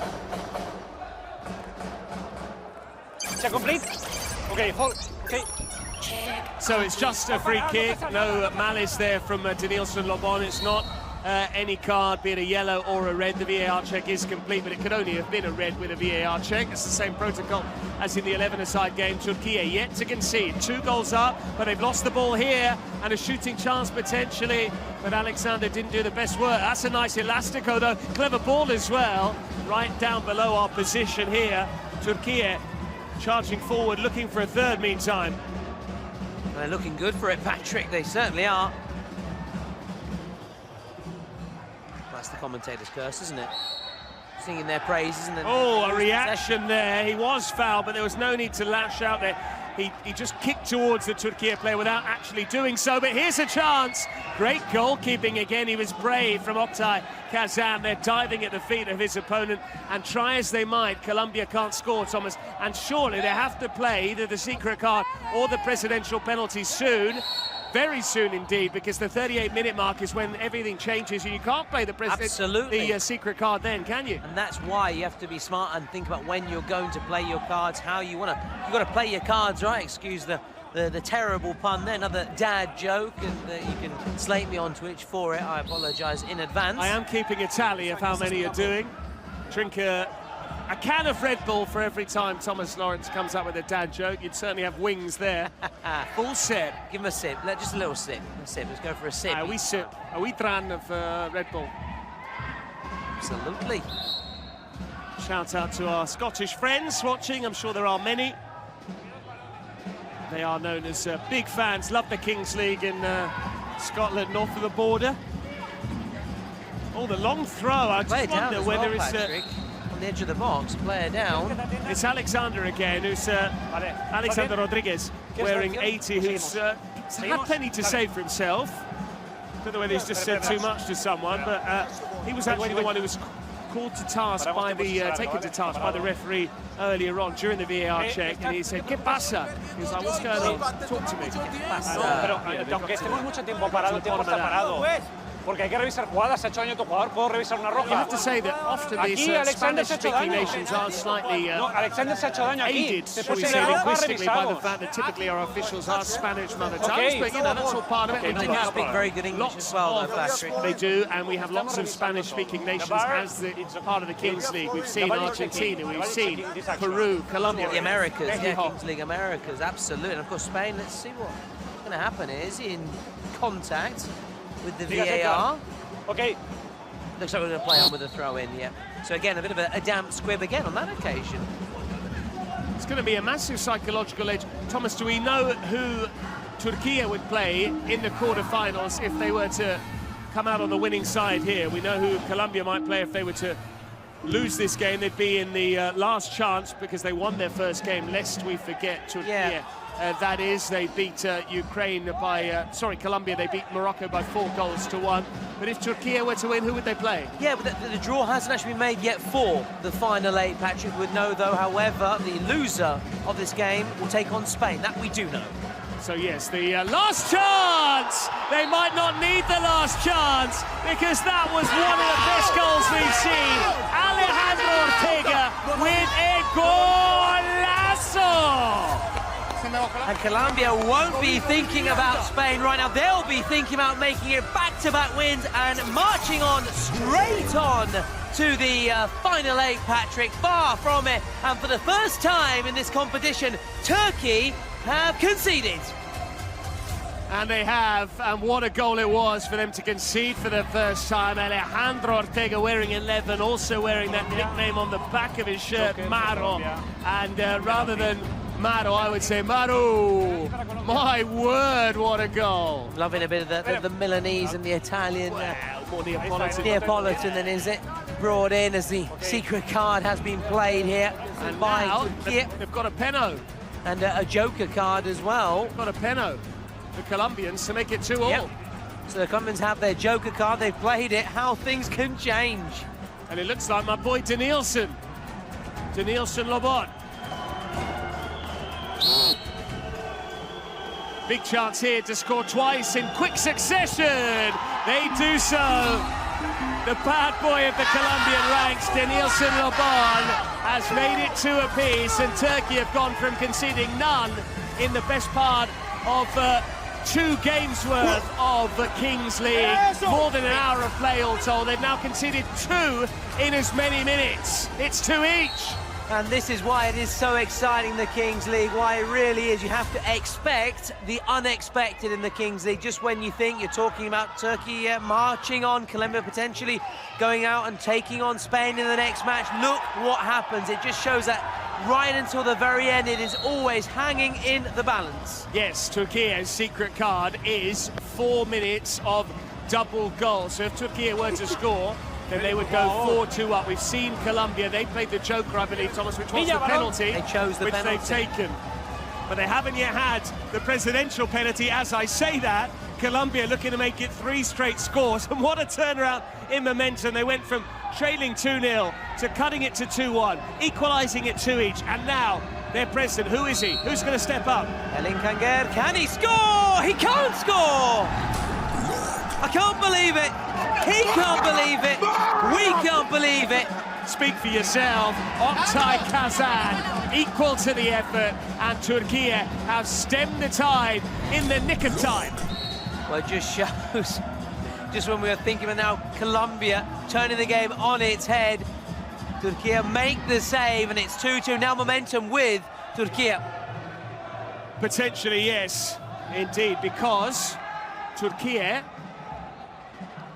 they haven't taken their presidential penalty yet, have they? They haven't taken a presidential penalty, but they had their shootout, of course. They did, of course, yeah, with Sozer, Memos Sozer, that's right, absolutely. They had their shootout, so which is obviously different to a presidential penalty. They obviously deferred it to one of their players. Here he is on the ball, Memos Sozer, the scorer of that second goal. That had given Turkey a healthy lead, but now it's 2 each after Colombia made the most of things with Alejandro Ortega scoring the beauty, with Denilson Lobot scoring. This is to make it 3-2, and Ortega nearly had his second. That was a much easier finish than the one he pinged in from distance. Oh, this game really has burst into life, and the atmosphere is red hot here. It is electric inside the Vismara.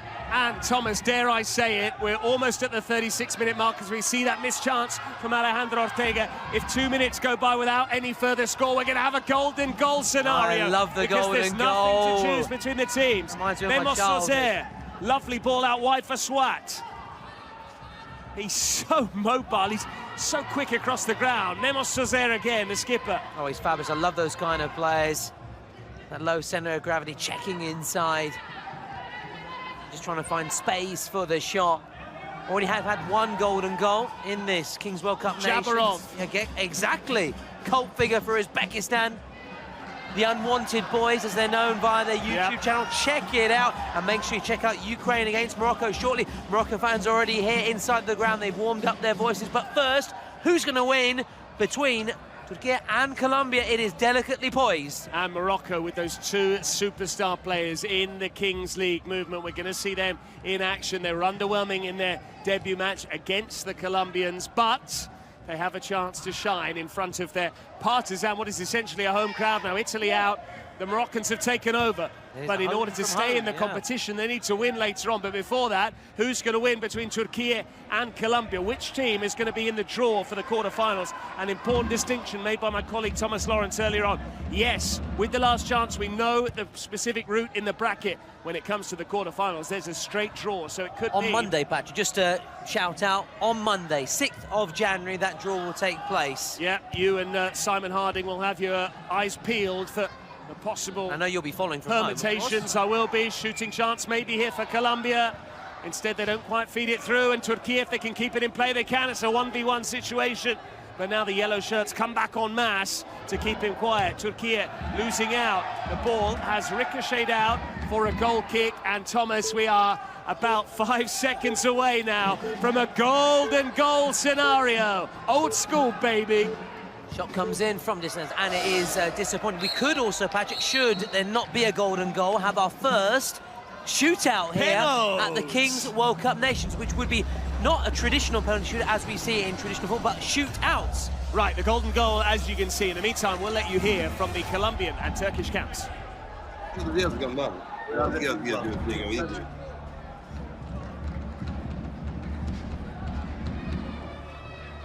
¿Eso qué significa? Significa que el que meta gol gana. Y hoy le dije que era una final, lo vamos a ganar ahora, no quiero a los shootouts. Vamos a ir agresivos. Vamos igual que estábamos, pero a la hora que nos superan, volvemos al 4-2. Julio, vas tú, Baguti, y por izquierda vas tú, Ángelo. Y tú, y no, que vaya a la fiera. Y vas tú y él adelante, que nos están haciendo bien los recorridos. Pero vas con izquierda con todo. Escuchen un poquito. Vamos a tratar de ir a presionarlo, pero si nos superan, volvemos al 4-2. ¿Va? Birisi duruyor burada. Birisi duruyor. Bir dakika şimdi. And the countdown begins then. That's our cue to get talking again as well and get back on the mic. It is, Thomas, and personally, you know, I like to give you my own experience of King's League. It's still very new to me, day 2 of casting here, and what a huge privilege it is to be here at Vismara in Milan for the Kings World Cup Nations, the inaugural edition. We are trailblazers in that respect, following on from the fine work done by Gerard Piqué and all of the casters all over the globe in recent years, last 2 years or so. Turkey trying to get first to the ball, and Colombia win the back heel, and they're in possession. But this is my first taste of golden goal, and it's immediately we get an insight into what the approach might be. Colombia win a corner. I was wondering, do the teams play it safe, as we often see in extra time in 11-a-side football? Okay, we'll back ourselves in penalties. No, Colombia think we want to put this game to bed. Maybe because they were staring defeat in the face. They were 2-0 down to Turkey. Can they score 3 without reply? They can indeed! And who it is? Of course, Alejandro Ortega, the scorer of the first goal, which was a beauty. This was all about quick thinking, and it took just 30 seconds of the golden goal period for the Colombians to snatch victory. Smiles, laughter, hugs, even tears there from the Colombians. This has to be one of the greatest turnarounds we have ever seen in Kings League football, certainly in the Kings World Cup Nations. And going through with a golden goal, it just makes it all that much sweeter. It does. Golden goal can be very cruel if you're on the losing side, but there can be no better feeling in terms of how to win. It's emotional for the president, it's hugely emotional for the players, and there is the greatest feeling in the world is scoring a goal. This one has that little bit extra because it means that Colombia have won the game with that goal from Ortega. He scored the first, he got the third. In between, Danielson scored that penalty. A recap of how he did it, latching onto that corner, driving it in at the near post. It means Colombia have 2 wins from 2. They're through to the quarterfinals. They don't have to play again. Turkey will be through to the last chance section, and Thomas will recap the rest of the bracket. Absolutely. So, Turkey do have another opportunity. They'll be taking on Spain, but at the moment, the headlines, the limelight is all on Colombia and their keeper as well, Camilo, who takes the MVP prize, richly deserved. But it's at the other end where his teammates did the damage and coming from behind to stun Turkey, who appeared to be well on the way to the win and making it back-to-back wins, joining the likes of Argentina and Brazil already in the final 8. Instead, it's going to be Colombia. And there, the Colombia streamers, the Colombia presence also joining in with the celebrations. The Cafeteros, pride, Colombian pride here. And the flag is out as well. A proud footballing nation. The South American side have swept aside Turkey, and they go on. They'll be in the draw for the quarterfinals. A reminder, the draw on Monday, the 6th of January. Will Turkey be involved? They have to get the better of Spain in that last chance match, which will be played next week. And here's some stats and facts from a pulsating match, a breathless game. What a second period. And it just shows it can leave you speechless, the Kings League. It can leave you breathless. It can leave you drained as well of all your emotions. And talking of emotions, it's all about Colombia, who march on. They join Argentina, Brazil and USA in the quarter-finals. As for Turkey, they'll take on Spain. But let's look back now at the match between Turkey and Colombia, one of the greatest turnarounds we've ever seen.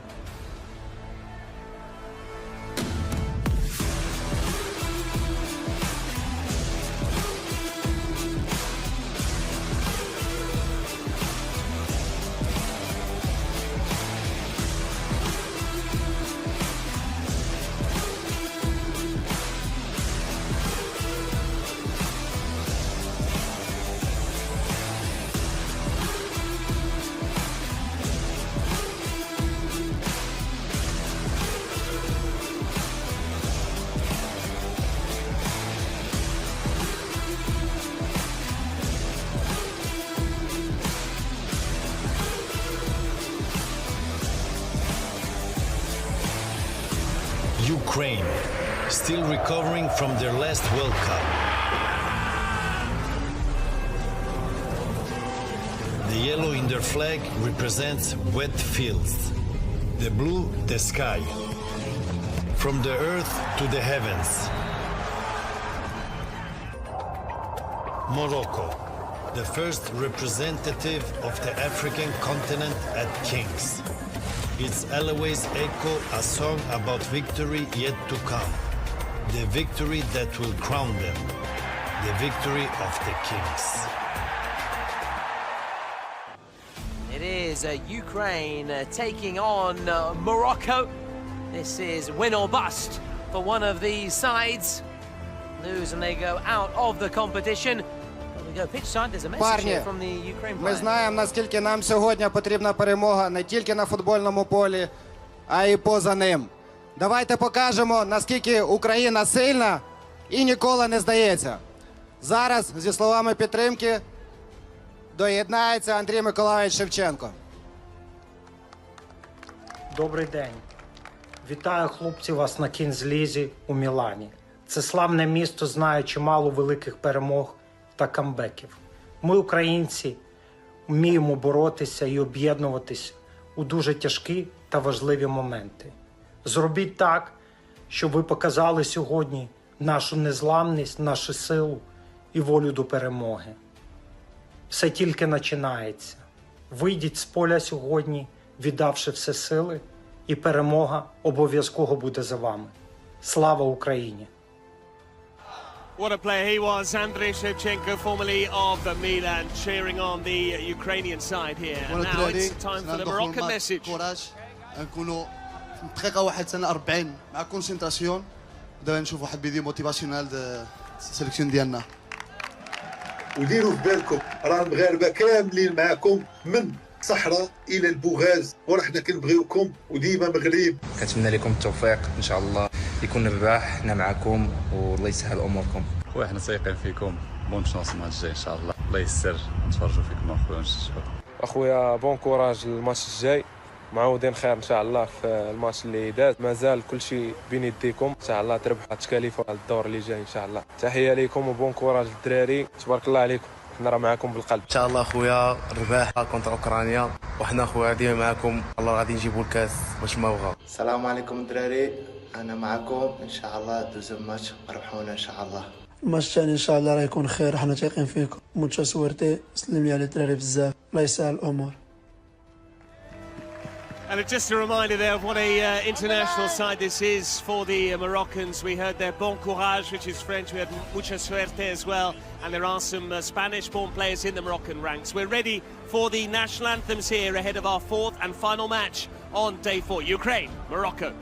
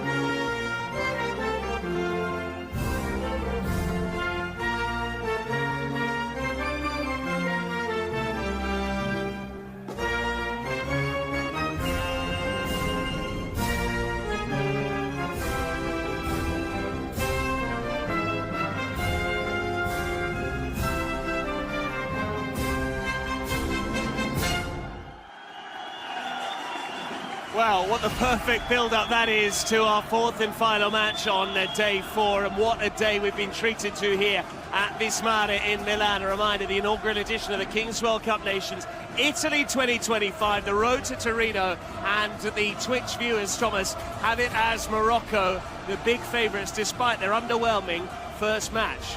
Yeah, and I can't blame them. You look at the talent they have, the likes of Nadir and Fouad, plus the supporters as well. It's home from home. It's as if we're in Marrakesh right now. Is that fair to say, or Casablanca? Why not? Why not? Absolutely. Why not? And so, via Twitch, people think and are confident Morocco will win, but the secret cards could have a big impact as we see the draw of the Spotify secret cards. Ukraine to your left, Morocco to your right. We saw in the previous match the impact they can have as Colombia came from behind to stun Turkey. Let's see whether maybe Ukraine can stun Morocco and cause an upset, because if they don't win, they're going home. The Ukraine side, then, there is one name that stands up above the rest. Yevhen Konoplyanka wearing 10, a former Europa League winner, lest we forget, a survivor of 2 European Championships as well, 2012 and 2016. They'll look to him wearing the armband, but as you said, Morocco, Thomas, with 2 superstars of their own. Yeah, who play in the Kings League in Spain. They actually have Spanish nationality, dual nationality, but they've chosen to represent Morocco. And they could well face Spain at some stage in the competition. That would be some match indeed. As the countdown begins, that is our cue to keep on talking, and make sure we pass on the emotions of this match to you as the ball is ready to drop there in our cage, branded by McDonald's, as we get close to tea time and dinner time. Why not? And the lights are about to begin. They are indeed. We are just moments away from game 4 on day 4 at Vismara. It is go time here in the final match between Ukraine and Morocco, 2 teams that were beaten in their opener. Now that's a foul, Thomas. What does that mean? Well, foul inside the first minute. Well, I think in this occasion they thought it was going to be a foul, but in reality, I think there was just actually an infringement in that initial one. So possession starting with Morocco, who've got their star man, Nadir, here against Ukraine's star man, Konoplyanka. Yeah, lovely duel this. Nadir wearing 3, Konoplyanka. And I'm sure there'll be a bit of pride there for Konoplyanka, because as far as I'm aware, Nadir is a Kings League specialist, but not necessarily played professionally, but he's got the better here of Konoplyanka, and that's why Nadir Louan is one to watch, and it's he who scores inside the first minute for the Moroccans. And that is why, Patrick, he is the Corona de Oro, and he is showing the mark of a champion. A real underwhelming performance by his incredibly high standards in the first game when they were beaten by Colombia. But he's looking to hit back. There may be a few question marks, though. There are no question marks. The goal stands. The goal does indeed stand. He was worried there, Nadir. He's telling his teammate to get on the pitch because the minutes elapsed. Konoplyanka forced wide by Nadir, showing that he's equally adept both defensively and the other way. We just saw his finish. Is the Ukrainian goalkeeper, meantime. And it's a deafening wall of noise for the Ukrainians. Nadir, if he can get to the loose ball first, he would have had an empty net, but Konoplyanka showed his reading of the game to snuff out any danger. Yeah, fortunately for Ukraine, he was there just to pick up the pieces, tidy up the pieces. Now the keeper can come out. We've gone beyond that first minute, trying to create the overlap here. Indeed, goalkeeper is Denis Boyko. Boyko tries his luck. It was very close to going in. And in the end, Marouane Mizirira is relieved to see the ball go just wide of the post as our third outfield player prepares to enter the fray. Maybe the Moroccan keeper can be decisive. Here go Morocco looking for a second. He could have squared it for Nadir. I think it was more of a shot than a cross there. The wag of the finger from the Moroccans. They thought it should have been a corner. It is just a goal kick for Ukraine. But let's bring you up to speed if you are just joining us as to what you may have missed. Where were you? You haven't been with us. Why weren't you with us? I need to know. What better things do you have to do than watch Kings World Cup Nation? Germany 2, Brazil 9 was the opening match of the day. Peru survived a late scare to see Korea Republic by 4 goals to 3. And a little earlier on, Turkey led 2-0 against Colombia, but eventually lost 3-2, a golden goal. Here go Ukraine, they need to get a shot away, they're running out of time. But Konoplyanka is denied. Still got it though, still got it. Lovely skills.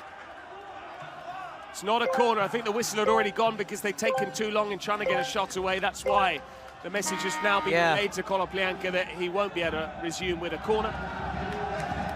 It's a shame though, it was a lovely bit of footwork from Konoplyanka. Had a golden opportunity in their first game against Turkey. Actually hit the post, and who knows, had that gone in. We spoke about, you spoke in particular, Patrick, the fine margins at all levels of football, in particular even the Kings League. Had it gone in, who knows, momentum, a confidence game and all that. In the end though, they were soundly beaten and didn't even get a goal.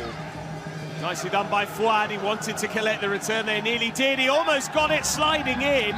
It goes behind. It was a fair challenge. I don't know why Denis Boyko's not accepting the apology there. It was an honest 50-50 between the pair. The Ukrainian goalkeeper really shouldn't moan too much about that. The ball was there to be won, and he nearly did win it. We saw there Nadir wearing 3, linking up with Fouad wearing 80. They are the two stars in the Moroccan side. We've already seen Nadir get on the score sheet.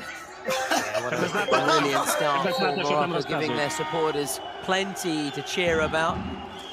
Now, Simon, in our last game with Morocco, mentioned how the Moroccan supporters are so passionate, and the Moroccan people in general. Have you ever worked with Moroccan colleagues or in Moroccan football any chance, Patrick? Not come across too many, I have to say, unfortunately, but yeah. I know big Moroccan populations all over continental Europe. They won the ball high up the pitch here. Nadir waits on the edge of the box, but in front of him came his teammate, and he was knocked off his stride. It was a fair challenge, just about coming in on Issam Erraki. Maybe he should have left it for Nadir, who was ready to pull the trigger. Ready to fire in, just from the edge of the box. Get the shot in from the edge of the box. Love that chant. Yeah, you'd think we're in Iceland, in Reykjavik. Instead, we're in Milan. We're in the north. Feels like Marrakesh. Marrakesh, a big Italian rapper, isn't he? But nowhere near as good as our man Mahmoud. As I was going to say, you give me a great assist there, Patrick. In terms of Italian artist Mahmoud, who will be performing ahead of the final on the 12th of January in Turin. Tickets still available. What else we got in store at on the 12th of January? Also a Legends game as well, Patrick, which will feature the likes of Iker Casillas, Buffon, Agüero, Andrea Pirlo. I love Andrea Pirlo, massive, one of my favourite players growing up. Ex-Inter, Regina as well, people forget, Brescia, Milan, Juventus as well. Kingsleague.pro is where you need to go to get your tickets. Go onto our website. Clever ball here onto this near side, as Ukraine pursue an equaliser. Good defending from Fouad. Fouad can drive it forward. There's a man over on the far side. It's the skipper looking to score. Well blocked, though. Excellent work defensively there from the Ukrainian number 11, Denis Olinyk. But they do have so many attacking threats, Morocco. Oh, they're a great side to watch. So entertaining. It's why they've been tipped as one of the favourites. Konoplyanka gets the return. It's his cutback. Good defending again, this time from the Moroccan skipper, which is Mbark Boussoufa. Morocco want a second. They might get it. Boyko at full stretch, and he had to extend himself there to keep out the excellent effort from Zakaria Hadraf. He had to put himself that full stretch indeed there, the Ukrainian keeper, palming it away, stinging his gloves. And it really is all very much Morocco. And sometimes, Patrick, I think that losing your first game... Back to you. Ukraine off target. No, I was just saying, sometimes losing your first game can do a bit of good. If not mistaken, Argentina lost their first game at the last World Cup. Was it to Saudi Arabia? Saudi Arabia. For example, Italy in the past have win the competition. Traditionally been slow starters. So it's not always... If you're going to lose a game, better lose at the very start and then win the rest. Before the knockout stages. And you can afford to lose in Kings League because there is a last chance. That's a foul there by Boussoufa. Yeah, he knew it. And of course, it also, this is the inaugural edition of the World Cup, so even though some of these players have played Kings League at club level, for many, they're new to it, and however much you practice, it doesn't replicate the same atmosphere you get here when the stakes are higher, genuine competitive match. So in some ways, if you lose your first game or your second game, you do get that extra opportunity to play. So by the time you're in a quarter-final, you've actually played three times to your opponents twice. Great point indeed, Patrick. Also because we've seen some players have not quite fully understood the rules and regulations at time, or not really applied them to the way they should be used, for example, as we saw in the Mexico game yesterday against Saudi Arabia, for example. So that's another factor. Some players, as mentioned, read the rules. You've got to play the game. Well, also because it looks a lot like 11-a-side football, but it is very different. So, you know, instincts tend to kick in, and occasionally you might not necessarily have those special Kings League reflexes that you require in terms of not making fouls in the first 60 seconds, in terms of when to play your cards, a secret card, and when to use your presidential penalty. A reminder that both teams have the opportunity from 12 yards if their president is taking the penalty, if he's here on location, in situ, in loco. Otherwise, if they do delegate to one of the players as part of the squad, then it's a shootout, which means running from halfway. Here's Fouad, losing out. Fouad wins it back fairly. Morocco winning all the 50-50s. They got the skipper wanted it on the far side. Instead, it's at the near post where Denis Boyko does the tidying up. Yeah, incidentally, both these teams would have a shootout because neither president is here on site here at the venue at Wismar as Ukraine try and go forward here, Patrick. Disappointing end. And on the subject of shootouts, it was actually Fouad for Morocco actually missed his shootout in the last game. That disappointing, underwhelming debut, disappointing debut. There's the headline for Morocco. Their first match against Colombia, but they really look like they're bouncing back. They started here with real purpose, and they're 1-0 up. They could have been more had it not been for the Ukrainian keeper. Yeah, and we saw Nadir score that opening goal, who is the reigning Corona d'Oro, the Golden Crown, which is awarded to the best player in the Kings League movement. It's the Kings League equivalent of the Ballon d'Or, the Golden Ball, quite literally. This is the Corona d'Oro. Of course, a king needs a crown, as all monarchs should. But we're going to see who's going to be crowned the champions of the inaugural Kings World Cup Nations, as Ukraine try and get on the board here. They can't, though. Moroccan defence doing a pretty sturdy job, and the crowd behind them also geeing them up as well, and they are cheering every single passage of play. That's a lovely ball, and it needed the save from the keeper. It did. It was almost Zakaria Hadraf. 1v1. They'll keep up the pressure here, Morocco. Want to get that second goal. Just make it even harder for Ukraine, still seeking, Patrick, their first goal in this tournament. But Thomas, you and I can sympathise with the Moroccans here. You know, when you are living outside the country of your birth, as many of these Moroccans are, or maybe there might be first or second generation immigrants, born to immigrants here in Italy, then you do tend to go even deeper on the national pride, because it's very rare that you get to show that national pride day in, day out if you're living in Italy. But here, they are in Italy, they get to see their compatriots playing, and not only do they get to see their compatriots playing, they've got two superstars on the pitch. One is Nadir, the Corona d'Oro, but Fouad is pretty close second. Absolutely, and he has the potential, in my opinion, to go on and win it one day, the Corona d'Oro, which is voted by players, journalists, coaches as well, and the fans, don't forget.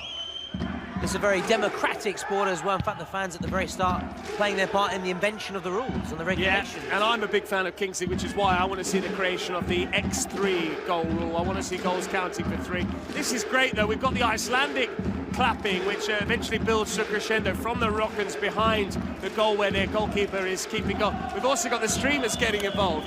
And we're going to get involved as well. Thomas can't keep time, so he's not doing it. No, exactly. I'm just going to observe and enjoy it. I like a Mexican wave, though. I love the Mexican wave. Yep. Big fan of Mexico in general in this competition, and the Kings League Americas. Do you like an ole when a team is winning and then they start cheering passes, or do you think that's disrespectful to the opposition? Well, it's one of the, when you're winning, you can see the great side. When you're losing, it's infuriating. It's very much the salt being rubbed in wounds, obviously. But yeah. Colopianca! Why not on the volley? And we are seeing how much of the technical burden is on the shoulders of the Ukrainian number 10. They've gone for a different tack compared with Italy, who packed their ranks full of current and former professionals. We saw Mickey Trombetta leading the line. We saw Viviano between the sticks, plus Bonucci and Ciccio Caputo. They had 4, Italy.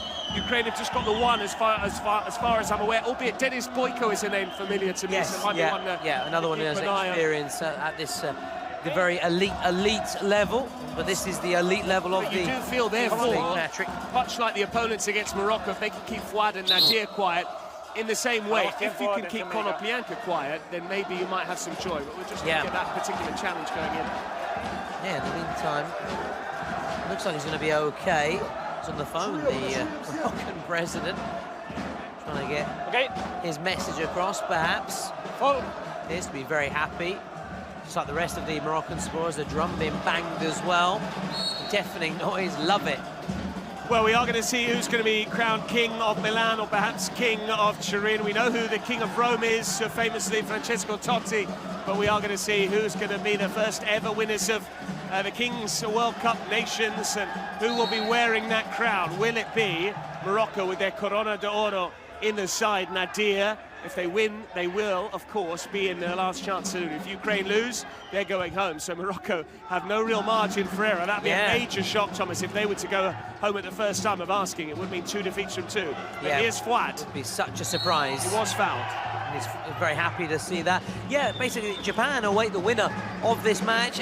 The way the match has been playing out, the advantage that Morocco have, you would fancy at this stage, obviously, Morocco to progress, but as we've seen in all previous matches, Patrick, it really ain't over till it's over, and you have to expect the unexpected. Those presidential pairs, those secret cards can really change everything.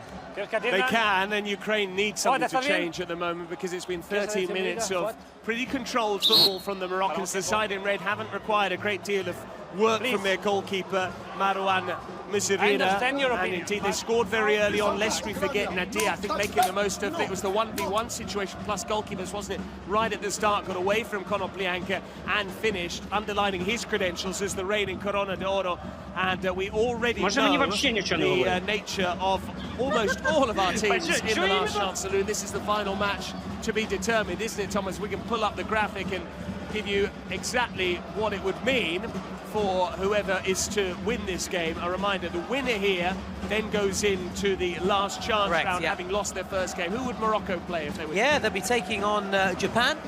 We know that Turkey will be taking on Spain, Germany against Mexico, and Uzbekistan taking on Peru. So that's the Germany, Mexico. That is going to be absolutely delicious. It's going to be fabulous stuff. Some 2 excellent Kings League nations there. Oben Martinez, my main man. Yo quiero Martinez señar. I don't know if that's correct. I apologise. Marcar, I think it's... Marcar. At least I can speak English. Well. Question marks over that as well. Yeah, there's lots of Italian chants, isn't it? Siamo venuti fin qua per vedere segnare Thuram. It doesn't really rhyme, doesn't really scam. It's another one about Franco Baresi, but we won't go into that. Nicely done on this near side. Nadir! Nicely done indeed. He may have hurt himself in the process, but he's going to be okay to continue. Take more than that to keep him out of action. Change in the run forward here, shooting opportunity, he has to square that. That is the wrong decision there from Issam Iraqi. Had he been a little more composed, he would have rolled it square. His teammate would have had arguably a tap in to make it 2-0 to the Moroccans. Instead, he went for goal himself and sliced it as he was off balance there with his left foot. Thomas, we are just under 3 minutes away, believe it or not, from the last 2 minutes. I can't believe it. I can't believe it because it's flown by once again as we go towards that 18-minute mark. The roll of the dice as the shot might come in here. Konoplyanka going the wide route. There's the shooting option. They'll try again here. It just won't go in. It is a corner, but Morocco having to do some heroic defending just to keep out several consecutive shots. And it ain't over. They're still on the back foot here. It ain't over till Mahmoud wraps. In it comes towards the near stick. Morocco now bombing forward with red shirts, but they lost a bit of momentum there. It's behind Mehdi Amri when he tried to break stride. I don't remember hearing noise like this at Kings League. It's just the Moroccans. They're a pretty unique bunch. It is, well, yes, to have to admit, the Italian supporters made themselves heard as the home side, but they're unable to inspire the Azzurri to victory. And Spain marching on and getting a richly deserved win. It was a fabulous match. It's a game you should watch again if you haven't. Well, even if you've seen it, watch it back. If you haven't seen it, mira comando, go and watch it. You must go and watch that game. Nice touch. Nadir, lovely touch. He wants the ball back, he's demanding it, but understandably his teammate works the overload. Morocco actively seeking a second goal here. Don't always necessarily have both of their stars on the pitch at the same time. We've seen Nadir a constant throughout. That's a good try, and again Boyko is called into action. Why not? Good try from Ashraf. Yeah, boy, did they need Boyko there, as he went flying to his left. Pressure, though, not over. Danger not over.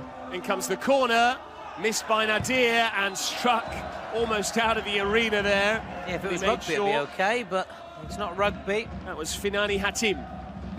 Went flying, soaring over the bar as we head towards the final minute. There's a bit of activity to my right. Looks like the Spanish presidents, if I'm not mistaken, are going to be rolling the dice here, the Red Bull dice. So all eyes on them as we go into that final minute and we approach the roll of the dice, which can change things up. It could be and give Ukraine a way back into the match, depending on what the outcome is. Obviously, I love, Patrick, you know, the one-on-one without keepers. I mean, there's just nothing better. We saw it with the Mexico-Saudi Arabia match yesterday, and that's what we'd love to witness again. So much drama. Goals at both ends, mistakes as well. That could be a foul on Konoplyanka, who's gone down holding his knee, and his reaction is why the Ukrainian officials are asking for a card. There is a card, a yellow card, but it is for part of the Ukrainian staff, unfortunately, as opposed to a player, unfortunately, from a Ukrainian perspective, because it would have meant a 2-minute sin bin for the Moroccans, especially telling when we're moving towards those last 2 minutes. Seems okay to continue. A little puff there out of relief. Here he is again, Konoplyanka. The problem is everything goes through him, so you just double up on him. You keep Ukraine quiet, typically. 10 seconds or so until the final 2 minutes. He's ridden a couple of challenges here, and then he got a little bit confused as to what the best course of action was. Vitaly Melnik. It is time for the Red Bull dice roll. Tommy, talk us through it. Be delighted to, as all eyes on the referee who calls time. It is now time for our energy break, energized by Red Bull, and our Red Bull roll of the dice. It's going to come from our Spanish presidents, the Spanish team in action yesterday, getting the better of Italy and sending Italy home and marching on to the last chance, Spain. And now we'll see what the outcome is here. It is a 2. So that is 1v1 plus goalkeepers. It is exactly what you said there, Patrick. It's going to be an interesting one. So it's basically like watching the first 60 seconds of a Kings League. It's going to be very similar as it looks like. Just trying to see who Surely you go for Nadir again, do you? They haven't done. Yes, I was just dithering and pausing and hesitating. I was just trying to see who would come out, who would be picked for Morocco and who's going to be picked for Ukraine. Again for Ukraine. And instead, for Morocco, they have decided to go with Issam Erraki, who missed a chance earlier on. He went for goal himself, but he's going to back himself with his speed here to get to the ball first. Away we go. Konoplyanka gives chase, and the former pro gets to it. Now he'll try and show all of his ability in a 1v1. It's basically like a basketball pickup game, this. Konoplyanka trying to get half a yard. Issam Erraki is there. He'll dash forward now. Konoplyanka getting back to try and narrow the angle, but Erraki still going. It's going to have to double back. Is that a foul? It is. It is. But we don't have the same stipulation we have in the first 60 seconds, which is, Thomas? A shootout, but not in this case. Doesn't apply now. It's not for these final 2 minutes. Konoplyanka's technically just so gifted. Has he got the pace, though? I'm not too sure. Konoplyanka opening up the angle, and again, then he was off balance. Issam Erraki did his job. And the main issue here for both sides, Konoplyanka's gone off. So this is going to be a 1v1 for Issam Erraki, dropping the shoulder and not slotting it beyond the goalkeeper. But he heads it in, does he know? Denis Boyko to the rescue. Well, what a wonderful set of circumstances there. Incredible scenes at Vismara. It doesn't cross the goal line. Morocco thought it was in. We almost thought it was in. Again, though, that Ukrainian keeper is pulling out all the stops today. Look how close that was. Boy, oh boy, Dennis Boyko. Oh, Brilliant Boyko. Yeah, and as you can see, the Moroccan fans have certainly not boycotted this event. They have turned out in numbers, and here's a chance. It's that man again. Fouad. And now Nadir, it's put away. His second. It is the deadly duo for the Moroccans. Fouad to Nadir, and you can make that 2-0. Oh, they've sent their supporters into rapturous joy. But again, we spoke about players not always knowing the rules. Konoplyanka, what was he doing? Here's a chance, though, for Ukraine. And now look, there's an open goal. Oh, why didn't Nadir shoot? Didn't seem to realise he was too busy telling the keeper to go and make the change. So it's 2v2 now, 2 outfield players v2. Smart Great tactics. gambling with no keeper. This is surely 3-0. It is the hat-trick for Nadir! That's why he's the Corona d'Oro. And already there are some streamers away to my right, waving as if to say, bye-bye, Ukraine. Nadir has his second goal in this power play. It's 3 all told, and it's 3-0 to Morocco. The Corona d'Oro with the hattie. He is Kings League royalty, Nadir. And now has to try and keep this out. He won't. Surely it's a goal for Ukraine. It is. Well put away. Could have squared it. Instead, he lifted it beyond the goalkeeper. They're on the board, courtesy of Denis Olyanik. They have one back. They have hope, and it's come just before the half-time whistle, Patrick. Let's try and listen in and hear what the coaches have to say in this brilliant first half.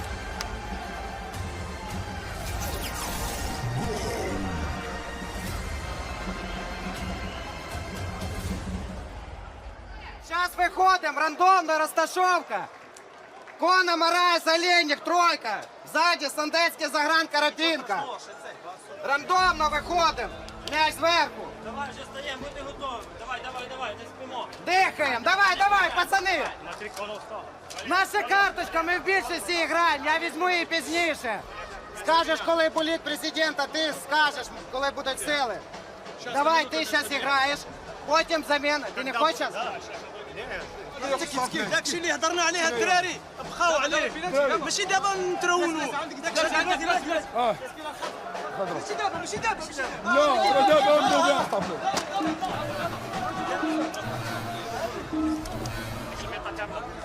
دراري تكونسونطراو مع الماتش ما غير رابحين 3-1 حنا عندنا فوطاج الدراري حنا فوطاج يلا الولاد يلا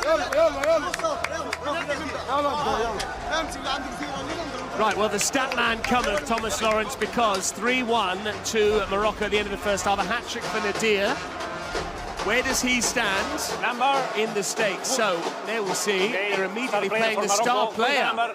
So this is a great card, Patrick. You basically pick a player who's given a green armband. Is it Fouad? I think I heard the official say Fouad there. Okay, well, that's an interesting...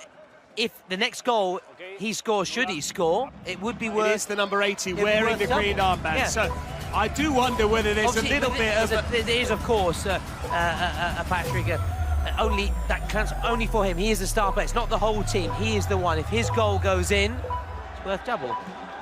And interesting, I wonder whether there's an internal power dynamic there where Nadir has grabbed the headline, scoring 3 goals, and Fouad saying, hey, listen, I want to play my part as well.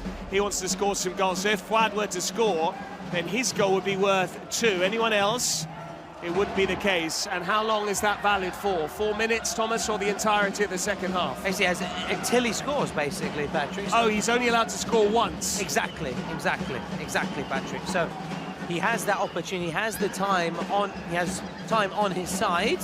But what I was hoping to get from you is, we know that Obed Martinez, 1 goal in his first game, 4 in his second. He's got 5 all told. He was the leading goal scorer in this competition. Where does Nadir now stand in the ranks? A hat-trick today. How many did he get in the first game? Yeah, he was disappointing, was unable to leave his mark in that first game, so he's still trailing, but he's laying down the gauntlet, very much like Kelvin Oliveira. And talking about laying down the gauntlet, looks like he scored a hattie earlier on for Brazil. What a man. A secret card, if I'm not mistaken, on that far side. And Kelvin indeed scoring in every single Kings League match he's been a part of. Here go Ukraine.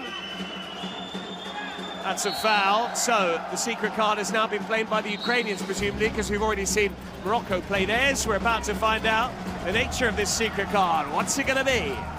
We'll see. Is it a goal worth doubles? For Ukraine. We'll see. Or what is it? Suspension? Oh, suspension!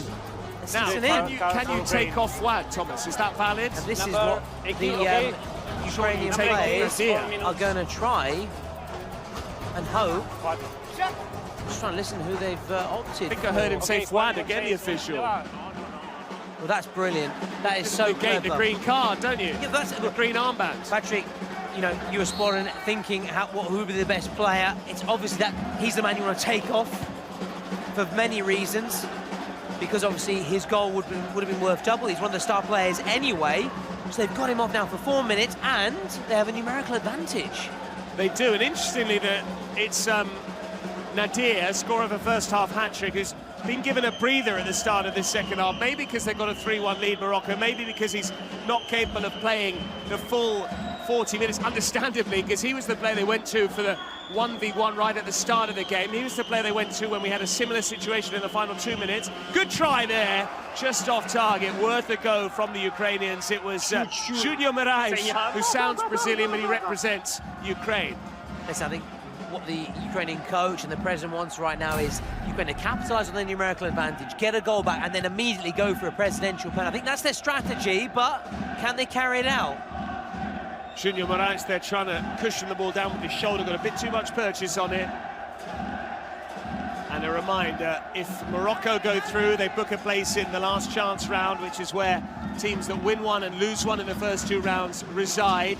They then have that last chance to book their place in the next round of the competition, the quarter-finals. And we're going to have a draw for the quarter-finals. Yep.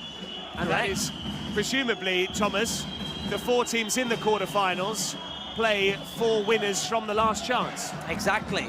So that could be Japan or one of these sides, Ukraine or Morocco. That's a clever long throw. Germany, Mexico, Uzbekistan versus Peru.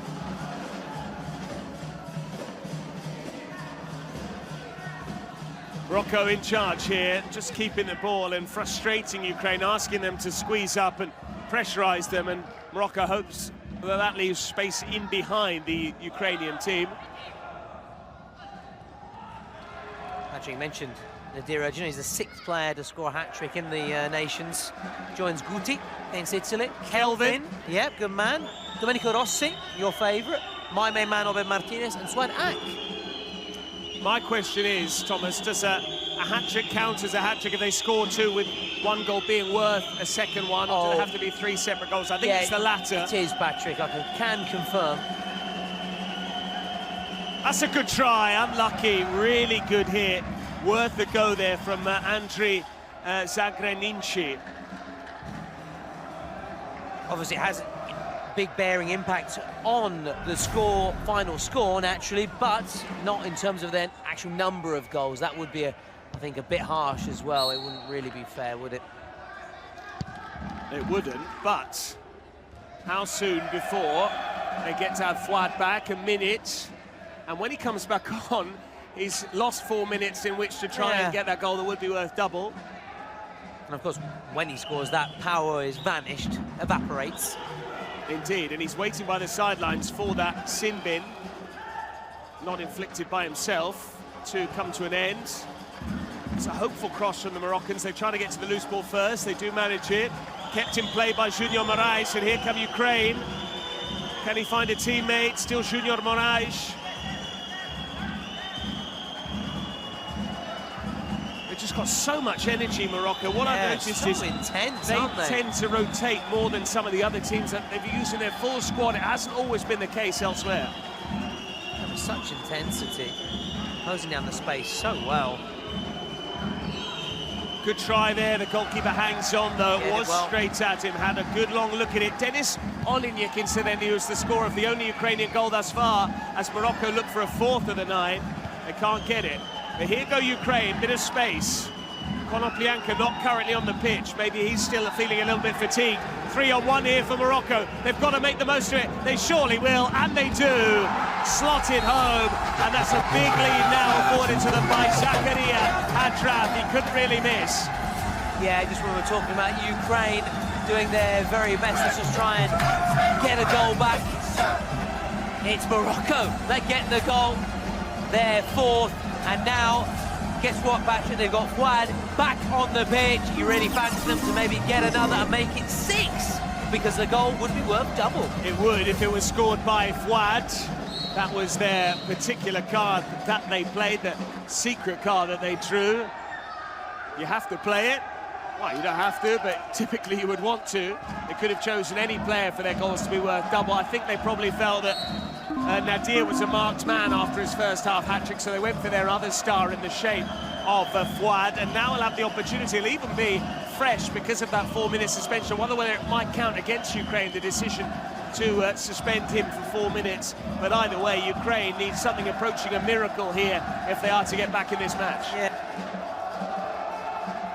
They've called their presidential penalty, which will be a shootout, but so have Morocco, and for them likewise it'll be a shootout, chance for Fouad to make amends after missing in the first match for Colombia against Morocco. Another team playing in yellow, now they're playing against another team in yellow, but they're having far more success as Morocco are just under a bit of pressure here, but they've got Fouad in possession. Here he is, Fouad. He knows the goal would be worth double. It's not, though. Here's a chance on the rebound. Dennis Boyko with more brilliance. The boy done good.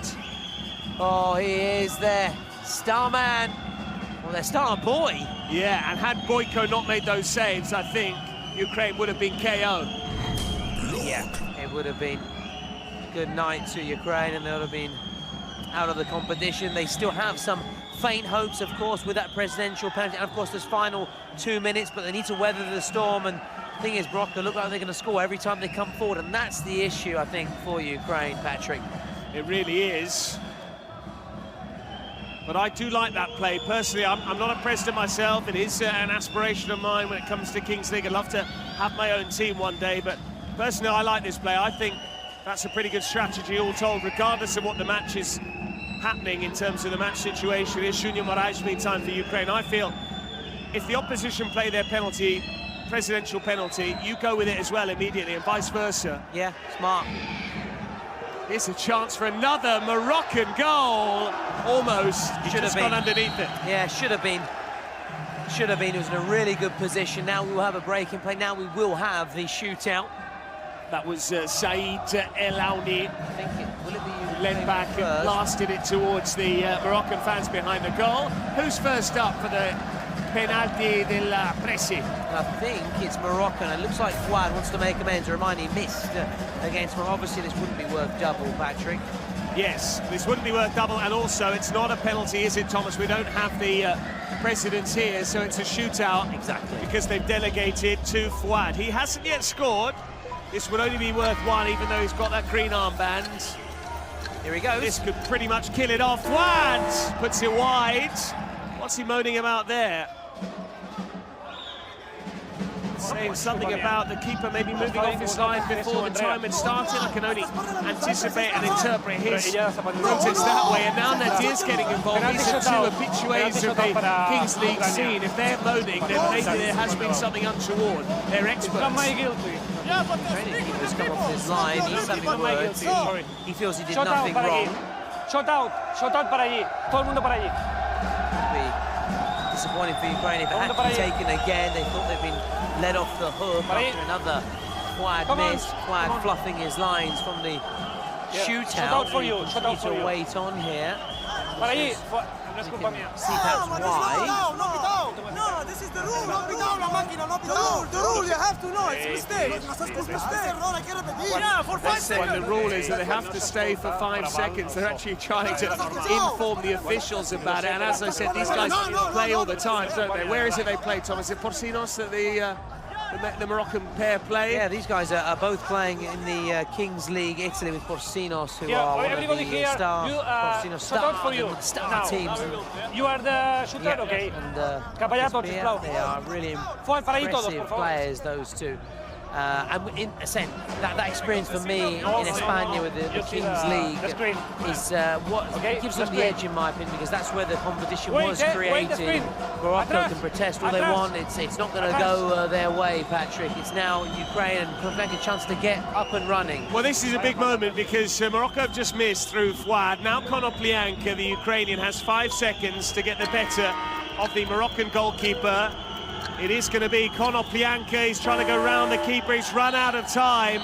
It has just not been the tournament for Konoplyanka. That goal won't stand. There's a very authoritative wag of the finger there from Nadir. It's now only just dawned upon Konoplyanka, who is new to this as well, that he actually took too long. The buzzer had gone, and despite this good finish, the goalkeeper basically stopped. He knew the time was up, and that's why it doesn't stand. Yeah, definitely some mitigating circumstances, seeing the fact that a lot of these players are playing this for the first time. Of course, they would have seen it, they've learnt the rules, regulations, but as you said, Patrick, it's like, you know, watching it for the first time, you get a proper feel for it. Playing the sport for the first time, you really get to grips with it. It's the only way. And Morocco certainly got to grips with Ukraine here. It's going to need something special from Ukraine because they have already used their secret card. They've now used their presidential panel. That's wonderful work from Fouad. He's going all the way through. Fouad with the cutback. And the deflection takes it wide, but he's so speedy, so determined, Fouad. You can understand why he's been bestowed with the green armband. Yeah, but on that occasion, quite rightly looking to play in a teammate. It was a very difficult angle, but he created, he eased the pressure on the Moroccan rearguard, carrying the ball forward. Now he's going to take the corner. The fifth goal might just kill it off if Morocco can score. There were two of them going for the same ball. An apologetic hand up there from Said El Aounouny towards Mubarak Boussoufa, because his teammate, the latter, might have been slightly better placed, and Boussoufa nearly won it back there. But Morocco do have the ball, and they're just taking their time now. Nadir wanted it on the far side, he didn't get it. You can't miss him, he's wearing the strapping round his left wrist, reminiscent of Napoli defender Alessandro Buongiorno. Absolutely, that's very reminiscent. Here he is though, the big man. Nadir. Saud. Is he still injured, by the way, Buongiorno? Is he still injured, Buongiorno? He is. Oh, yeah. Oh, here's Nadir. That would have been his fourth had he got his toe to the ball, not quite. And Ukraine really struggling now. They trail by 4 goals to 1. They need to really score, ideally, once more before the 38-minute mark to get within 2, and then suddenly, if they could then score, it makes it 4-all, and we could be heading for penalties. We haven't seen penalties today. What we did have, though, was a golden goal, and what a golden goal it was from Alejandro Ortega. What a comeback it was. Colombia trailed by 2 goals to 0 against Turkey. They eventually won 3-2. AET with the golden goal. Here's a chance for 5-1. Dennis Boyko with the save. The ball doesn't quite ricochet into our commentary position, but Boyko, for me, has produced the goalkeeping display of the day, if not the tournament. Yep. Simple as, yeah, nothing really to add. Can't argue with that, Patrick. We'll try and add something, Thomas.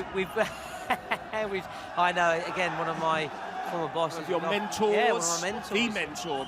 The mother of all pay tribute to, obviously, for giving him a big break. But it's hard to contradict you, Patrick, there, because I agree 100%. We've seen some great goalkeeping performances. This is going to be fun. Called into action now. This is going to be fun because we've got one of the star players, Fouad. He's wearing the green armband. Any goal he scores would be worth double. Only once that applies. Yep. But he has a free kick opportunity here. For him to get the better of Boyko, who's basically touching the crossbar from a standing position. And it is going to be that man. Fouad goes for goal, it strikes the wall. Boyko comes through the crowd and punches it straight to a Moroccan player. He not have grasped it and caught it, but opted for the punch. Obviously that green armband rule applies up until the 38th minute. So he's got to the 38th minute to get that goal. Here go Ukraine. Oh, he just lost his footing as he tried to cut it back. Fouad now, he's taken it into touch. Morocco want the ball, Ukraine get the decision. As you said, Patrick, Ukraine need to get a goal and fast. And I have to say, I've been really underwhelmed by Konoplyanka. I had such high hopes for him. When you look at his CV, when you look at his credentials, twice a player for Ukraine at the European Championships, 2 consecutive editions, 2012. in Ukraine's host nation, Ukraine and Poland, 2016, which was in France. I was at both. And then also won the Europa League, as you mentioned, with Sevilla in 2016. But maybe Father Time has caught up with him. Maybe he's not really bought into this competition, but there's a goal. And suddenly Ukraine have that goal back there within two, thanks to Andriy Zopa. Well, he certainly has stepped up. Maybe Konoplyanka hasn't, but his teammate has. And he has reignited their hopes. He's brought them back in it. They trail by 2. If they can keep it like this, going to that 38th minute mark, and or Patrick, score again, and then get those 2 goals in the final 2 minutes. But they have to defend well here. There's another save from Boyko. Well done, Andriy Zopa, who's technically a defender according to our team sheets, but he showed good striking instincts there. Yeah, thanks to Alex for the help with all the various lineups and the squad list. Massive shout out to Alex by Mrs. Astrid as well, and Jimenez. Everybody behind the scenes really helpful here. There's so many behind the scenes who make this such a success. You see obviously the players, but there's a whole team behind us, Patrick, that put us in a position. Is this going to be a card, Patrick? Oh, this could be a game changer. It is going to be a game changer because it's a yellow card, and that means a 2-minute sin bin, which means Ukraine, having got back to within 1 goal, are now down to 6 players because of this errant challenge. He didn't really need to go diving in there, but dive in he did. And it's Andriy Zagraninci who has been shown the sin bin. Yeah, that was horrific. That was horrific there. And so just when you thought Ukraine were clawing their way back into the match, they now find themselves with 6 players, obviously including the keeper. They're a man down, a man short, a man light. They're not in 6, they're with 6 players now. I thought you were about to quote The Godfather Part 3 then. Just when I thought they was out, they pulled me back in. It's the other way around. Just when Ukraine thought they were back in, the officials pulled him out. There you go. There you go. I have to admit, I'm not a big fan of the third one. More a fan I of think the third is a very good film. In its own right, it's a standalone film. I think it compares unfavourably with the first 2, which are marvels of cinema. But if you were to watch Godfather 3 on its own without having watched the first 2, I think you'd consider it a very good film. But there's a yellow card here. It's now 6v6. So, all of a sudden, from one sin bin to another, a Moroccan has now been shown a yellow card, and that means will pretty much take us up to the 38-minute mark with a 6v6, because it is Elias Nasri, no relation to Samir, who has been sin-binned, and Ukraine is still alive, Tolo. There you go. But don't forget, Morocco still have their star player, okay? Still have that star player. They do. The green armband remains with Fouad. With Fouad, who I can't actually see out there on the pitch at the moment. That's what you're saying about Morocco. They like to roll on, roll off. He's waiting though in the wings and waiting to come on. And a little breather. They've got a man over here. Might be tempted by the shot from the difficult angle. Steady exchanges passes with Saoud. But they do have this man on the pitch. Nadir, scorer of a first-half hat-trick. Moroccan sense that the players need a bit of support, the fans that is. They've decided to try and inspire them further here at Vismara. Morocco hoping to go all the way to Turin. It's the road to. That's a lovely ball through. Saoud, yes! And who got the assist? It was that man, Nadir. And all of a sudden, Morocco are back to 3 goals clear. Saoud with a clever run, the diagonal from Nadir. And Ukraine might just be out of the contest now. Fantastic from Nadir. He's played his part in each of the goals. And it's thanks to him that they have taken a huge step forward to Turin. They want to be there. Those supporters want to be there. Who knows, maybe they're confident. They've already bought their tickets for the 12th of January. It would be a little bit hasty to do so, but they are going to be facing Japan at this rate, and you'd fancy them to beat Japan with the likes of Nadir and Fouad. And not only Patrick, it's not just about those 2. It's not, it's a whole team effort as well. The goalkeeper's been very good, lest we forget, when called upon. Ukraine all of a sudden playing a bit of frenzied football and trying to again get back to within 2 goals, which could be important with the final 2 minutes, seeing Goldsworth double. Ukraine need to shoot here. They do shoot, and it's a brilliant save. That's what we're talking about. Wonderful goalkeeping from Marouane Mazurida. And but for him, that would have been 5-3, and all of a sudden, it might have been Ukraine back in the game. They could yet score from the set piece. We'll see whether they do. Float it in. Not properly cleared, but they've done enough. Yeah, I think that's enough for Morocco now. To the final 10 seconds. Who's going to take the shot? I know you love a shot at this stage, Tommy. They've got a second to shoot. They have shot. It was on the buzzer. It was a deflection. But once more, fabulous work from the goalkeeper. He's been the standout performer, really, Marouane Mazurida, for his side, as well as, of course, Nadir. A hat-trick plus an assist, a hand in 4 of the 5 goals. The other one was scored by Hadraf as well. And so, as we go into the final 2 minutes of play, we'll hear from the two benches, but it does mean Ukraine would need to score twice without reply to win this 6-5. Morocco have one step into the last chance.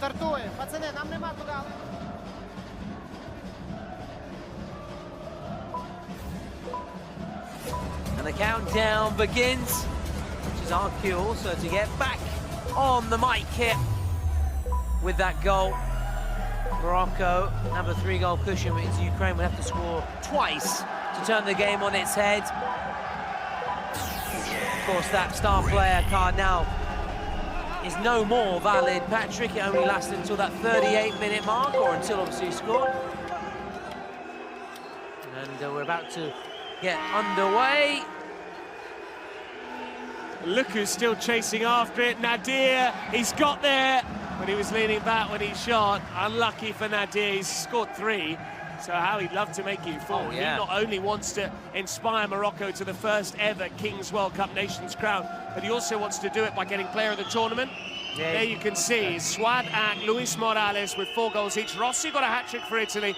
Kelvin Oliveira got a treble earlier on. Obed Martinez scored 4 yesterday. And here go Morocco. Nadir calling for it. He's going to get his 4th. Slipped in by Hadraf. That will kill it off. It's now a double whammy there. They go from 5-2 to 7-2. And indeed, it is Nadir who gets his 4th.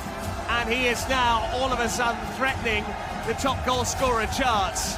It is party time in the stands. It's party time out on the pitch, because they know that has gotten them over the line. A goal worth double. Went from 5 to 6 to 7. Just like that, just like that.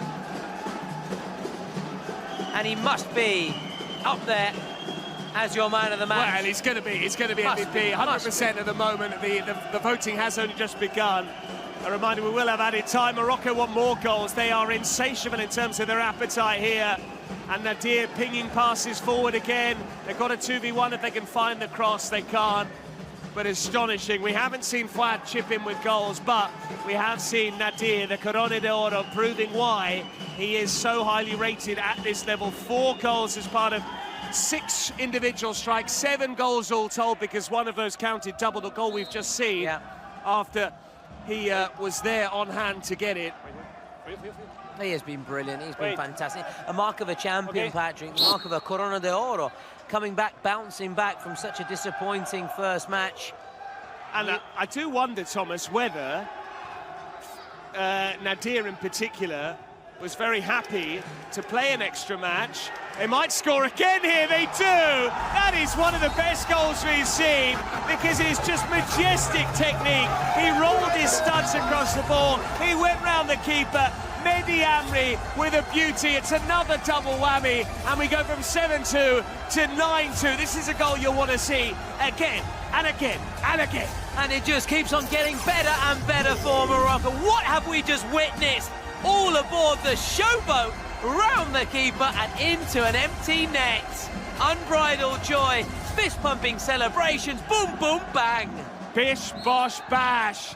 That's what it's all about for Morocco. Yes, they might have been disappointing in their first match on day 2 when they lost 4-1 to Colombia. Yes, we expected more, but they have more than lived up to the expectations. They've given a treat to their fans, and they had a 3v1 there. Had the pass come through, it didn't, from Mehdi Amri, who's just scored that goal, and now his captain is moaning at him for not playing the ball through. They wanted double figures, and believe it or not, we haven't yet seen double figures so far in this competition. We went close earlier on when Brazil beat Germany by 9-2. Incidentally, the same scoreline we have here.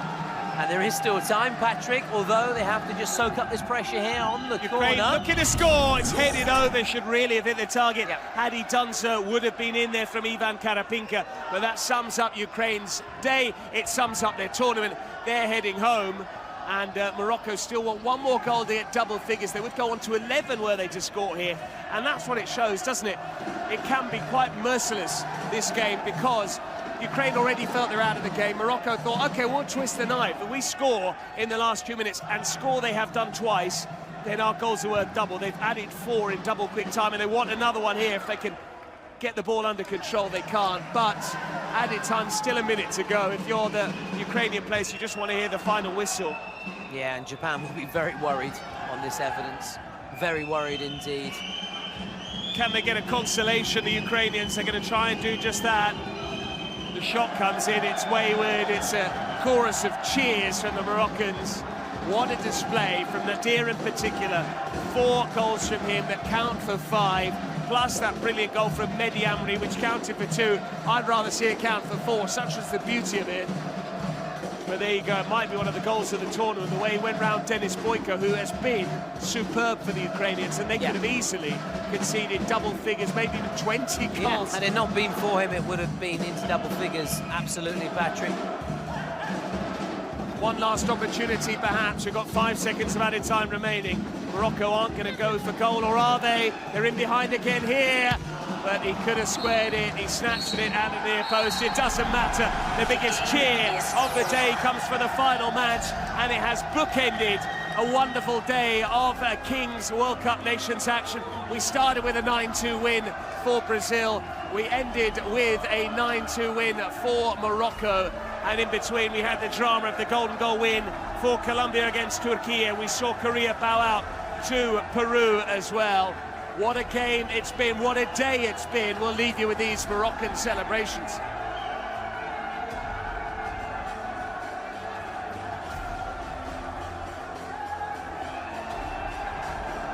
Patrick, as you said, Nadir, what a performance from him. He obviously, unsurprisingly, takes home the MVP prize, laps up the plaudits in front of his supporters.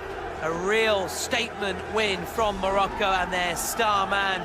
Japan will be very worried on this evidence. Morocco going through to the last chance. They lost their first game. It was underwhelming from the entire Morocco side, but they have hit back. They have shown the mark of potential champions, in my opinion, today. They have indeed, and when you've got a player like Nadir scoring so many goals, and there he's greeting some loved ones, that's terrific to see. They've got him, they've got Fuad, and you can see now why the Spanish are so bitter about losing what they thought were 2 potential players for them. Both players with dual nationality came through the Spanish system, have decided to represent Morocco, and as we saw there from the t-shirt that Nadir showed, it's not just Morocco, they feel they're representing the whole of the Maghreb, the northern African Arab states there, Morocco, Tunisia and Algeria. We heard from Zlatan as well, the first African nation to take part in the Kings World Cup Nations. And after their brilliant showing at the 2022 Qatar World Cup, when I think they went all the way to the semi-finals, they are now through to the last chance round here, and this Moroccan train will take some stopping. Yeah, that's right, with the likes of Hakimi, if I'm not mistaken, really inspiring them, but it's Nadir, Fuad and company inspiring this Morocco in the Kings League, in the Kings World Cup Nation. Check out that rip body, that puts me to absolute shame. I know you've got a similar physique, Patrick, with your tartaruga, with your six-pack, but that takes some beating, I must admit. If I had a body like that, I'd be showing off as well. Absolutely, and what a display it was. Ukraine were never really in the match, and the pressure was on Morocco. They had all these fans turn up, and as well as that, they'd lost their first game. They knew they'd be going home, but as you can see, winning by 9-2. The XG is very much in favour of the Moroccans. Yes, it helped that they got 4 goals courtesy of 2 late on. Some fans have been a little bit over-exuberant, but you can understand the passion here. So now we see confirmation of the last chance. It will be Japan against Morocco. Uzbekistan will take on Peru. Germany, Mexico, and Turkey, Spain. That is the confirmed last chance round, and we will now show you the best of the action for the scenes we've just witnessed.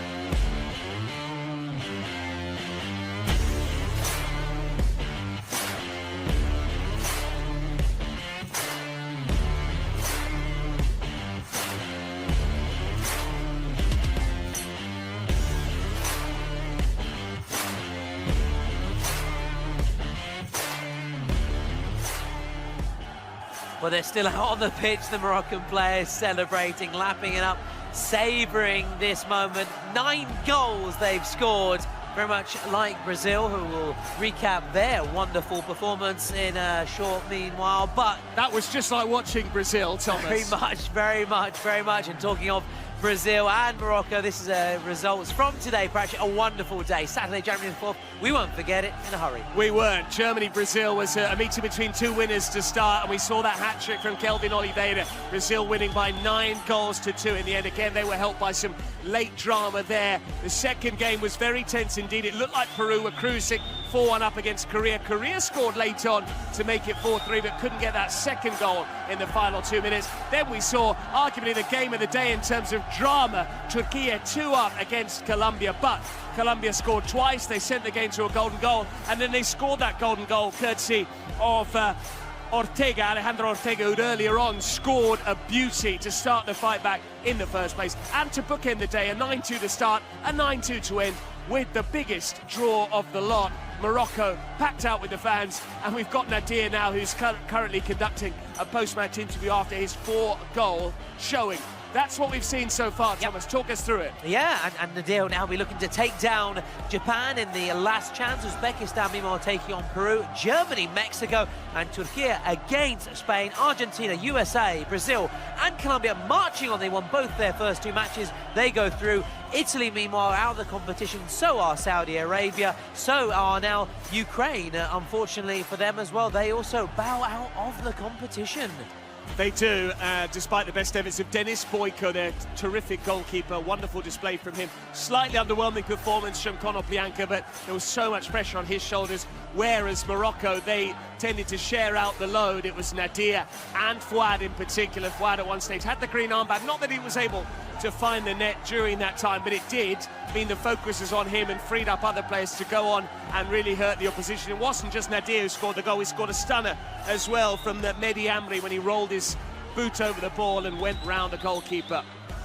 Talking about going round the goalkeeper here, Jones giving Germany a dream start in their match against Brazil, but it was Brazil bouncing back here and then storming their way ahead into the match. The Verde Oro seeing off Germany. This was the presidential penalty. It was Chris Geddes really converting before a stunning goal from Shoku, which we're about to see now. I know you enjoyed this, I certainly did. What a beauty that was.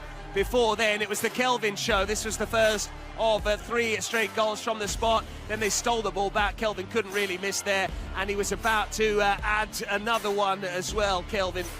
But not before. They've got one back, the Germans. That was Pascal So making it 5-1. But then it was the Brazilians who scored twice, with goals both worth a double in the end.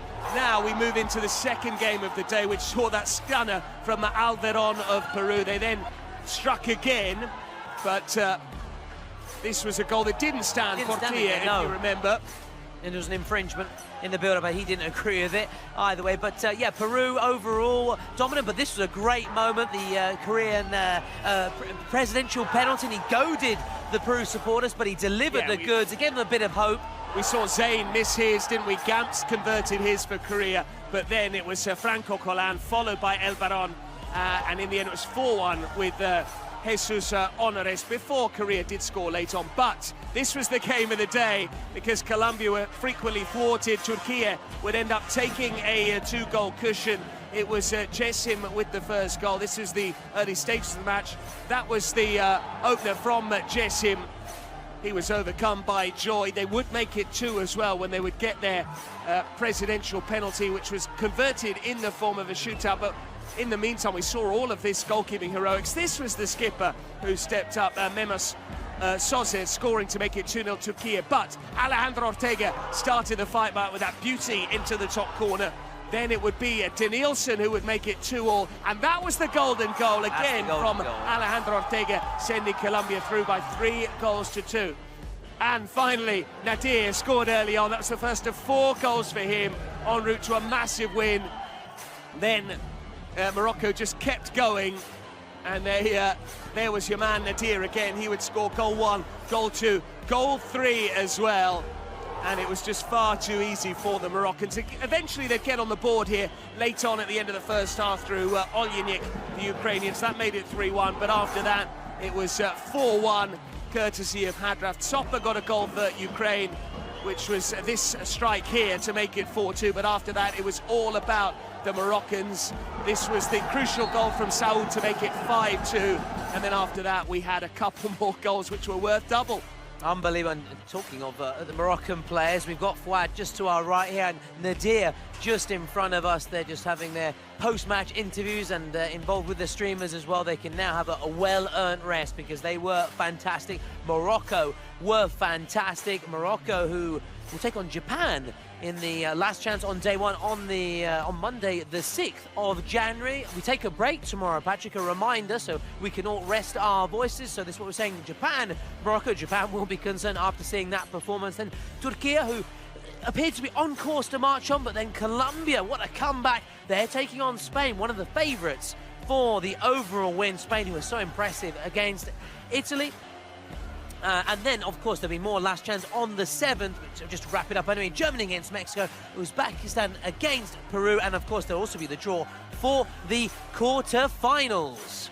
So much to look forward to with you and Simon Harding on Monday, the first 2 of those last chance matches. But what a day it has been again here, and a reminder, it all builds towards Allianz Stadium on the 12th of January 2025. You can still get your tickets at kingsleague.pro, and make sure you do, because it's not just going to be the culmination of this tournament. We'll see the Legends match, Casillas, Buffon, Pirlo, Kun Agüero, amongst others. We're going to see a performance from Mahmoud as well, who's a very popular Italian musical artist, Thomas. But what a day it's been. Day 4 here at Wismar. We'll go again next week on Monday, the 6th of January. That's all from us.